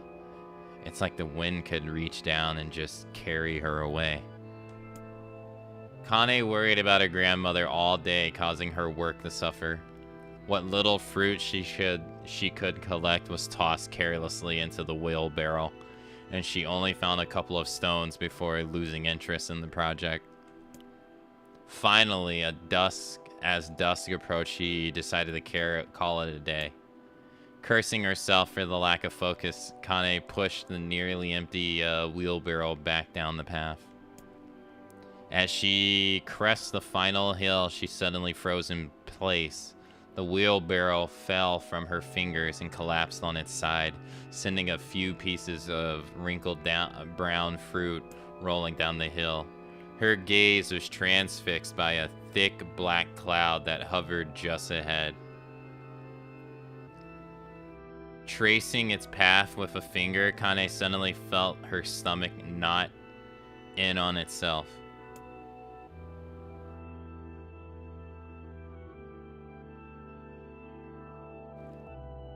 Oh gods, no. Her grandmother's house was ablaze. The flames licking up as if trying to touch the sky itself. Grandma! Grandma! Kane ran there faster than she had ever moved in her life. Once she tripped on a stone and went sprawling into the rocky ground. But she leaped to her feet and continued running, unmindful of the blood that spilled from her wounded hands and knees. As she got closer and closer, Kane's mind began to race in town.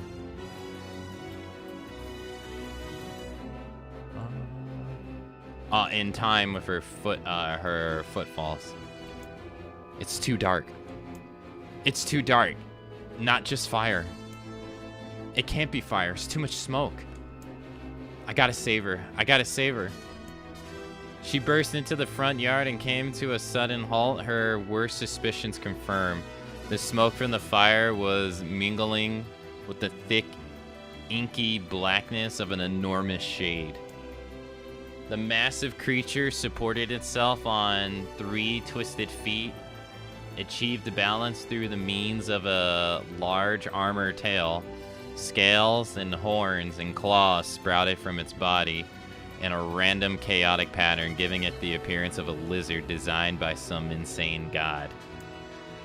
Seeing Kane, it let out a roar and flicked its tail, sending small whirlwinds spinning around the yard. For a moment, the creature retreated into the shimmering, inky blackness as if her mind was unable to comprehend that such a thing could actually exist. But then the smell hit her, a blend of rotten meat and excrement, and the horror became real once more. The creature bellowed again, and this time Kane responded with a scream of her own.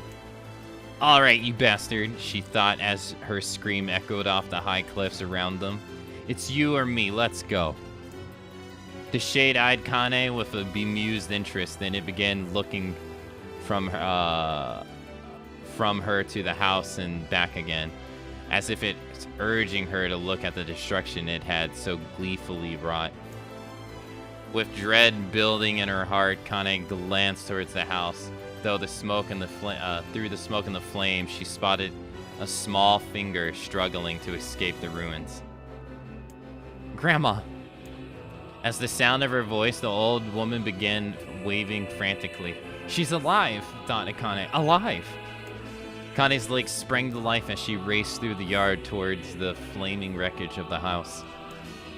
But before she could advance more than a few steps, the shade opened its mouth and let out a powerful roar enough to uproot trees and send them flying.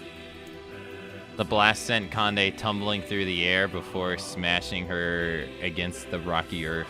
Stars danced in front of her eyes as she tried to remember how her legs worked. "Get up! Get up! Get up! Get up! Get up! Get up now!" As Kane struggled to her feet, the shade stomped towards the house.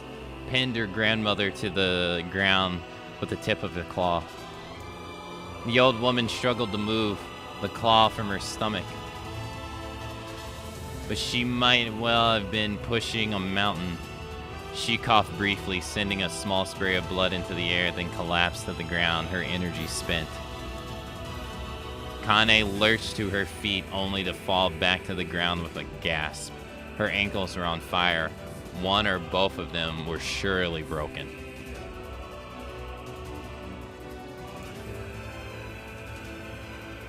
Ignoring the pain that screamed through her body, she began dragging herself across the ground.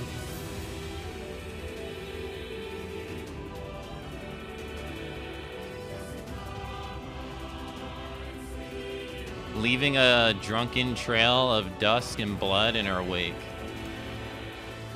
Grandma, hold on. Just a little longer. Her grandmother's face was turning blue. Her eyes rolled back until only the whites were exposed. Kane pulled herself across the ground with maddening slowness. The distance seemed to increase with every second that passed. The shade glanced between the two women, flickered out its tongue, its giant mouth turning up at the corners. Short, painting breaths bleached from somewhere deep inside its core. Bastard, laughing at us. She had no idea how such a mindless creature could experience emotions, but there could be no doubt. The shade was taking joy in their suffering. Yeah, I see your plan. The shade moved its claws slightly, allowing Grandma to breathe again. It was clearly keeping her alive, only to snuff out her life when Kane was close enough to touch her. I'm gonna kill this bastard.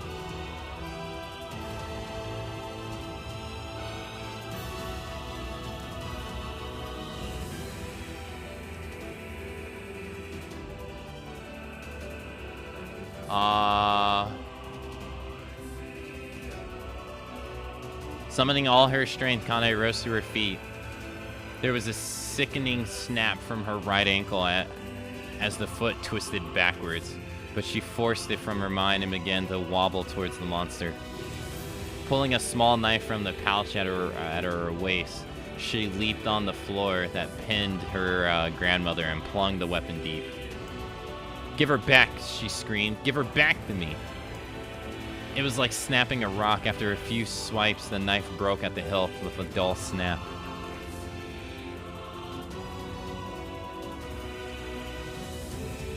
The shade panted in laughter again, then raised its tail and sent it rushing through the air towards the young girl that was latched to its foot. Kane never had a chance. The tail struck her square in the chest and sent her crashing into the burning wreckage of the home. As she lay on the ground with blood pouring from multiple wounds, a small, weak voice spoke up.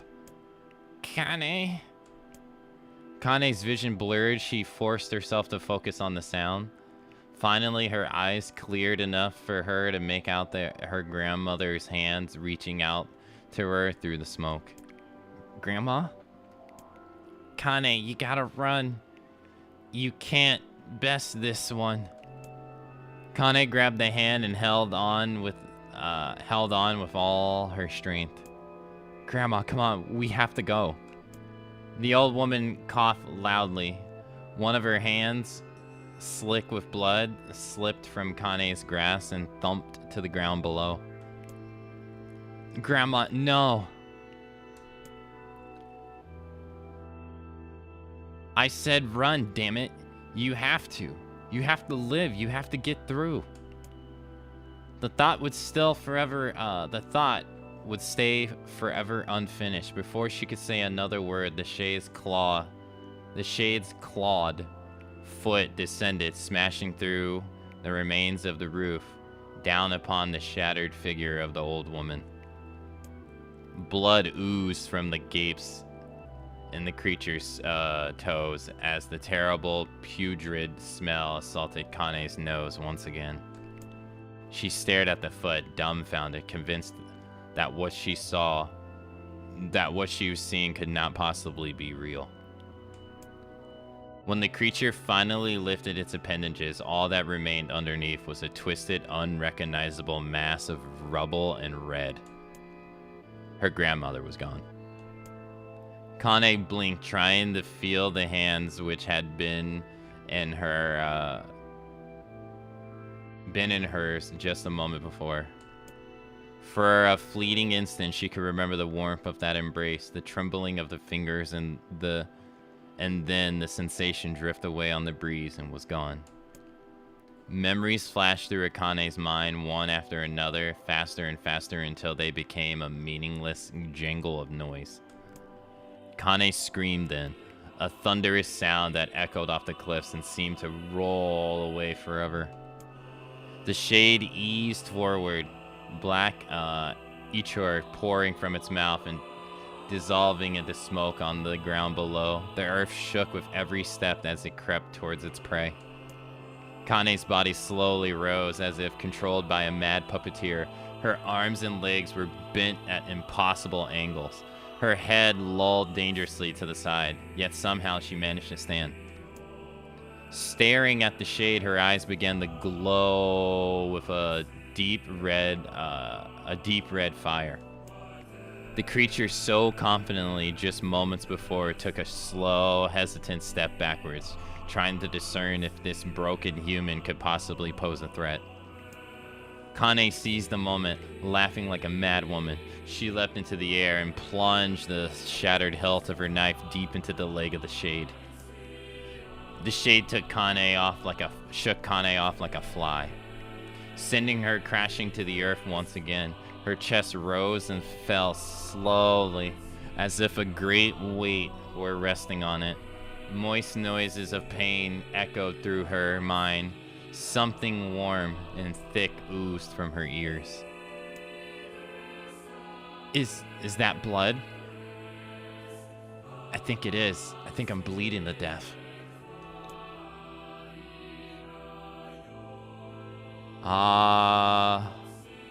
No. I can't die. Grandma told me to live.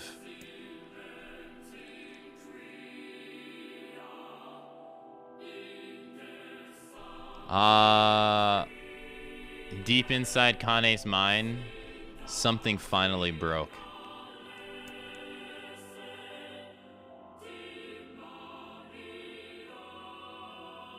The sound, the pain, the smoke, the flames, all of it faded away until all that remained was a single incantation repeated over and over again. Kill it. Kill it. Kill it. Kill it, kill it, kill it, kill it, kill it. Kill it, kill it, kill it, kill it, kill it, kill it, kill it, kill it, kill it, kill it, kill it, kill it, kill it, kill it, kill it, kill it, kill it, kill it, kill it. Kill it now. As the spark that was Kane slowly began to flicker and die, she felt her desire to kill and her desire to live blend into one. The distance between heartbeats grew longer and longer and longer. Whoa.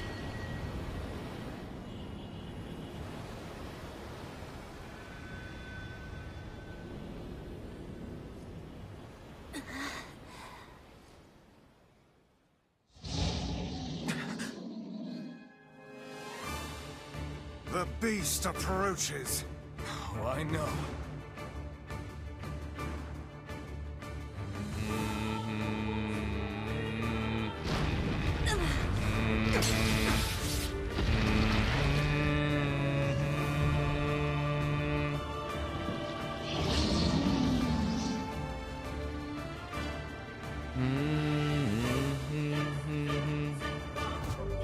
All right, it's hourly break time. I'll be right back.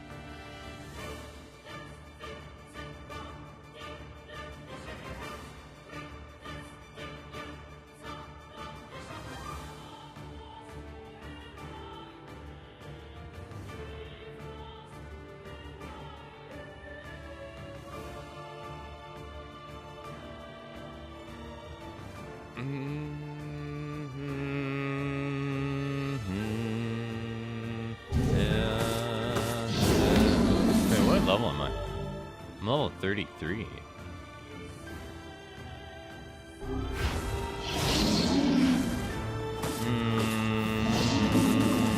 What anger this creature must have. How did it even survive these past 5 years? I'm not gonna let this happen again. It dies today. It's lighter. It's not the blade, but the skill of the user. Strike it down.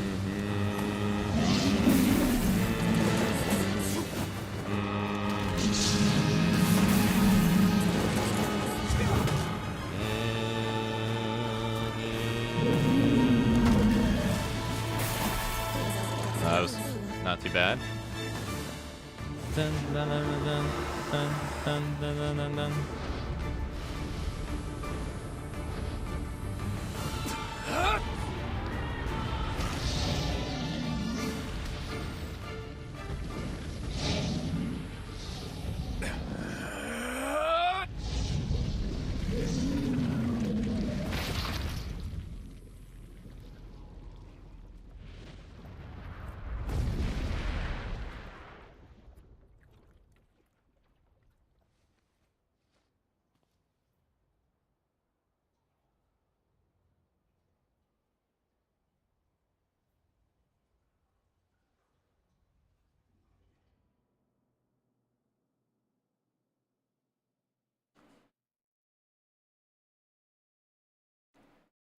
Gently, weakly, softly. The shade sure that its tormentor was dead. Turned and stomped off towards the horizon, stomping along the way to bellow one final roar.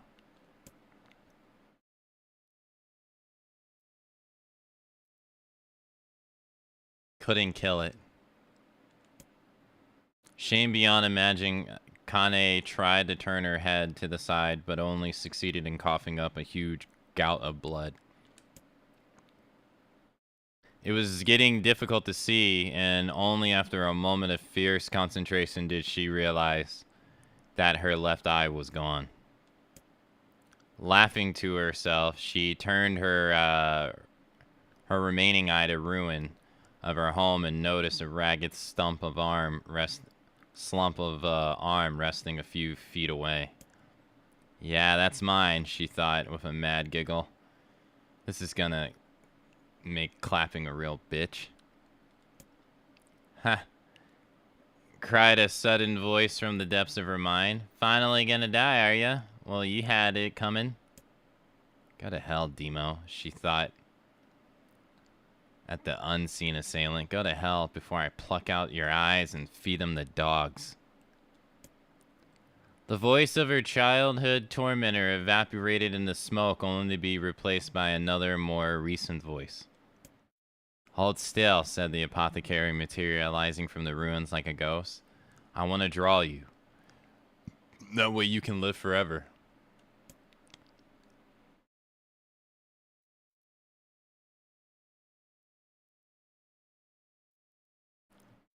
No, stop.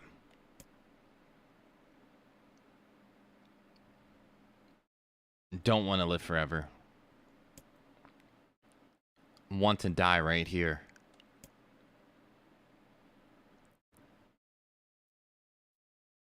I see, he said quietly. Well, if that's what you want. The spectral shopkeeper fluttered in and out of existence for a moment, then produced a piece of paper and sketched quickly. After a few seconds, he turned the page to Akane and smiled. Since you rejected my offer, I decided to draw someone else. It was a picture of her grandmother, real as life. Akane opened her mouth to thank the man, but stopped as the picture began to blacken in the middle. Before she could say anything, dozens of multi-leg insects began to swarm across the image, tearing at it with sharpened pincers. Stop. No, don't hurt that picture.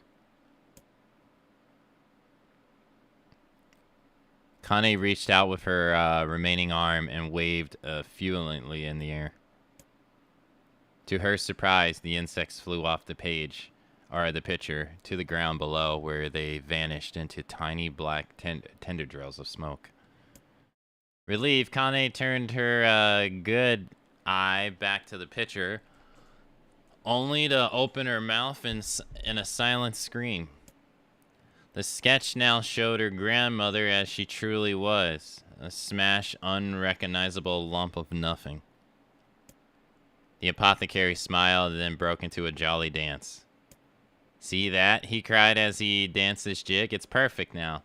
She looks just like you. Ha-cha-cha-cha. I look like that? Oh God, I'm gonna die. I'm gonna die. Drowning in despair, Kane laid her head back in the mud and smoke of her ruined house and waited for the end to come.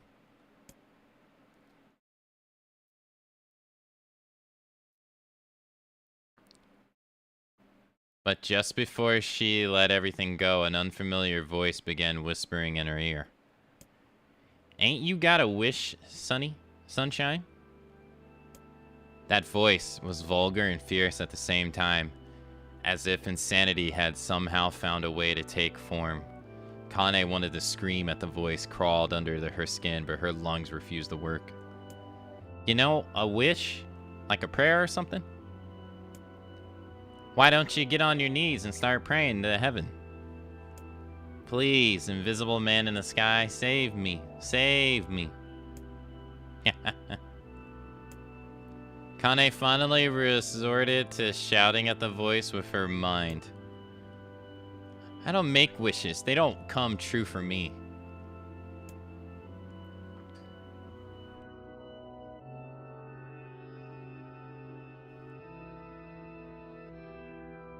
I'm a curse, a freak. I should be left to die. The other voice boomed in her ears. Oh God, you are the best. Kane glanced down and saw a black, tiny substance oozing from her legs. She tried to brush it away, but her remaining arm would no longer respond. The substance slowly crept around her foot and then began moving up towards the rest of her body. Is this death? Is this what it's like?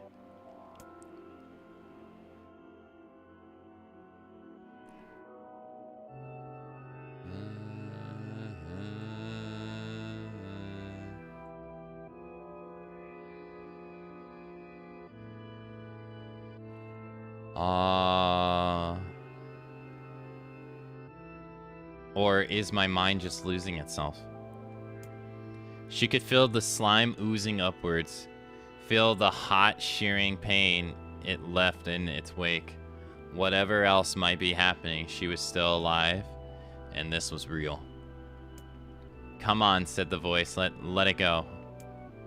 Kane tried to ignore the voice and concentrated on the pain, but the newcomer could have none of it. Ignore me, sunshine. You're ready to give up, ready to die, so why not let me have it? Have what? Your body. Come on, give it to me. Give it to me. I want to stand on the ground and feel the rain and taste the wind. The voice paused as if licking its lips. When it resumed, it was filled with mad, unabated joy. I want to take your hand and use them to choke the goddamn life out of people. I want to tear out their throats and bathe in the blood just like before. In response, Kane shifted her head and vomited. The warmth of it crept down her throat and mingled with the pain of the encroaching black ooze. Are you a shade?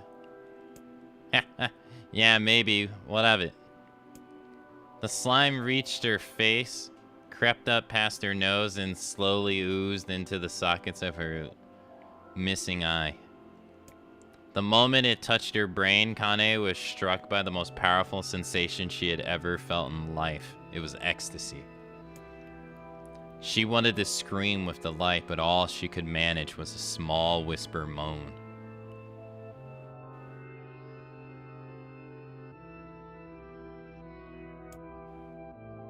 Feels good, don't it? Asked the voice with a chuckle. Yeah, what can I say? I know how to please the ladies. Now, give me that body. Come on. Give me the body and I'll give you more of this feeling. It's a fair trade. The black lump began to protrude from Kane's side as she watched. It grew longer and thicker, eventually taking form of her missing right arm. I can see better, she thought. My eye must be growing back too. The slime reached up to envelope the rest of her face, but she managed to brush it away. Stop, she whispered, marveling at how she had regained her voice.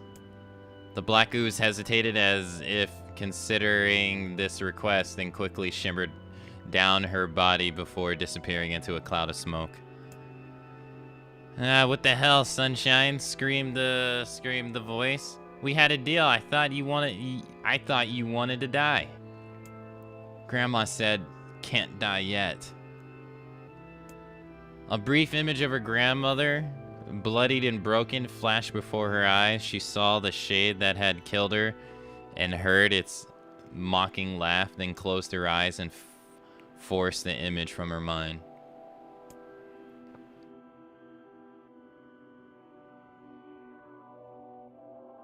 Her whole body was quaking with rage. She opened her eyes again. They burned bright red. That thing that took my grandma, I have to kill it before I die. Kane glanced down and saw a mysterious pattern. The pattern of shades burnt itself into her left arm. Well, I'll be damned, she said, the voice cheerfully. Look at that, sunshine. I think you and me are gonna be friends now. Kane stared intently at her arm. The more emotional she felt, the more the letters seemed ready to puncture her skin and begin infecting the rest of her body. The arm clearly had a will of its own now. Stop it. Gotta stop. Holding her left arm in her right, Kane took a deep breath and tried to calm herself. Come on, don't fight it, pleaded the voice. Hate's my favorite dish and I'm hungry. Let it go. Feel the anger. Burn with the fires of revenge. Thirst for blood. Then go out there and... Shut up. Shut up and get the hell out of my body. Your body? Oh, that's rich, sunshine. Real rich. Look, why don't you just up and die so I can have this body all to myself? What do you say? I bet those buddies of yours in the area would love to see you dead.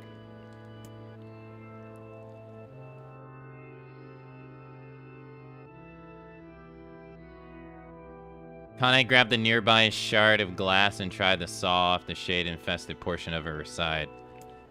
Before she could, her blackened left arm grabbed her right wrist, crushing it. Kane screamed and dropped the shard as the sound of bones crunching on her bone filled the air. Ha! Stupid idiot, you're possessed now, sunshine. And there ain't no going back. The voice laughed again, a loud, long wail that seemed to go on without end. Possessed, whispered Kane. Yeah, possessed, you and me. We got what might be called a timeshare agreement. Remember how folks used to think you were a freak? Well, wait till they get a load of you now. Kane looked up, tears in her eyes. The sky seemed smaller somehow, darker. Is this because of that shade? Is this how they see the world? So, listen, purred the voice. I know this whole possession thing seems a bit sudden, but it ain't all bad. There's plenty in it for you two. I'm a very powerful creature, sunshine, and now that power belongs to you. You got enemies, people you want to kill? I can make it happen. That little fat kid who kept picking on you? That big old shade and that squashy granny? We'll wrap them up in their own assholes. No more abuse for you, Sunshine. No more pain. Wait, said Akane. You're a shade. Why would you help me kill another shade? What, you think I'm some kind of racist? Some killing snob? I ain't got a goddamn who, you murder honey pants. I just want to drink from the well. Kane considered this as she struggled to her feet, the power of the shade coursing through her. The smoke from her house was drifting away with the wind, and she enjoyed the view, or enjoyed the way the cool evening breeze felt on her new left arm. After a long pause, the voice spoke up again.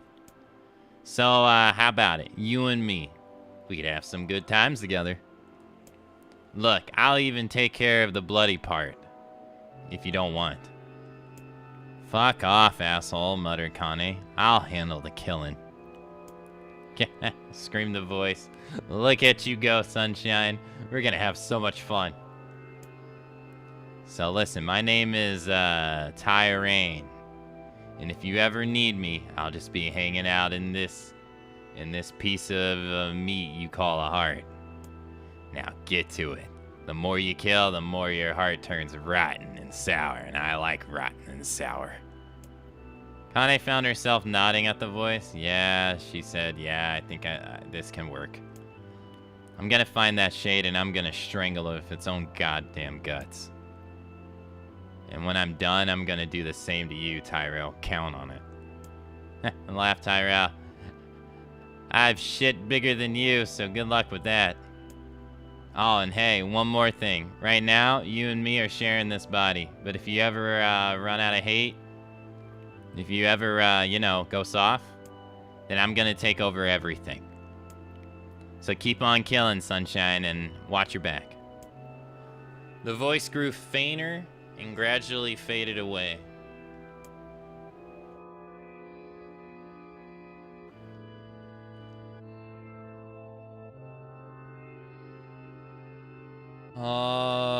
Fading to somewhere deep inside of Kane herself.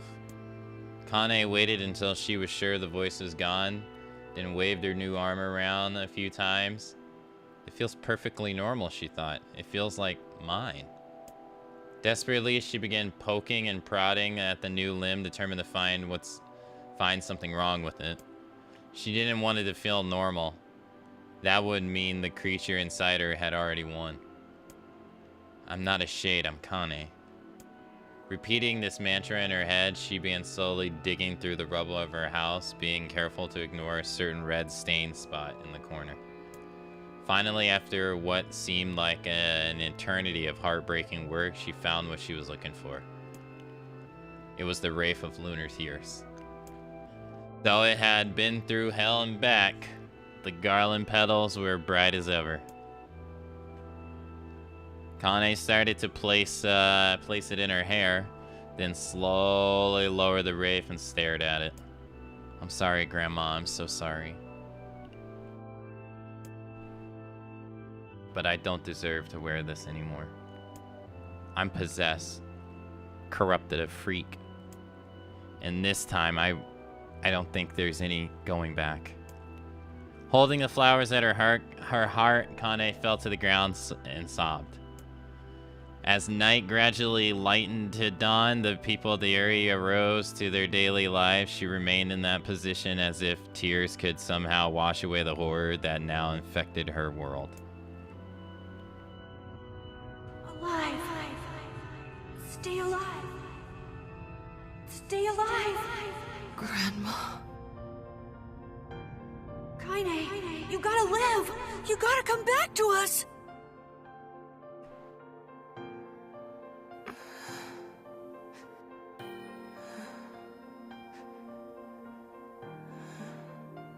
Oh, hey.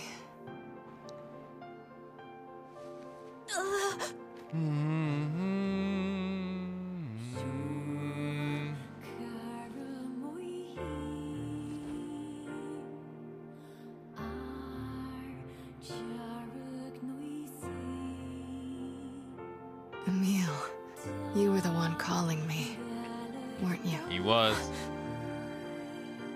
You still recognize me? Of course. I knew you right away. Thank you, Kaine. Welcome back, Kaine.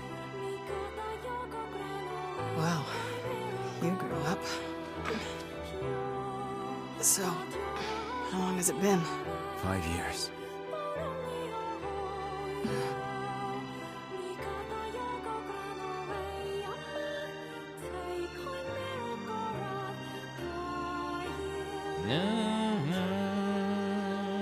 Okay. Shit. That's a long time. Yeah, it is. Any luck with Yona? No. We are still no closer to finding her. We need a way to locate the Shadow Lord. By the way, this is for you. Is that a lunar tear?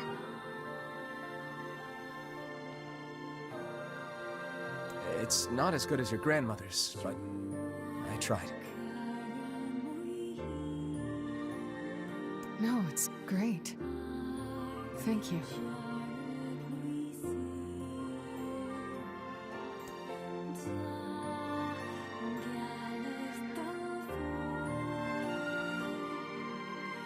Kaine waking from her long petrified sleep. Camille's unflagging kindness. Our reunion was a happy one, and we let it wash over us like rain. Yeah. That is, until Devila and Popola had to go and ruin it all. Oh yeah, telling them they had to sleep outside. Are you kidding me? You can't be serious! Please, try to understand. People are tired and scared, and I'm sorry. I'm sorry you have to bear the brunt of that. This is crap, and you know it!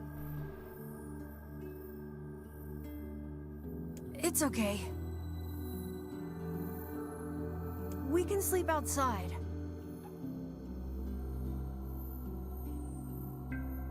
No one's sleeping outside.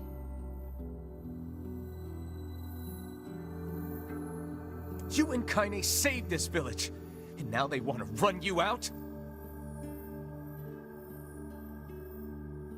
People are afraid of us. And really, I understand. I mean, look at me. As long as you're still with us, I can deal with it. Right, Kaine? I'm used to sleeping outside. But... We'll see you later. Sorry about this.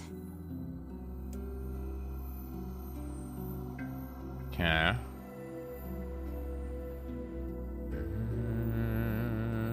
What is the matter? Kaine always sleeps outside. I never thought about that until just now. Never even occurred to me. Damn it. We should turn in. Yeah.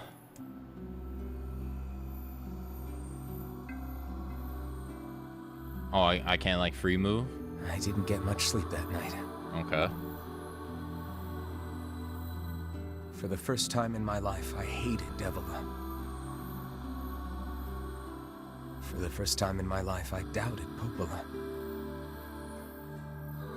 But those feelings are pointless in the end. They said and did what they did for the sake of the village. To protect it from the horror of the Shades.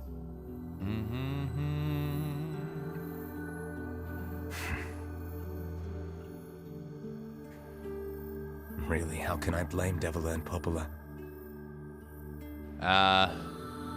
In the end, I'm just as bad. Because I never once stopped to think about Kaine and Emil's situation myself.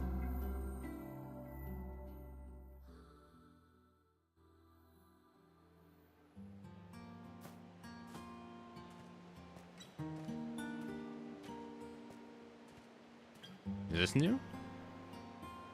I should apologize to Kaine and Emil. But what good would that even do? Oh, I think it is. Wait, is that? Oh, it is. Campfires are weird, aren't they? I feel like I could stare at the flames. I'm so happy to get to talk to you again, Kaine. Yeah, me too. I tried everything I could think of to save you, you know. I polished you with a special cloth. I poured warm water over you. Wait, you poured water on me?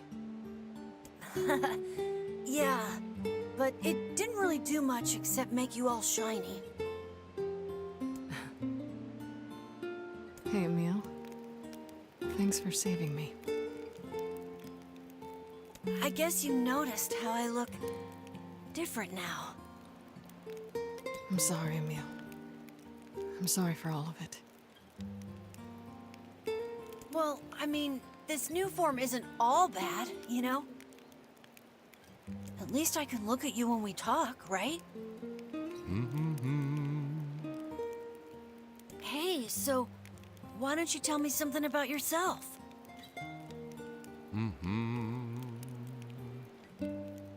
I'm not very interesting. Sorry. Come on, I just want to know you better.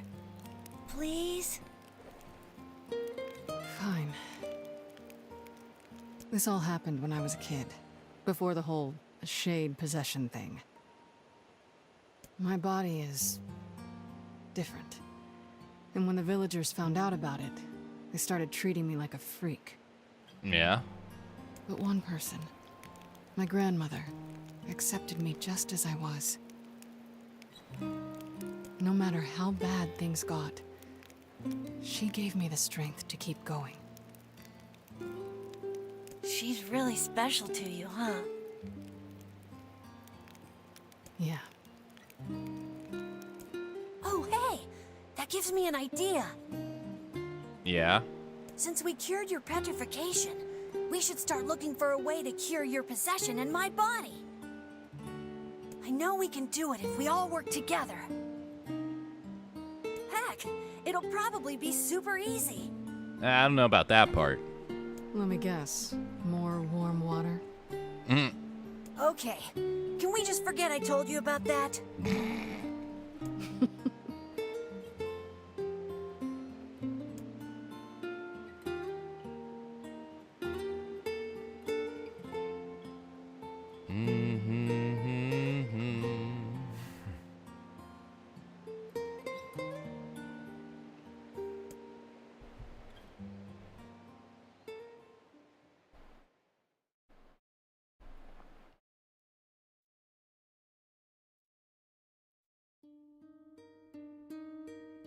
Sleep well? Sure. And yet your red eyes tell a different tale. Don't be so hard on yourself, lad. I need to go see Devila and Popola. Very well. Very well. Okay, I get the free roam.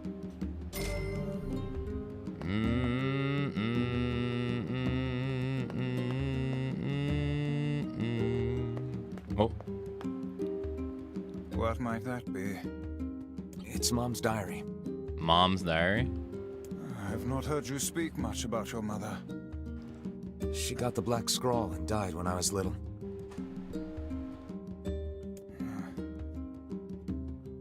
My apologies for bringing it up. It's all right. I can barely remember her face anymore. This is the only thing I have left of her. Reading it helps remind me of when we were still a family. I see. But the final entries get a little strange.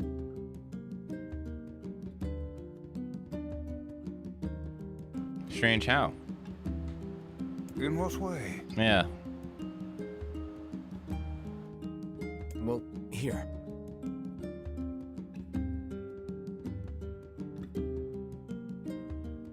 take a look.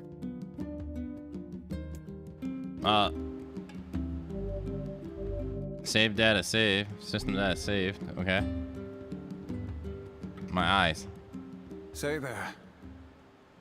Can you not hear me? Yeah, I can, but I'm blind now. Oh. Why are you standing about like a slack-jawed ninny? Plain as... Sorry. Felt like I was dreaming or something. Oh. Sleeping on one's feet is quite the talent indeed. Come now, there's the door. Right. Let's go. Huh. Playing as the dad. Interesting.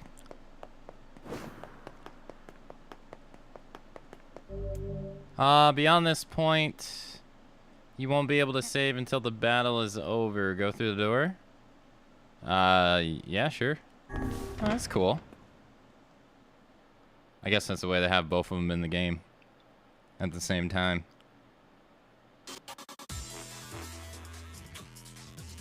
This is the world of recycled vessels created. Okay.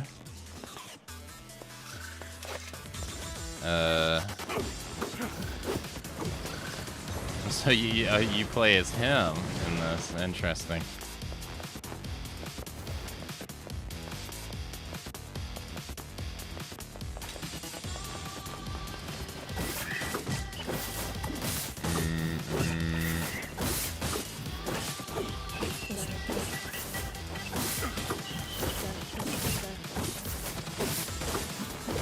He even has the same voice actor from the original, so I wonder if they kept if it's the same lines or if they redid them.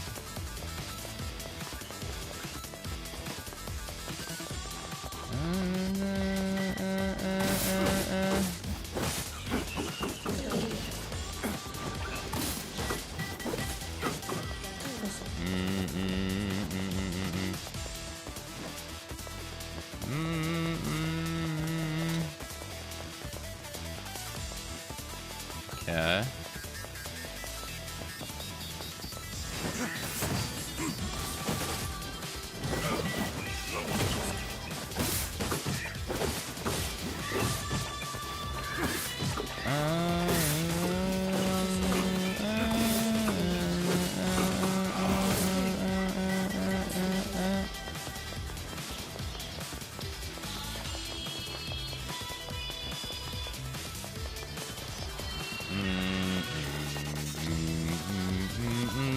Oh.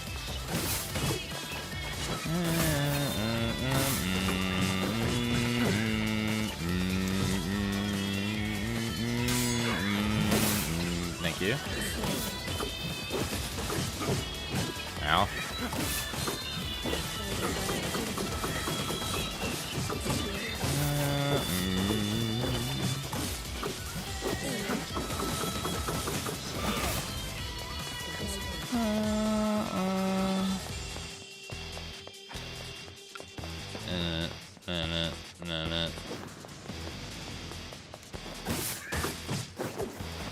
Ow.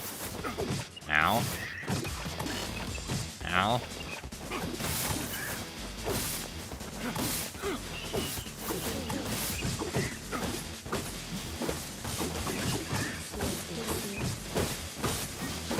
Oh my goodness.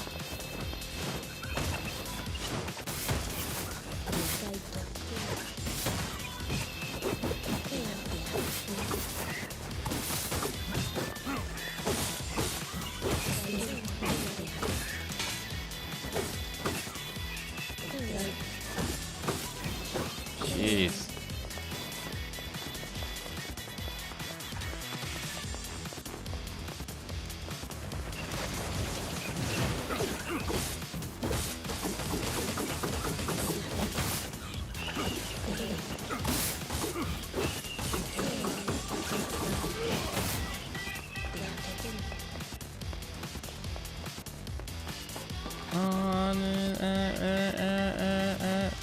Oh god.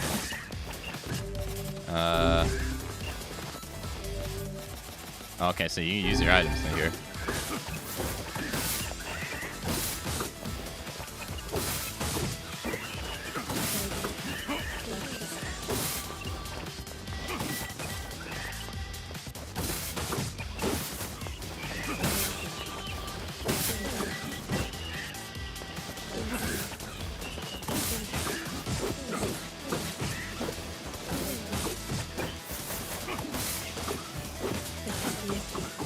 Nice.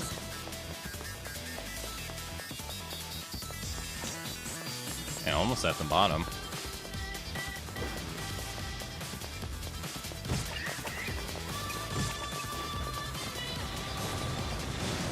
Oh yeah, I gotta.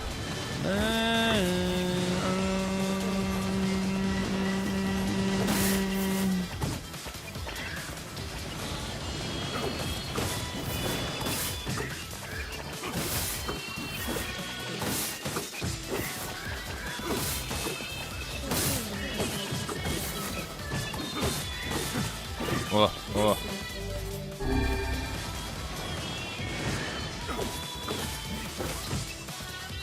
Oh my goodness. Okay.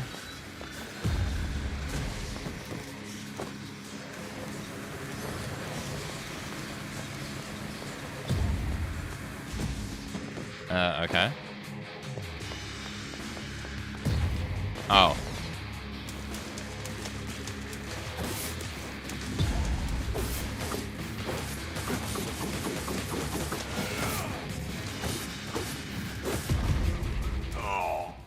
I didn't realize my health was that low. Well played, well played. Wait, saved.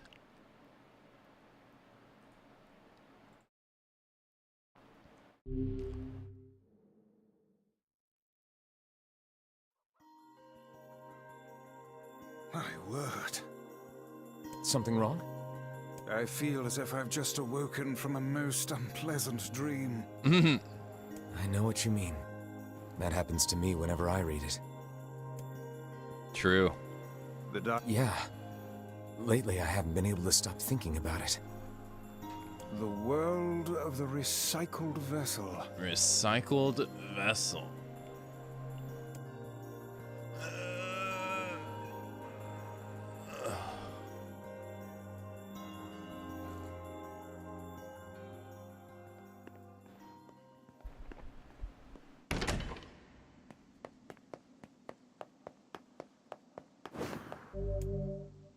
Alright, try again. See how this goes.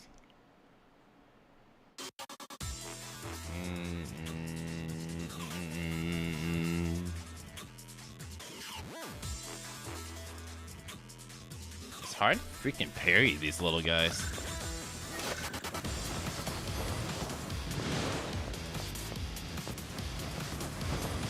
I wonder if you could just run all the way down. Oh yeah, you can.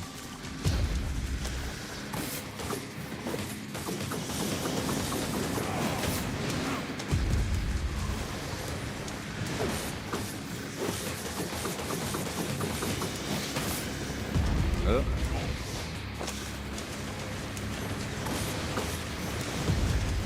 Oh.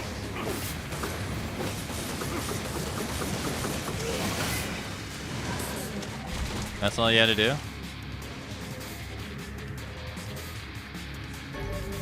Okay. Oh, there's more?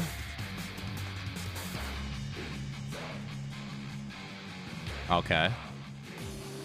The Black Scrawl, a destiny, a lost destiny. Oh.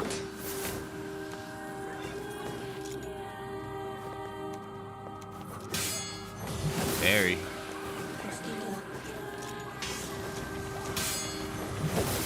Very. Double parry.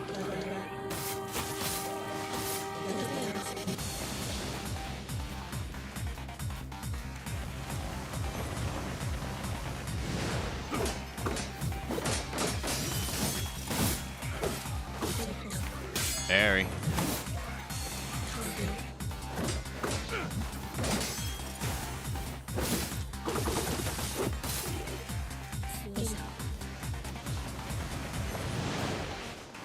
Parry.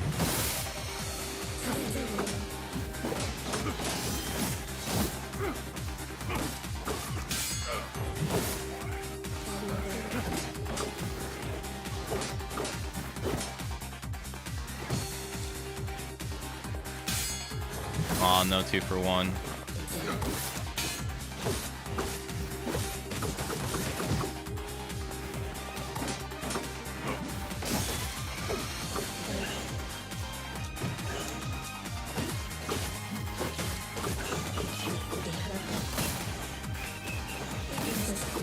I can't see shit.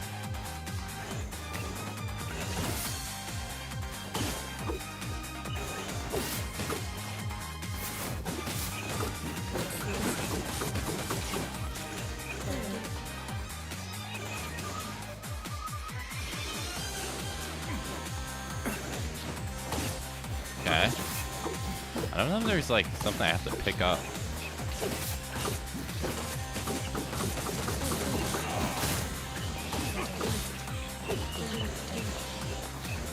I guess I don't have to go into the mansion either.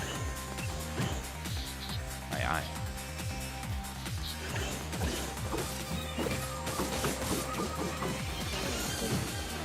Okay.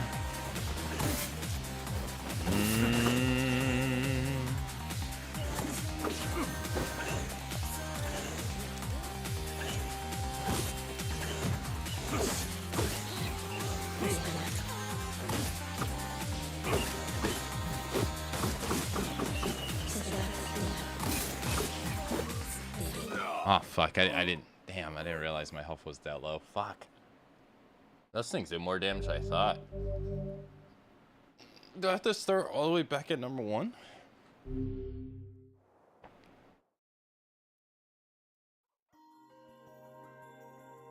My word. Something wrong?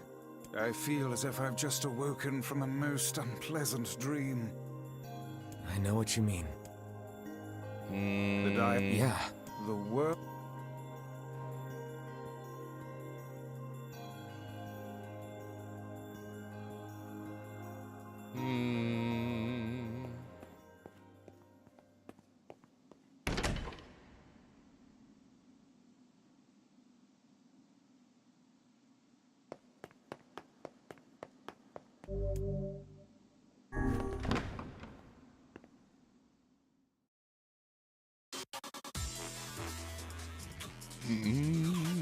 Alright, so is it gonna start me at World 1?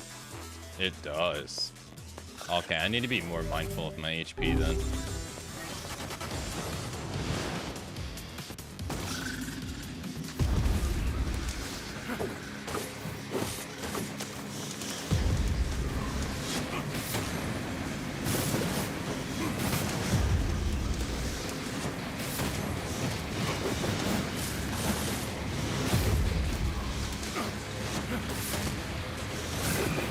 Okay.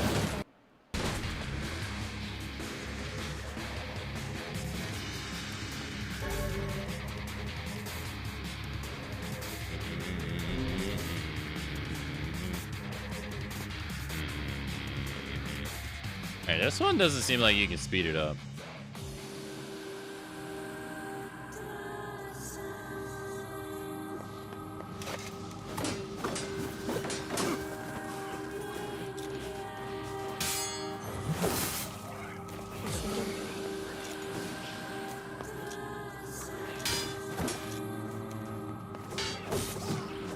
Hey kitty, hello.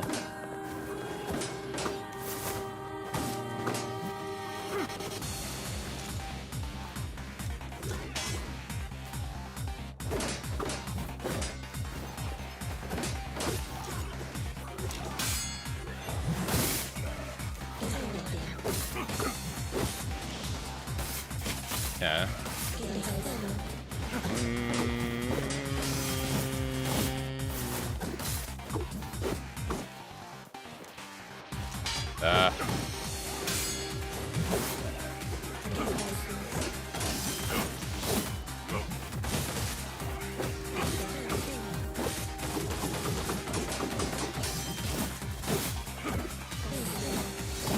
Okay.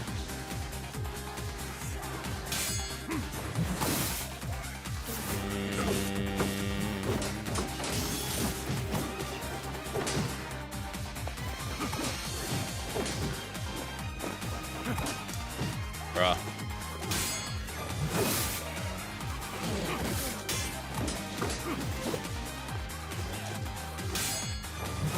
Okay.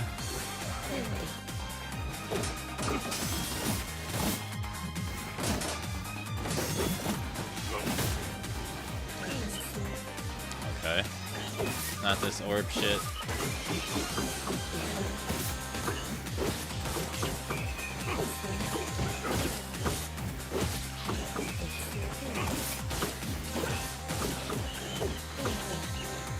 Ah, fuck.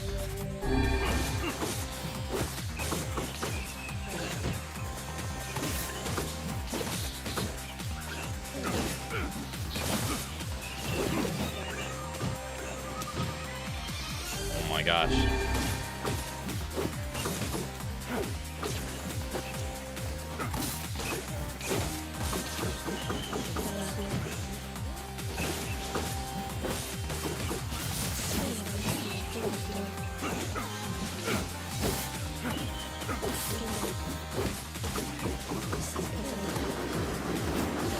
Oh.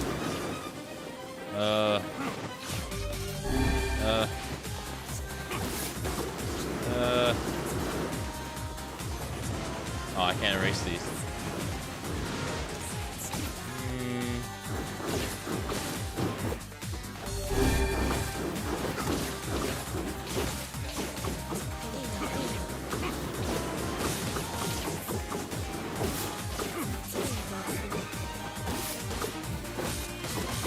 Okay. Is that the last one? 3 medical herbs.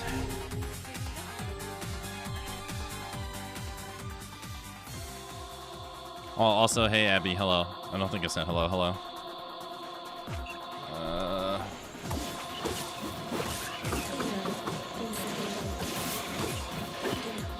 I think I was reading.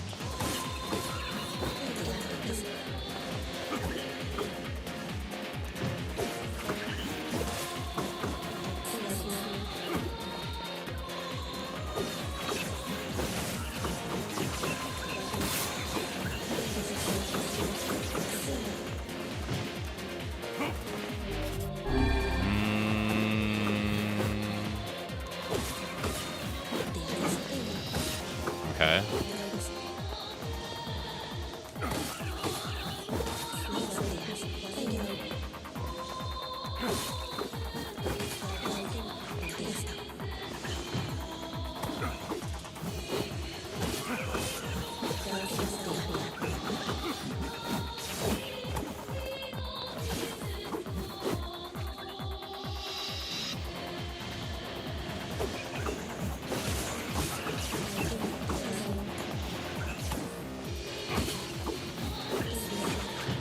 Ah.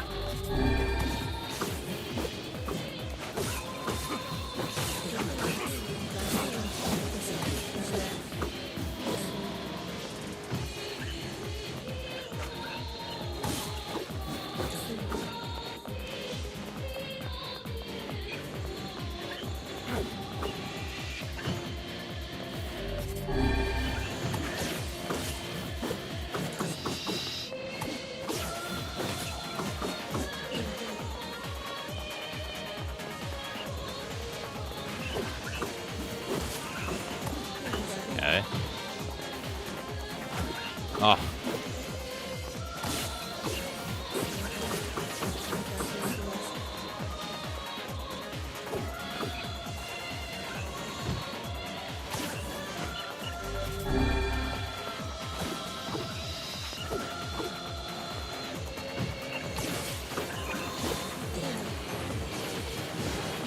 All right, orbs don't.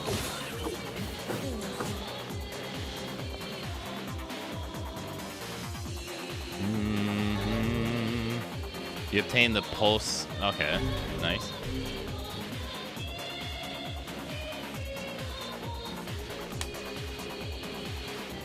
Intro. The Dragon's Court brought death to the world, delivering upon its magic.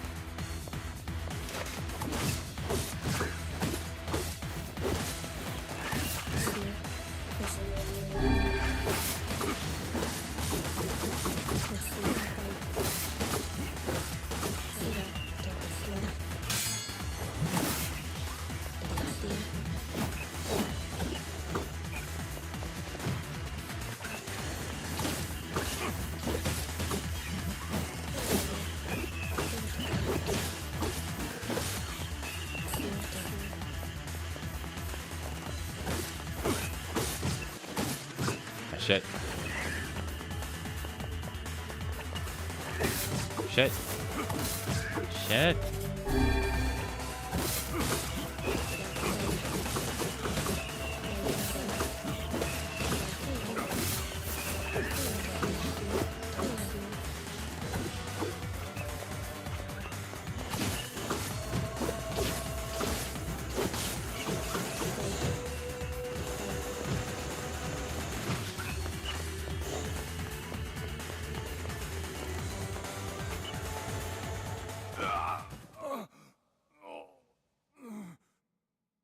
Ah. To the beginning.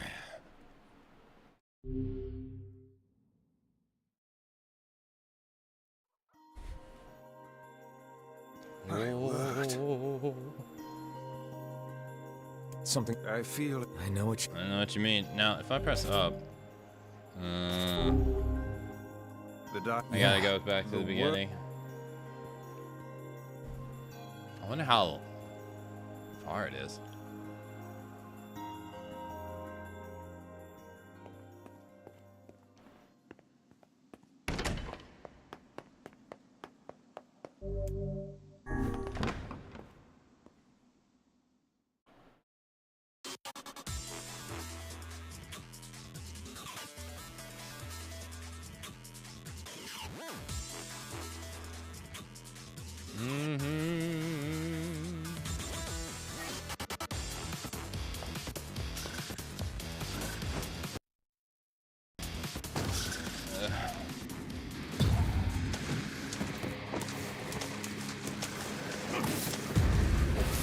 Yeah, it was a lot of reading.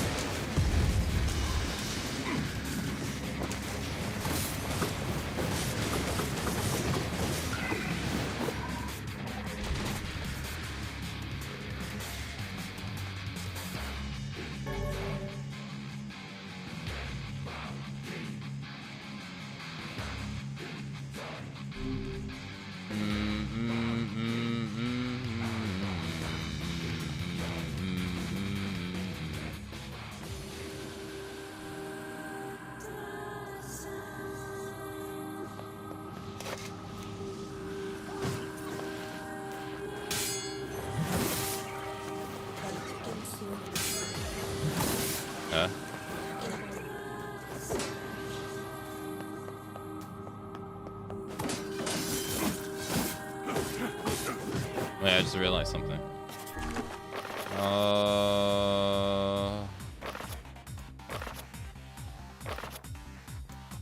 Yeah, all.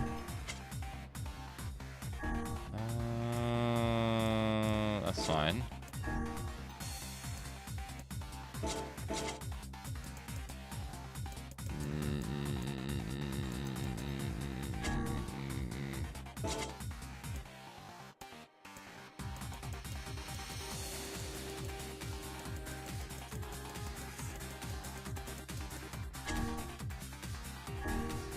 Yeah, I can put this on for 30%. Attack power is 30%.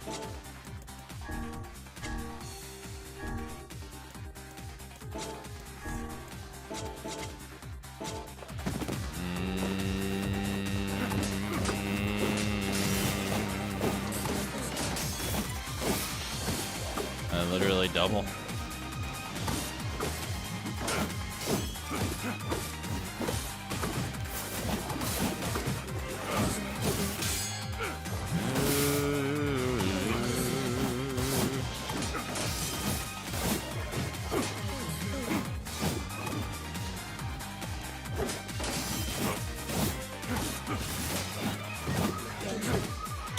Fuck.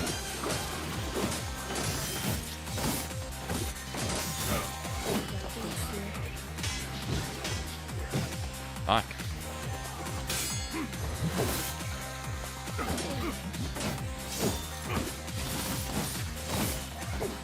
Yeah.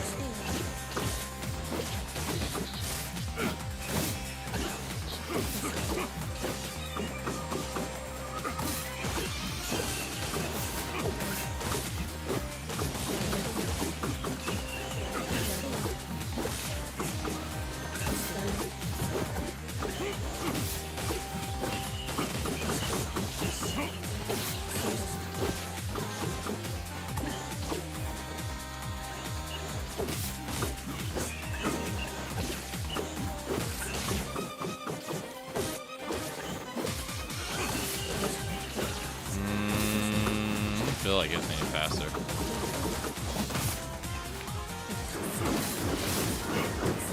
Whoa.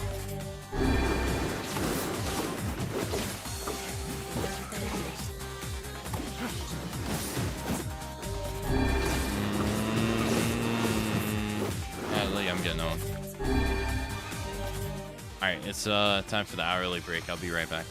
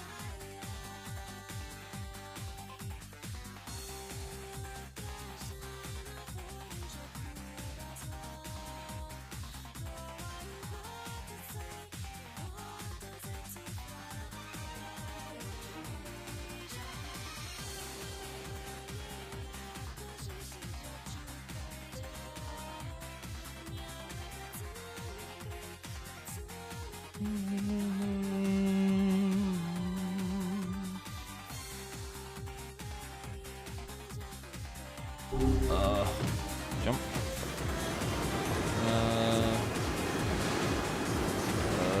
No.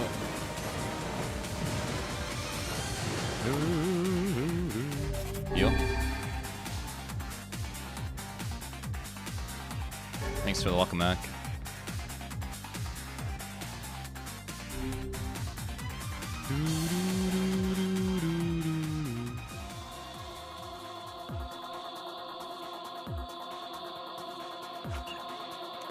Okay.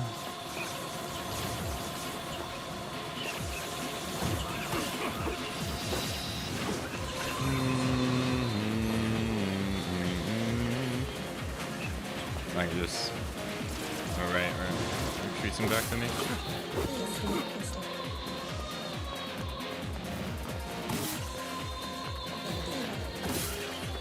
Okay.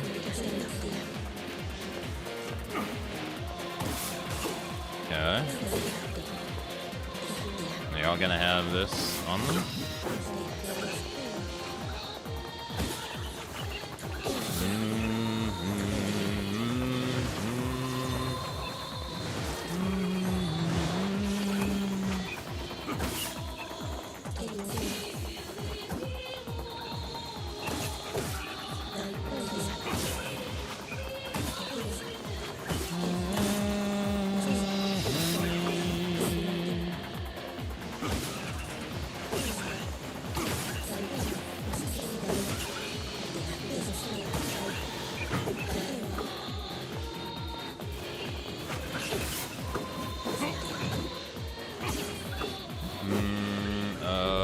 Heal.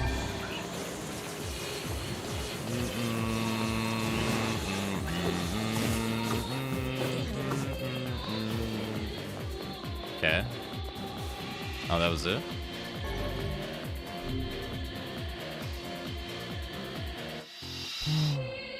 Morning, Fox. Yeah, that's okay. Hope yours is good too. Thank you.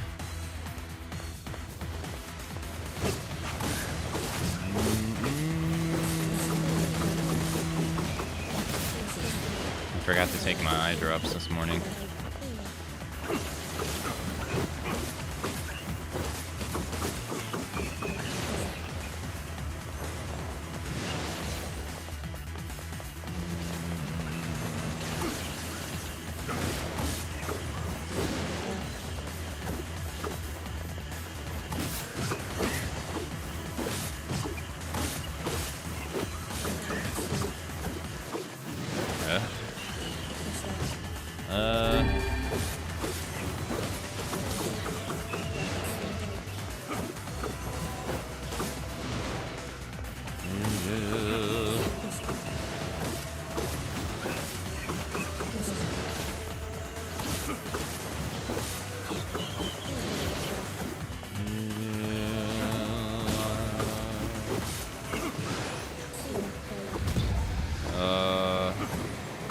Okay.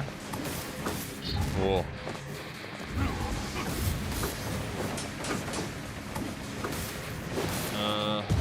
Jump. Okay.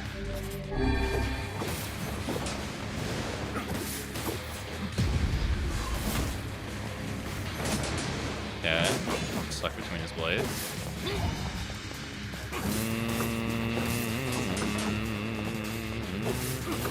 Jump.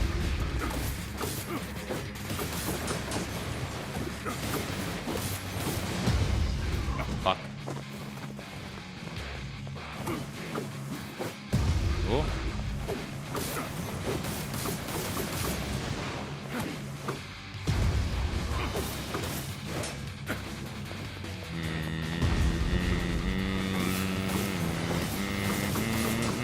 Excuse me.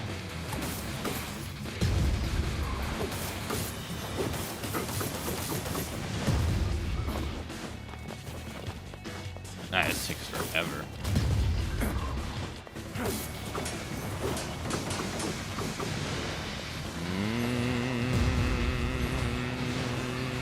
Can I just shoot him?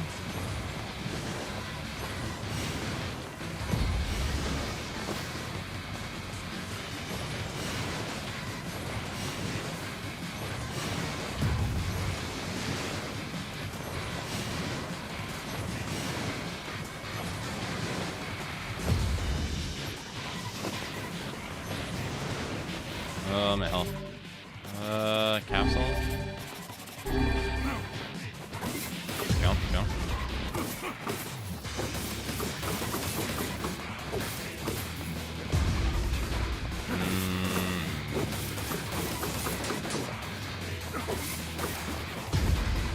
Well.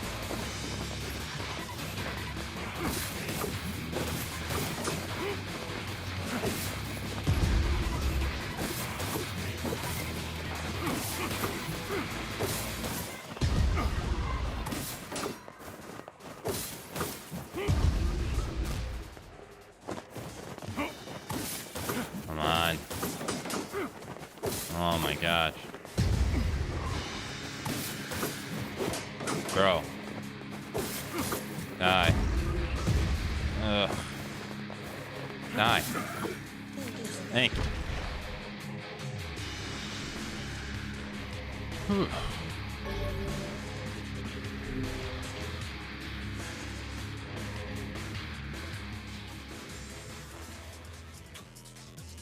How long does this go on for? Oh, okay. This is different. Oh god, not these guys.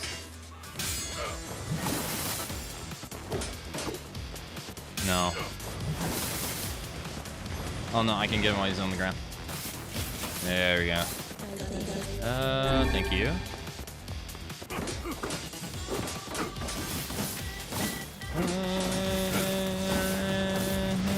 Oh.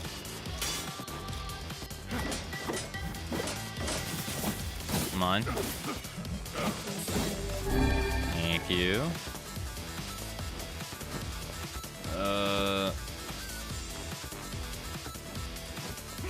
Okay.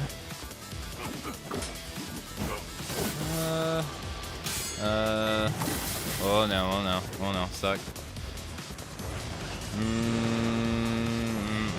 I know there's a proper magic I'm supposed to use to get rid of their armor, but I really don't feel like doing it. Why can't I get the guy behind me? Okay. Fuck.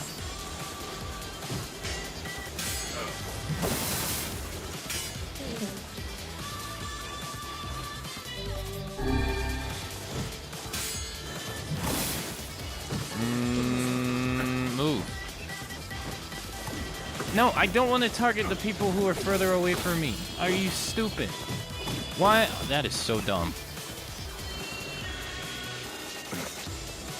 Yes, I clearly want to target the people who are further away from me versus the person who's right in front of me. That would make no sense.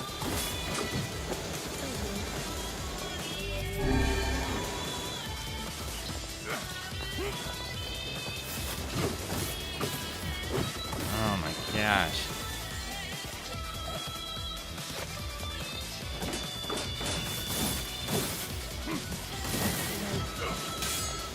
Fuck off.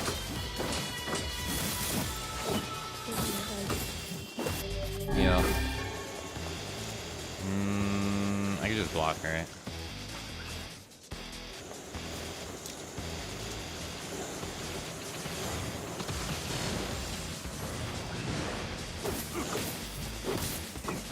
Alright, heal. Grab that. Jesus. Oh, there's more. Okay. Man, that was fucking annoying. Oh my god.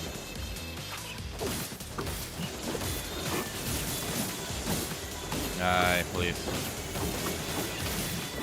Thank you. Thank you.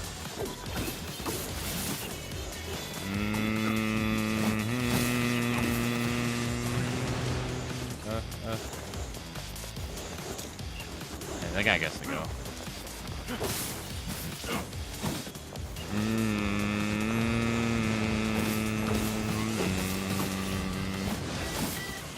Okay.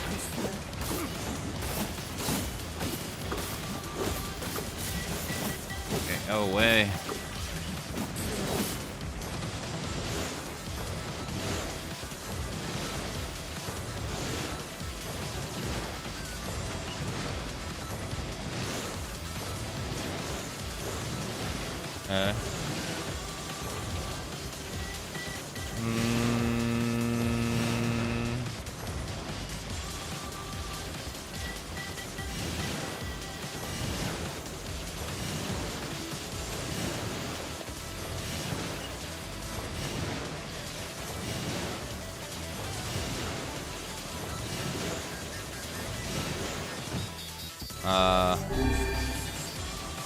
Oh my gosh.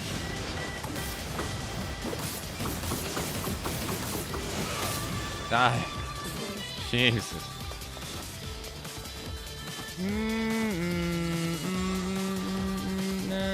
No, no, no, no, no, no. No. Trolly ass game.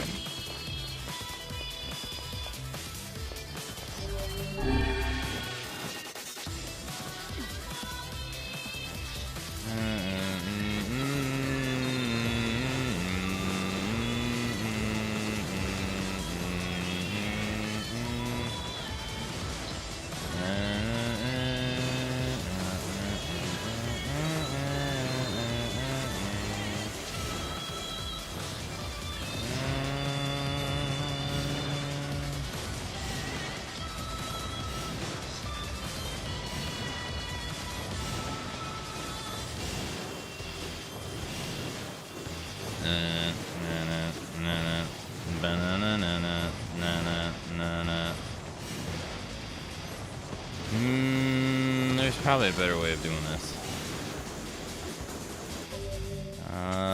Probably like Piercer or something.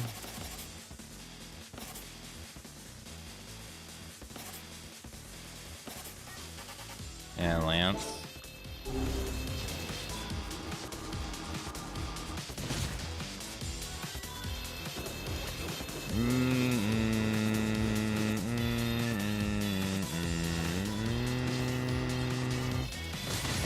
No.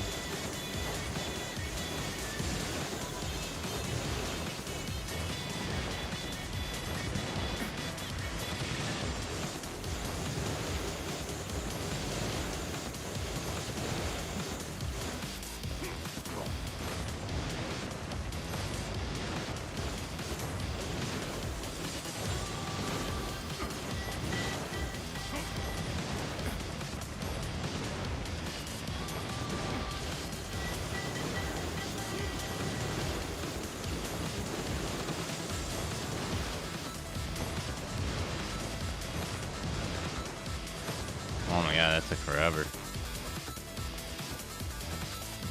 That had to be a better way of doing it.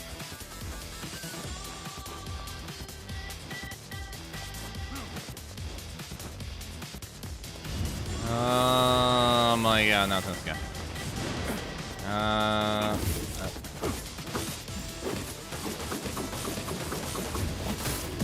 Okay. Try to hit me. No, sir.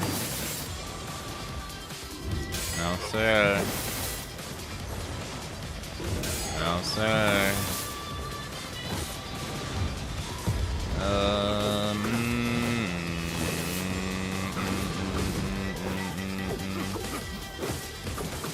Okay, got him. He has to be the end, right?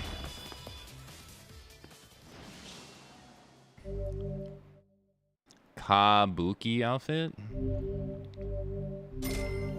1,000 experience points.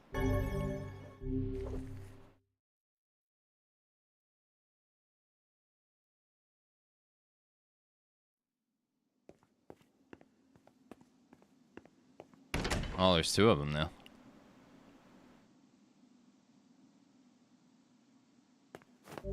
I got 10 herbs. Option. Game.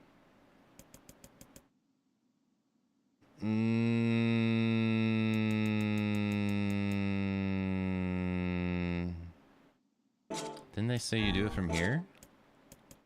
Other? No?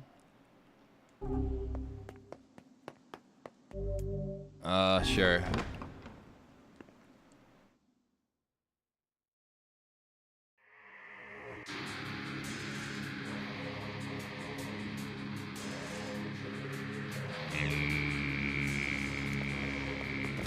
Whoa. You again? The following actions are prohibited in this room. Magic, spewing, bat. Okay, I can't.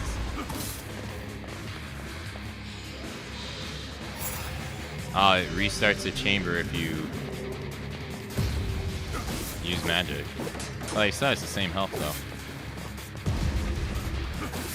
Okay. The following blade wielding. I can't use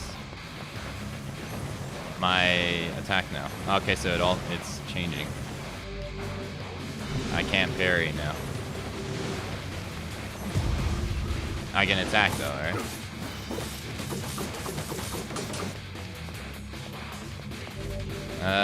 I can't evade. Can I jump?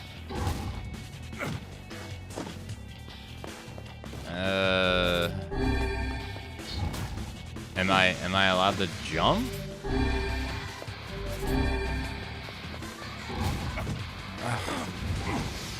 Okay, well this is fucking annoying.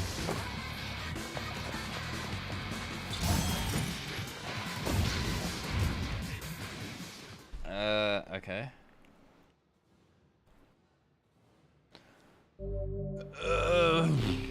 Well, that was annoying.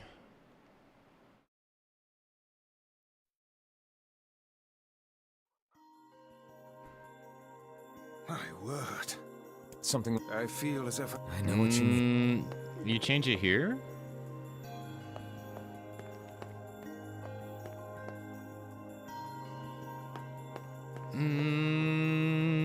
Yeah. The world. If every room's gonna be like that, that's gonna be not great.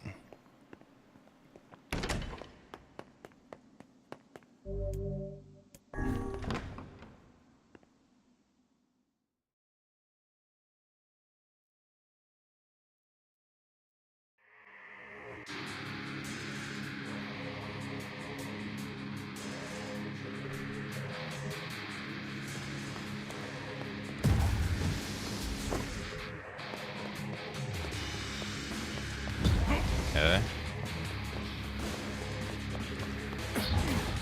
Bro, he didn't even touch me.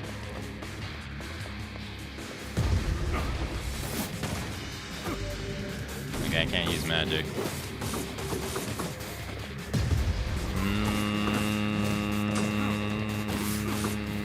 Jump. Okay, I can't block. Okay.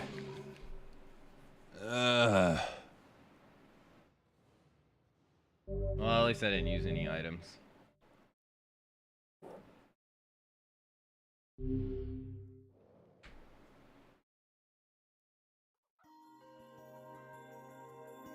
Something wrong? I feel as if I know it.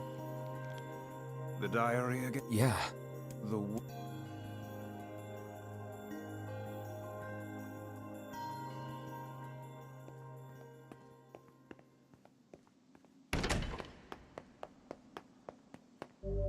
Alright, try again.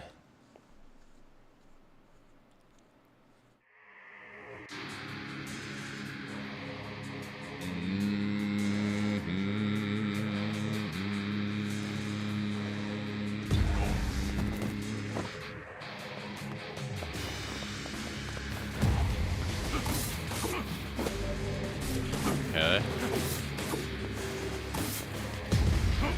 Alright, get like 2 attacks and then fucking leave or something. Okay, now I can't use attack.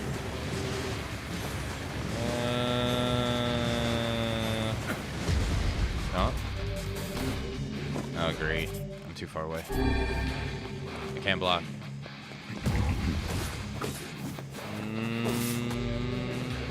Okay, I can't evade. I can jump still. Now I can't jump. But I can evade.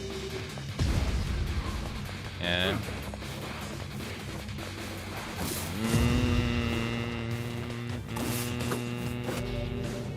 can't jump still.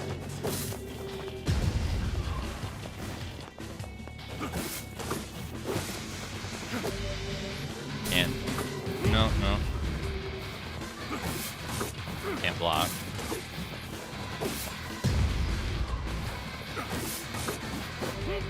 Can't jump. I'm pretty close to the wall. Oh my god, I can't use my blade. Annoying.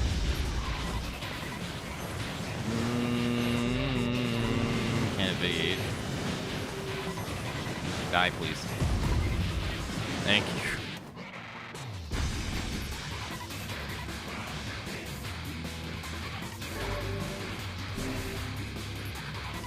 Jeez.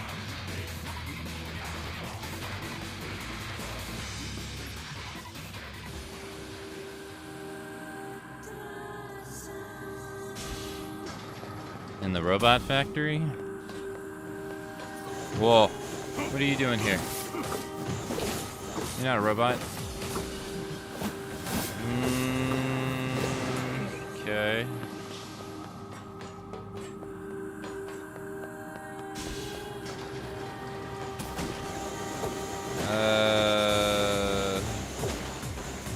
It looks like I don't want to break all the boxes, though. Well, fuck me.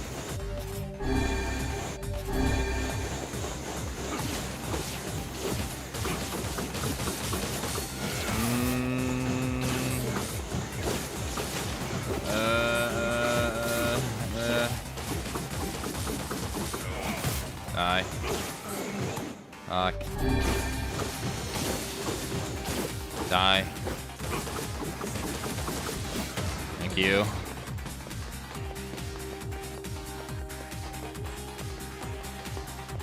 Lock.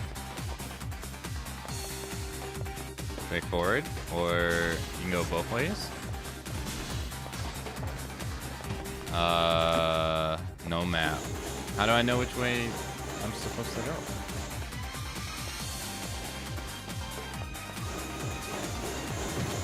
Oh my fucking god. Bro. Okay, I wish I went the other way. Shit. Die. Die, please.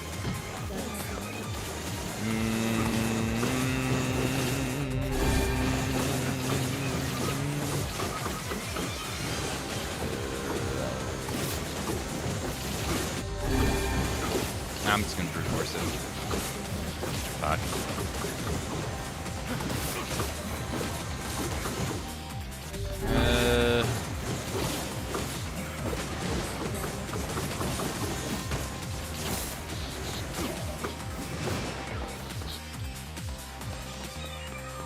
Dead end. Item, maybe? No? Okay. This doesn't open? No.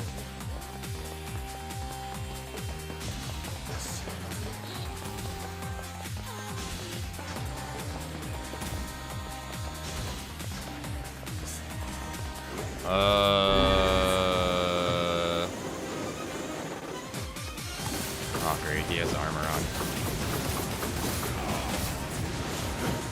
Fuck.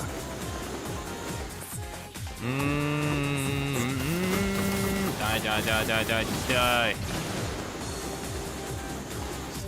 Dude, I'm running out of healing addicts here. Come on. You gotta fucking die sometime.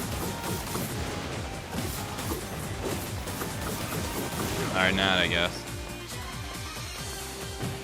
Oh my god.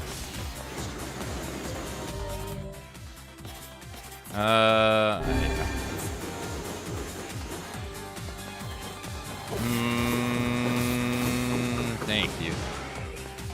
Jeez. Okay, I have 3 options. This sucks. It seems we have been shut in. Okay. I'll deal with it.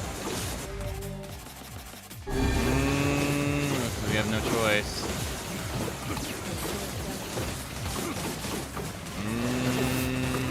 Die.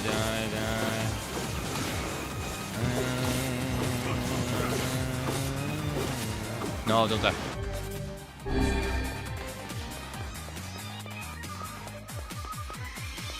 Can I leave?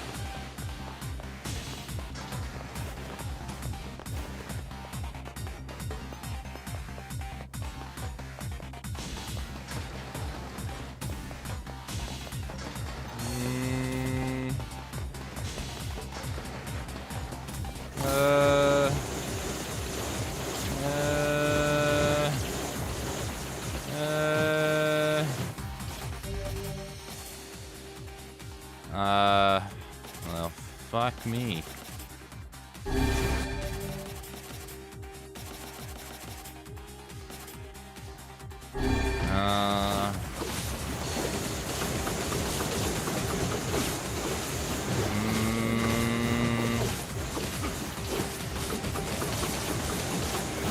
Please die. Please die.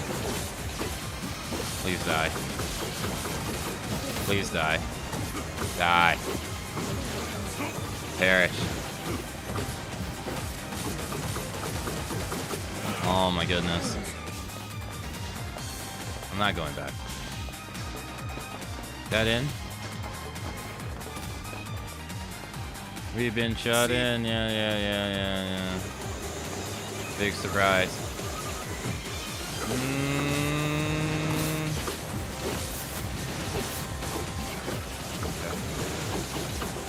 Come on. Before the fucking thing wears off.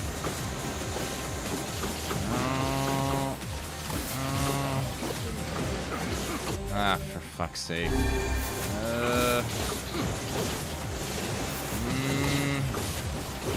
There has to be a better way of doing this.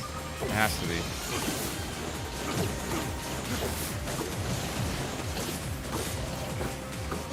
There has to be. Oh my god. Bro. Jesus.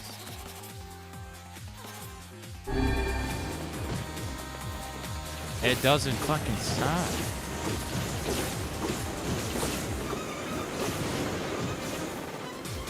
Oh my god, and this one has fucking armor.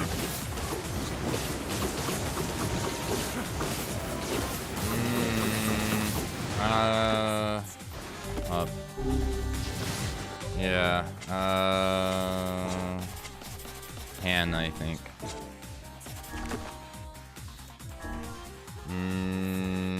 Yeah, that's good.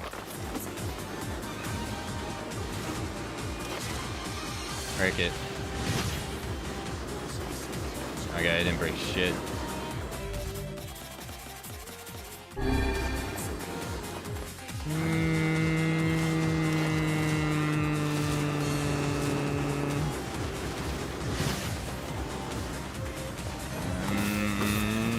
It did break his armor though.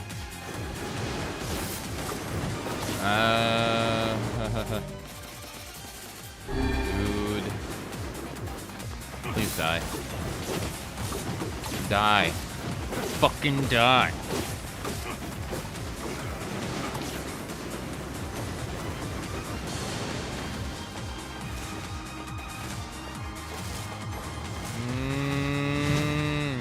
His armor's not broken. You're kidding me.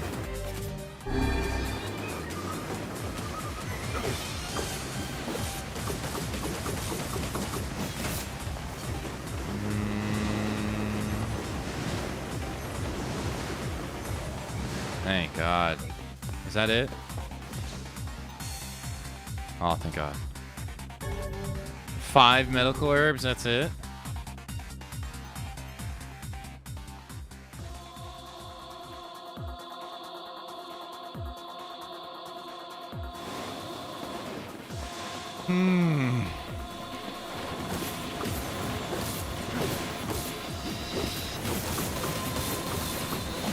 Okay, pretty tanky.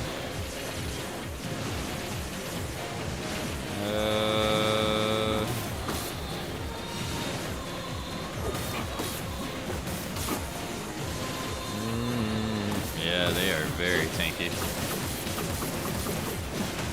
Okay, he died.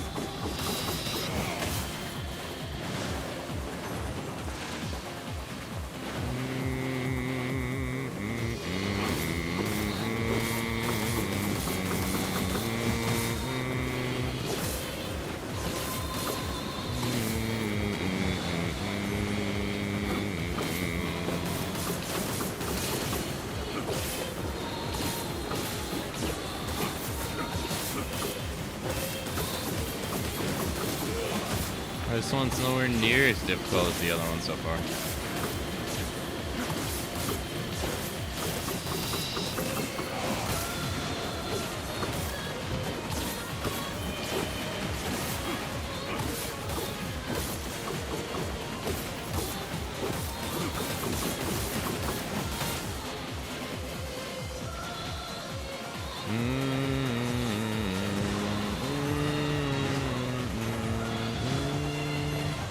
Oh my god, this dude's taking so many shots.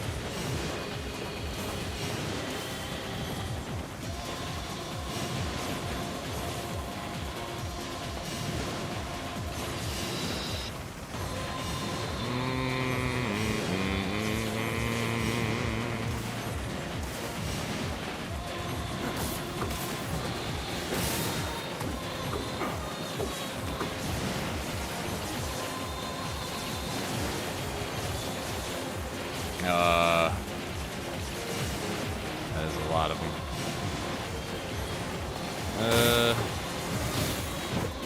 Okay, I don't think they wanted to do that. I guess maybe use a magic item?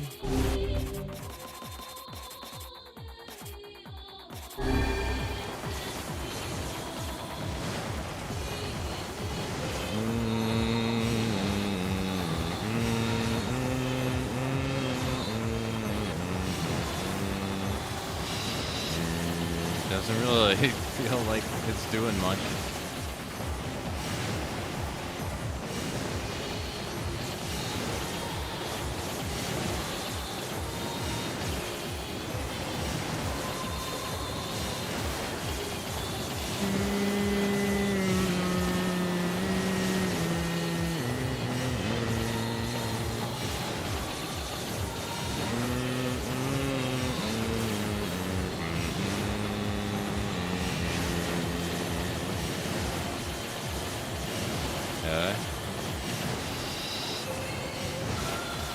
Nah, just keep doing this over and over again.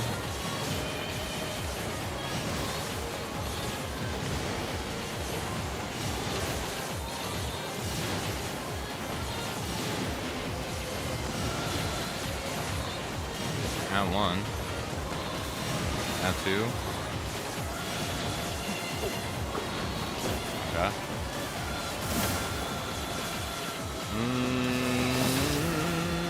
Yeah, another one.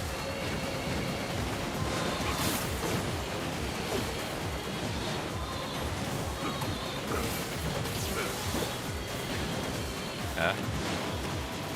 All of them. That was not as... Yeah, but two-handed sword, Fool's Laminate.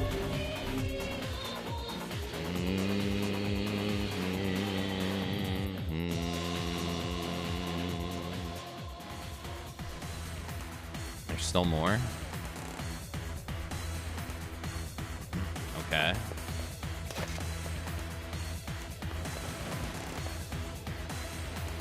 Oh, you can't parry that.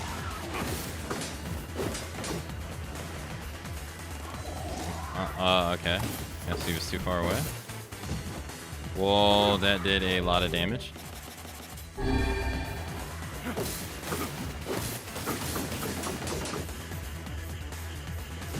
Fuck. I hate that rolling move.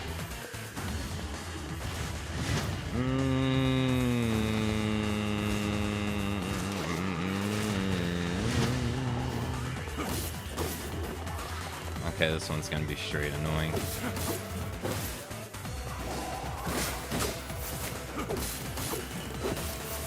Yeah.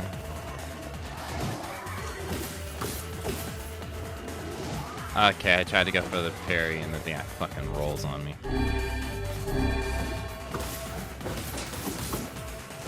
Yeah, okay. Alright.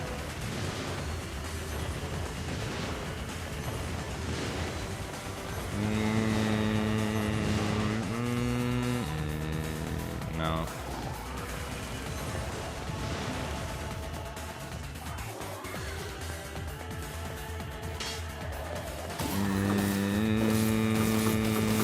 No.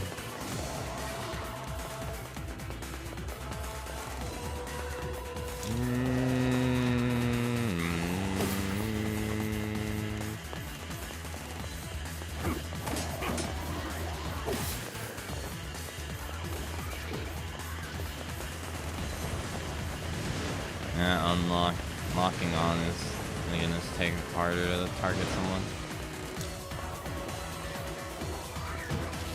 Parrying that move sucks ass.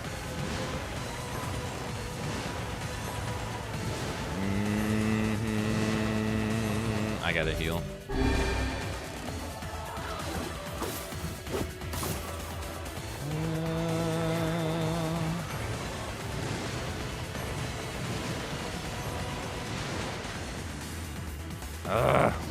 Do a parry move.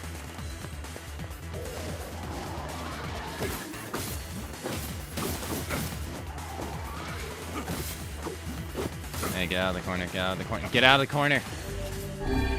Get out of the fucking corner!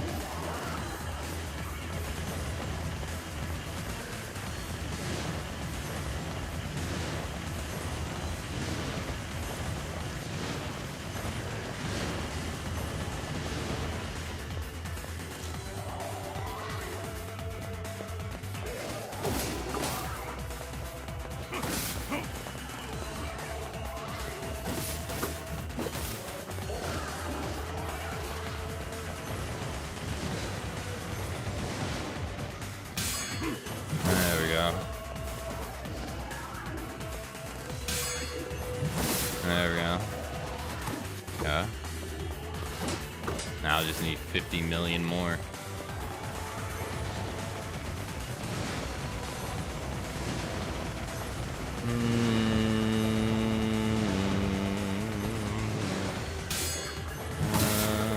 Okay.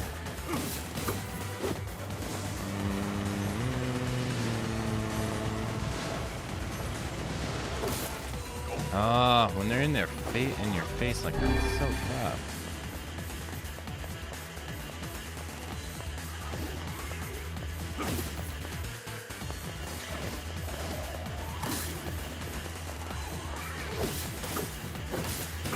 No.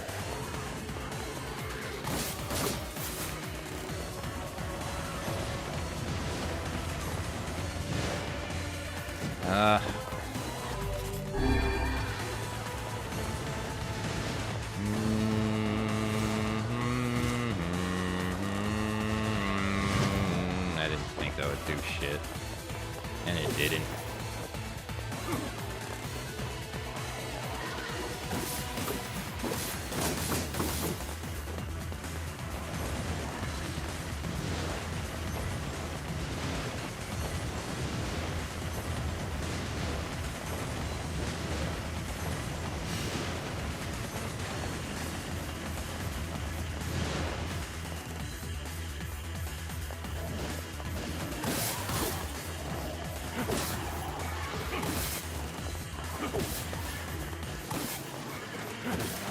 There we go.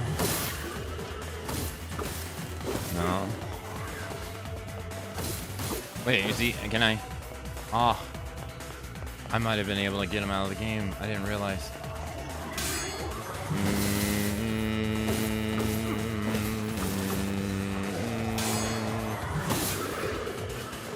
Come on, come on. There we go. Got him. Oh no. But I didn't let the animation rock, so I didn't get the full kill.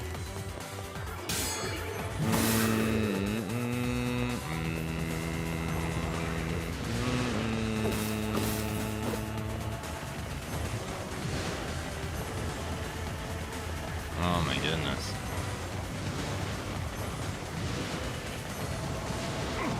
Oh, fuck, I didn't realize he was rolling.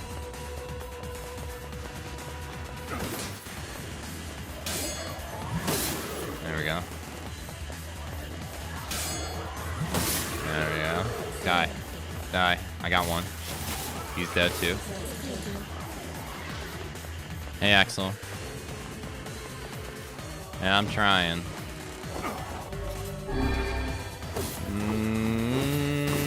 No, no, no.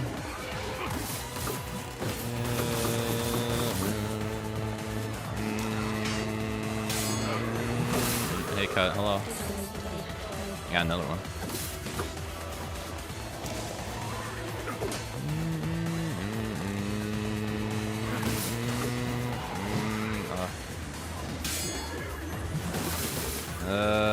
Get him. I didn't get the parry for some reason. Weird.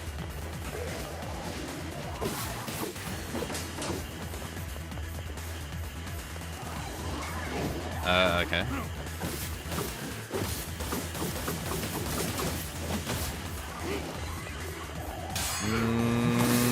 Got the parry. He's dead. Can't parry that.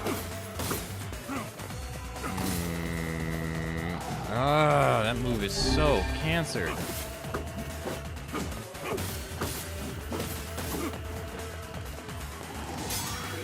And you can't parry that either. And I tried. And I knew you couldn't. I still tried.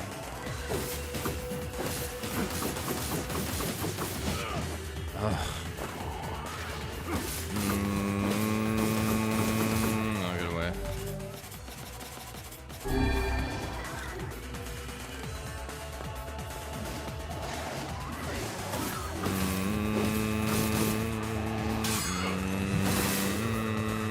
Nice. Nice, finally. There's more. You're kidding.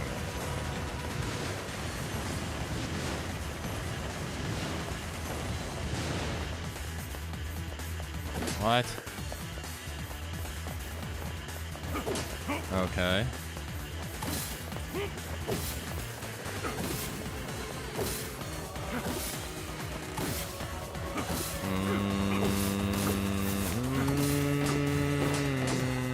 Okay. Whoa, there's two of them.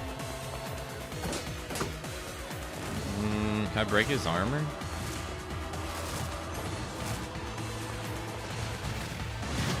No.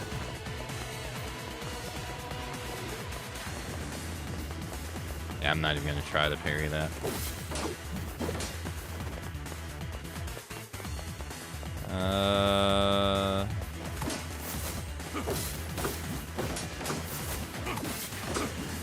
There's another one.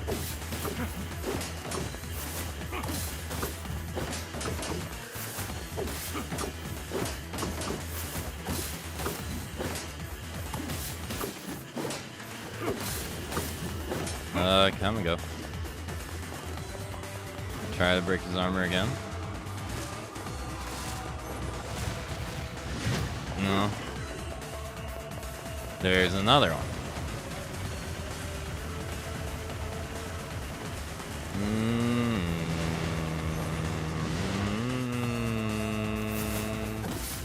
Whoop.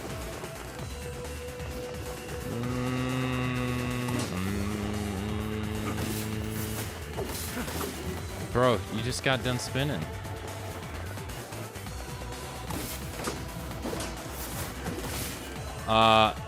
Great. That, okay. Alright, that's fantastic.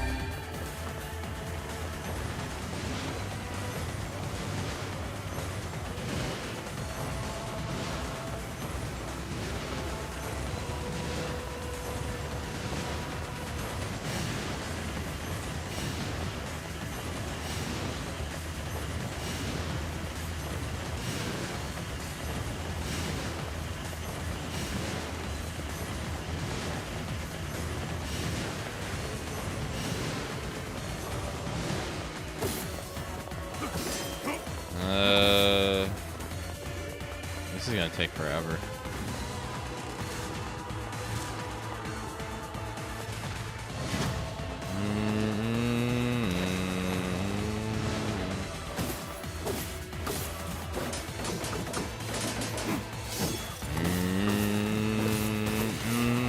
Maybe that's the way to do it?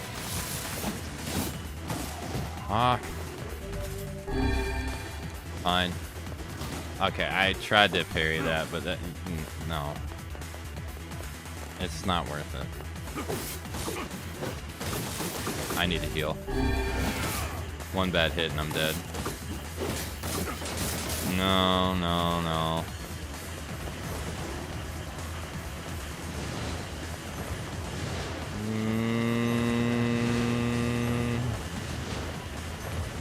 And I haven't even killed one yet. Die.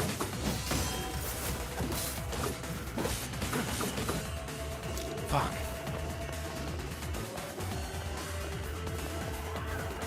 Die.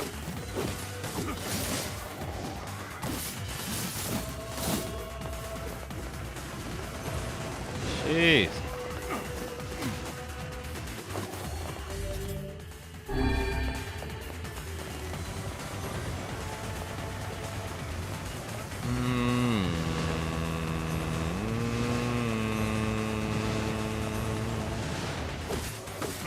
There has to be an easier way to do this. There has to be.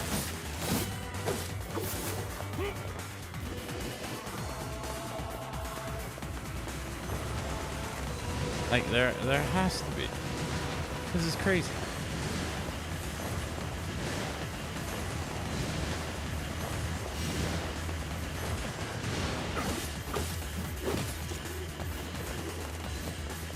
Why are you so damn durable?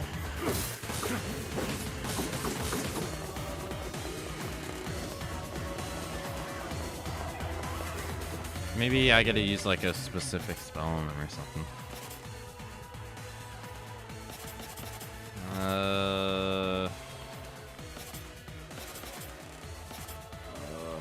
Maybe this one, execution or something.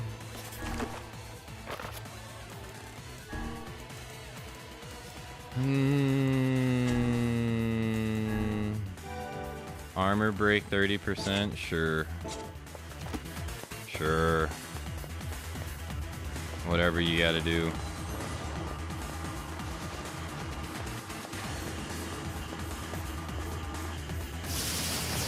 And that didn't seem like that did shit.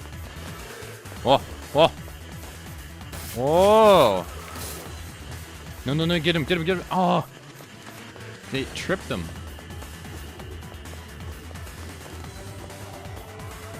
Try it again.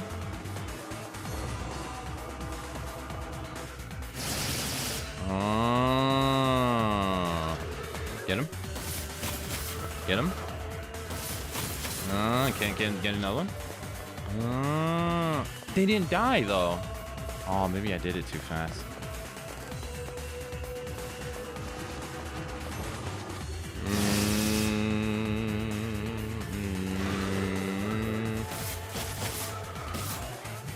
No, they didn't. What? Hey, Ram, hello. They can take the down stab and live? That's insane.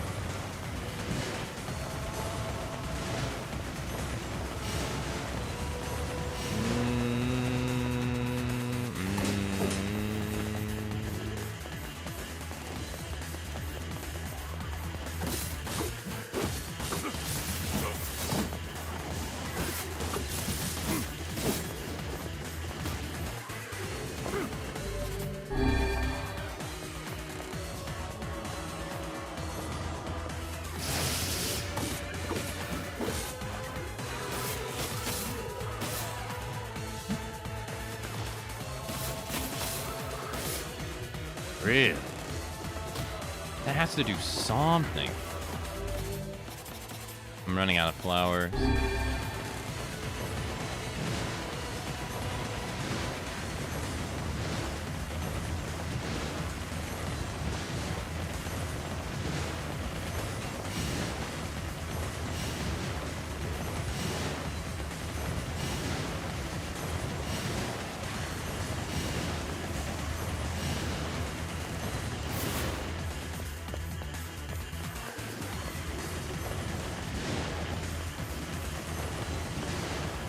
Yeah, that down stab usually instant kills enemies. Like pretty much every enemy in the game until now.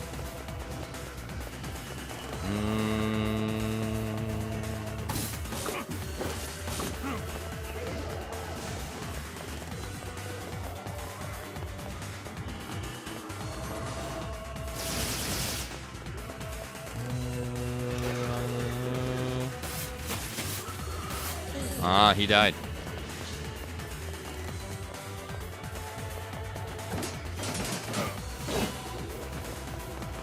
If this is not the last wave, this is ridiculous.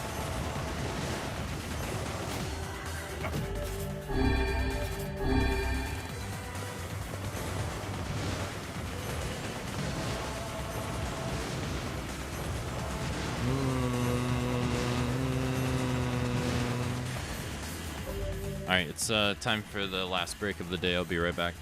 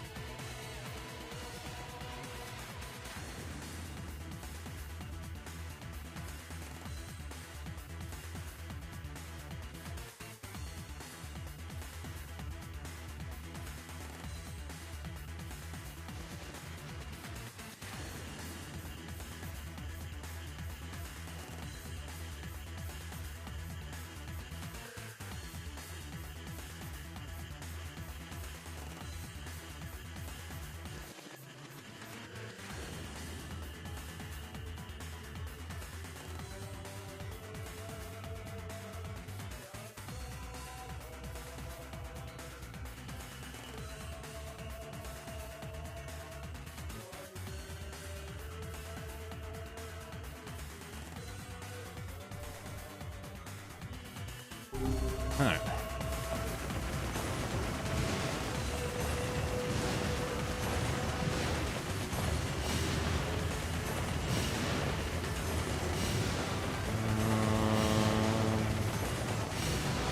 Thanks for the welcome back. Thanks for the big comfy box, thank you.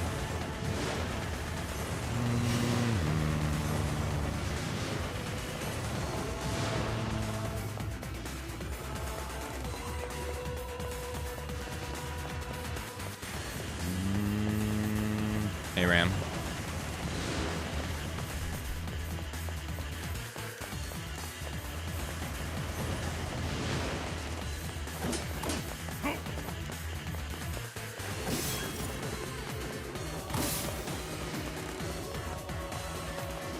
Yeah.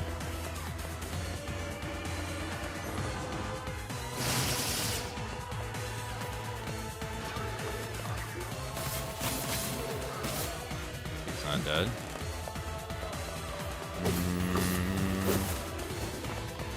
Intro, yesterday when you gave me 100 bits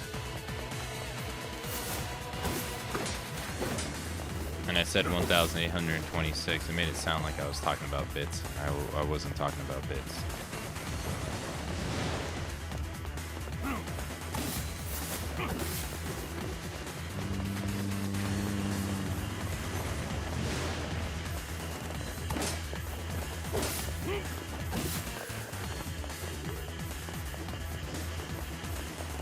Get them all in a cluster together.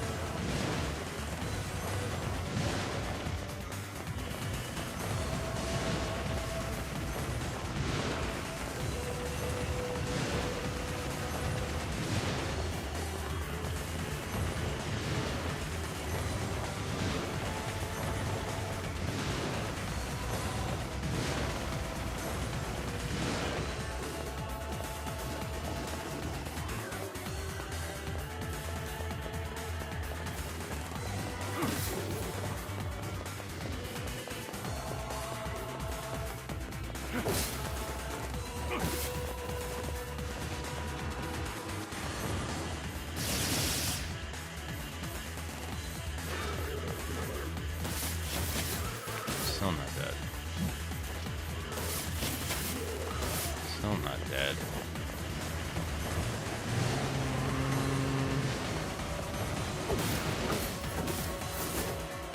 What?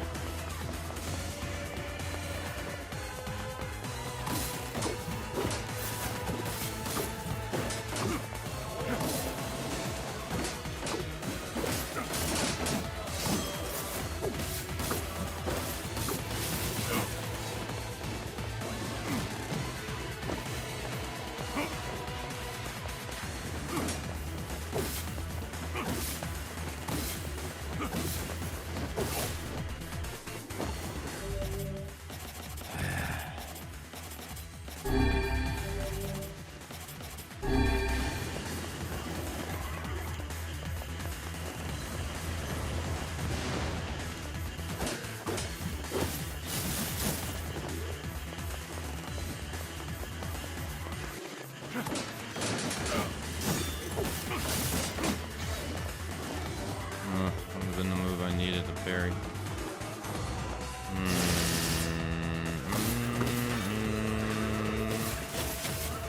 Die. Die. One of you, please.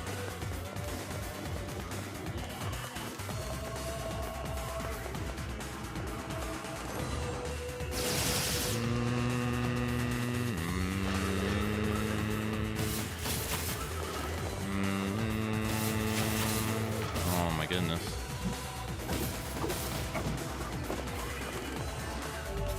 Oh, you guys gotta die sometime.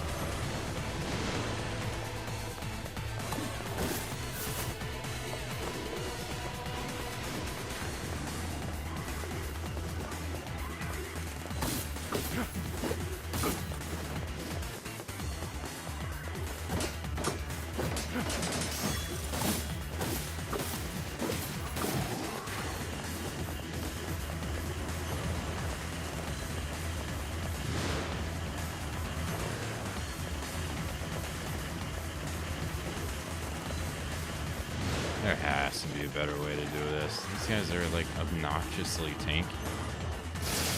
There has to.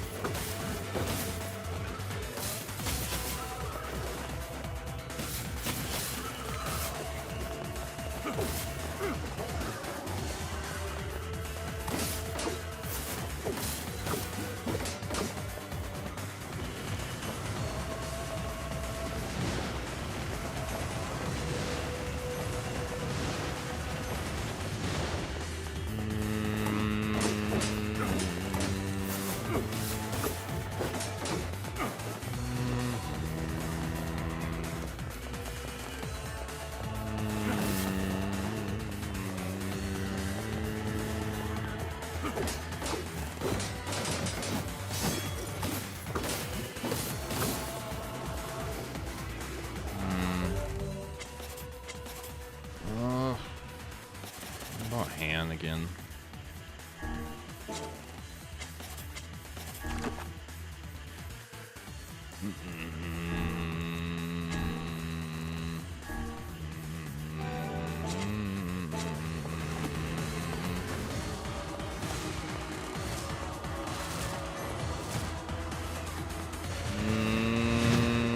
Nothing.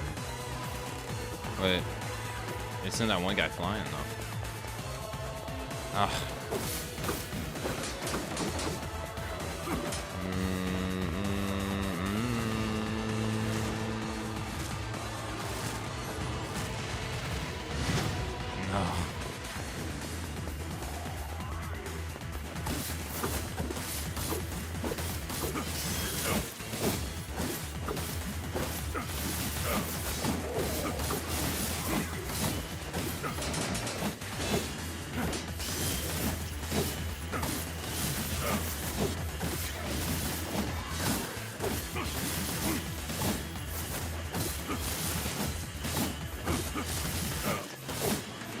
No.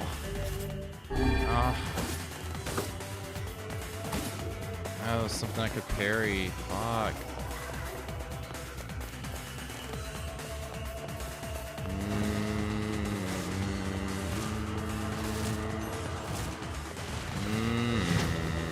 No, get out of the way.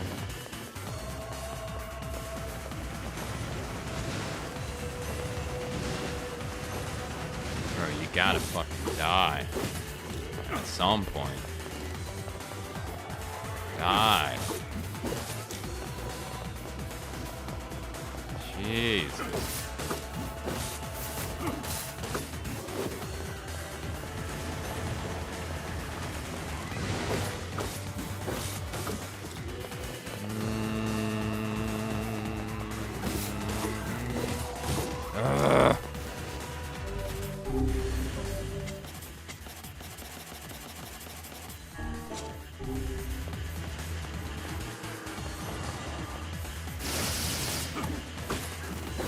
Come on, die. Really? Still nothing. What? How? I've been beating you up for so long.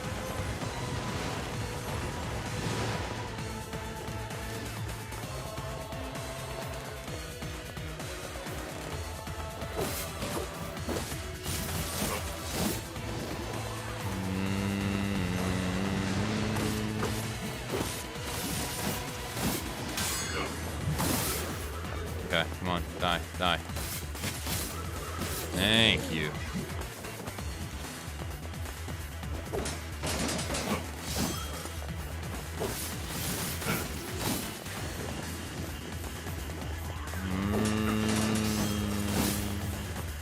Now it'll take 50 million years to kill the rest.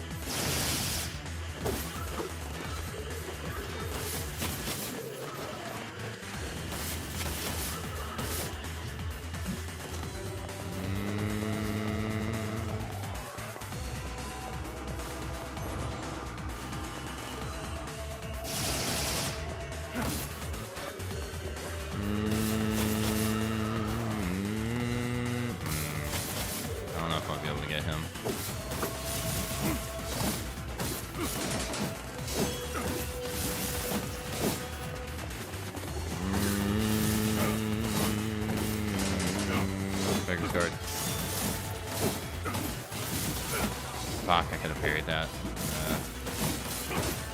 Can't figure that though.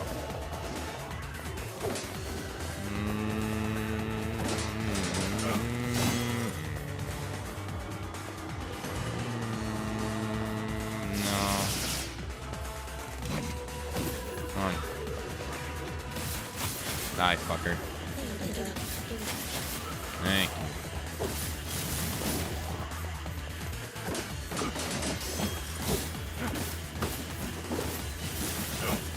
No.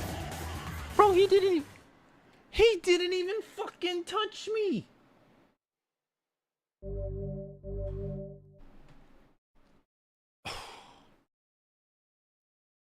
Okay.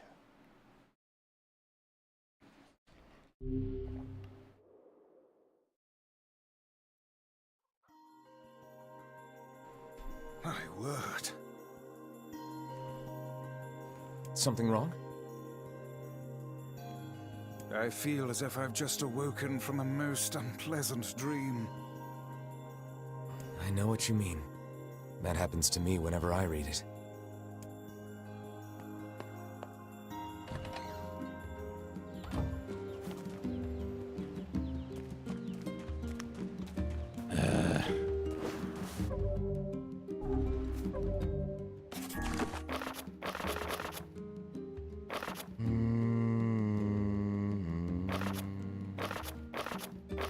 No, I died.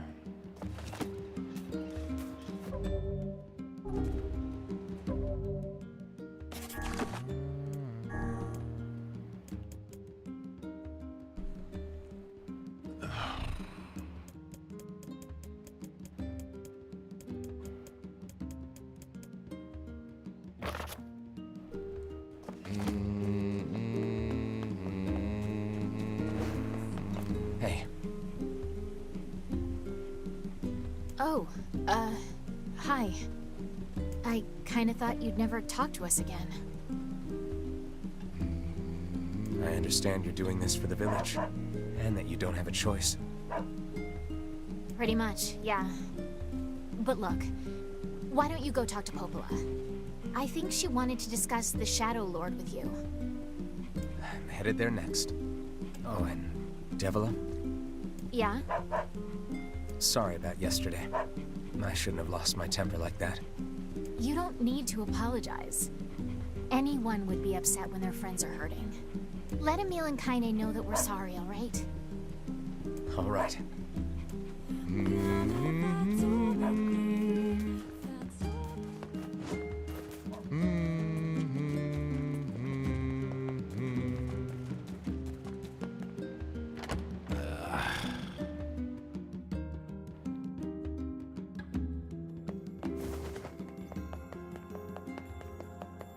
Is this full? No. What is that? Beats me. Maybe it's Popola's hobby corner. Hmm. Okay.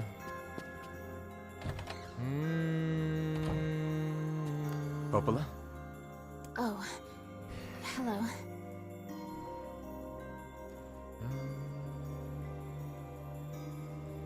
Look, I want to apologize for Stop. You didn't do anything wrong.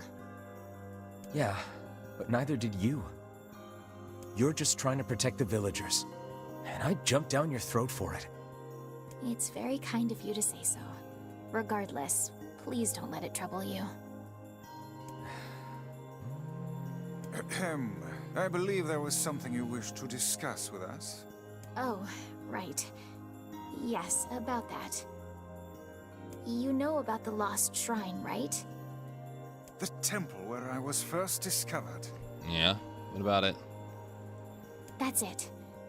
Well, it seems that the Shadow Lord's lair is connected to it somehow. Oh ho. It was right under our pages the whole time. But the bridge that leads there is unusable. So take a boat. A boat? Yes, the canal's finally been repaired.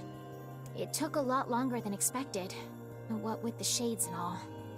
I also asked them to provide a boat at the path to the Lost Shrine's back entrance. Okay.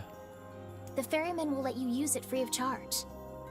That should make it easier for you to move from town to town. Okay. Thanks, Popola. I feel like you've done so much for me. I'm really grateful.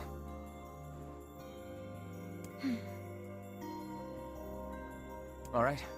I'll see you around. And for the love of everything, be careful.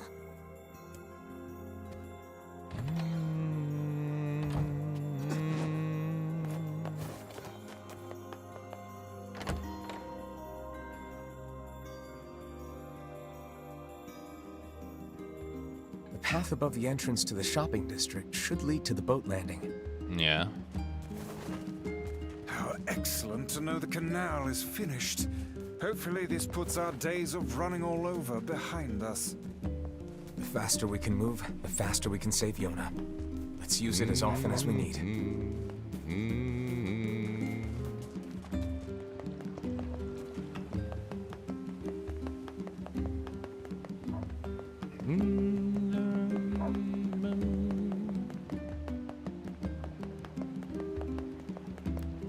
Hello, sir. Hey, look who it is. Remember me? I do. That red bag.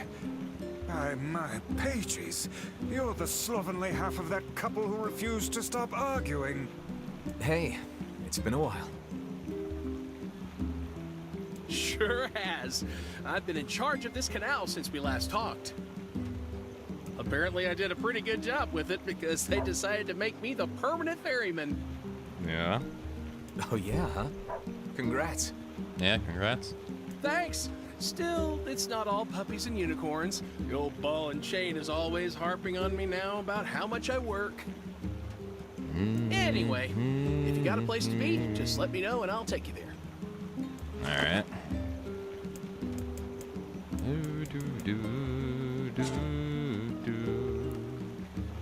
Oh there!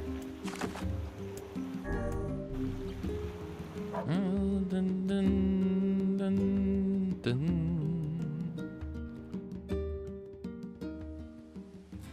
Lost Shrine's up ahead, just past this cave. As well as the Shadow Lord's castle. Let us make haste. Oh there!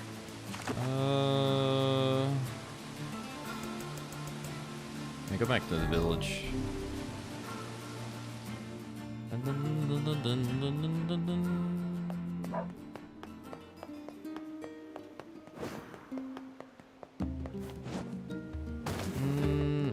Wait. I worked it out. The two boys are going to stay with Popola. Huh? Oh, I can buy, yeah, thank you. Shop here more often, yeah? I'm damn near broke. Yeah, no problem. Excuse me.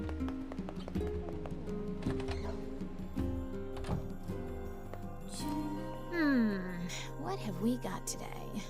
Doesn't look like I have any work for you right now. Come back next time you're free, okay? Okay. So no new side quests. Tired, old Mo. You have new inventory? Welcome. You have nothing. Blacksmiths always do well in time.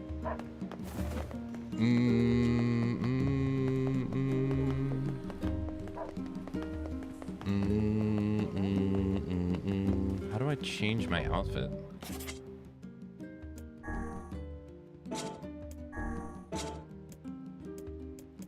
Game?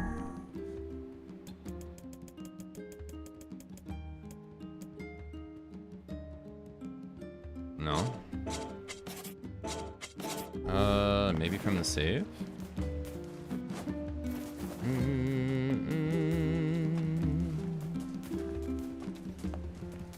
Here? No. Maybe at home?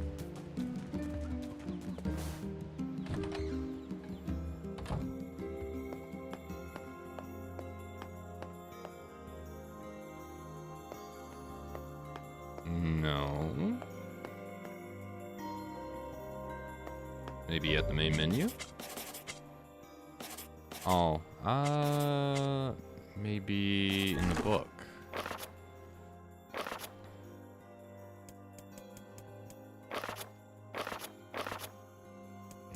No. Tutorial? Magic. No. Other? Ending B. Collecting materials. Menus. No. All?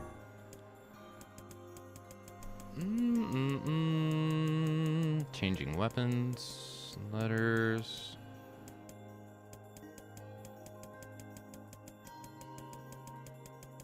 No. It's somewhere.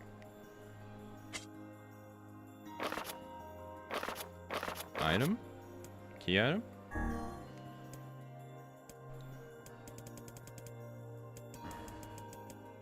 It was Kabuki. No?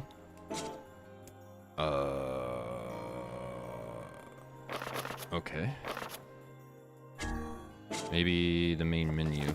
Wait. Title screen.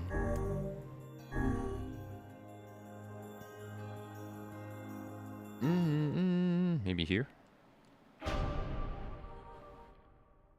No. Ah, wardrobe.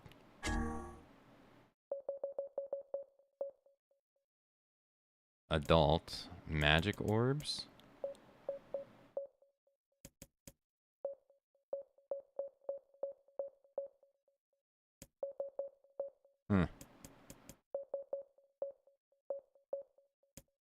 Interesting.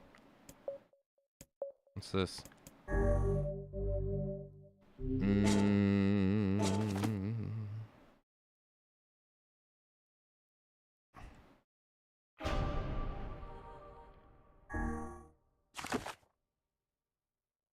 Oh.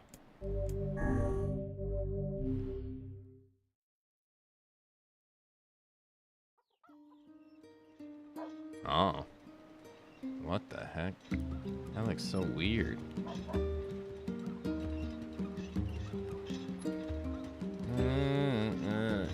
I don't like it.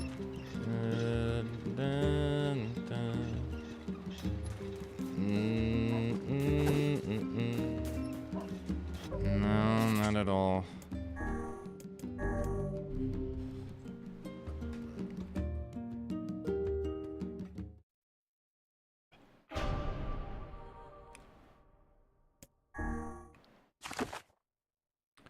Alrighty, I'll be getting out of here for today.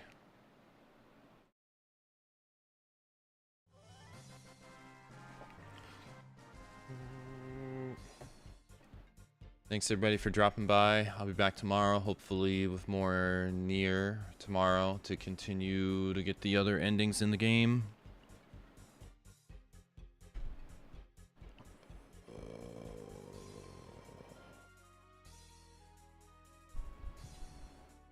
Thanks for dropping by. Till next time.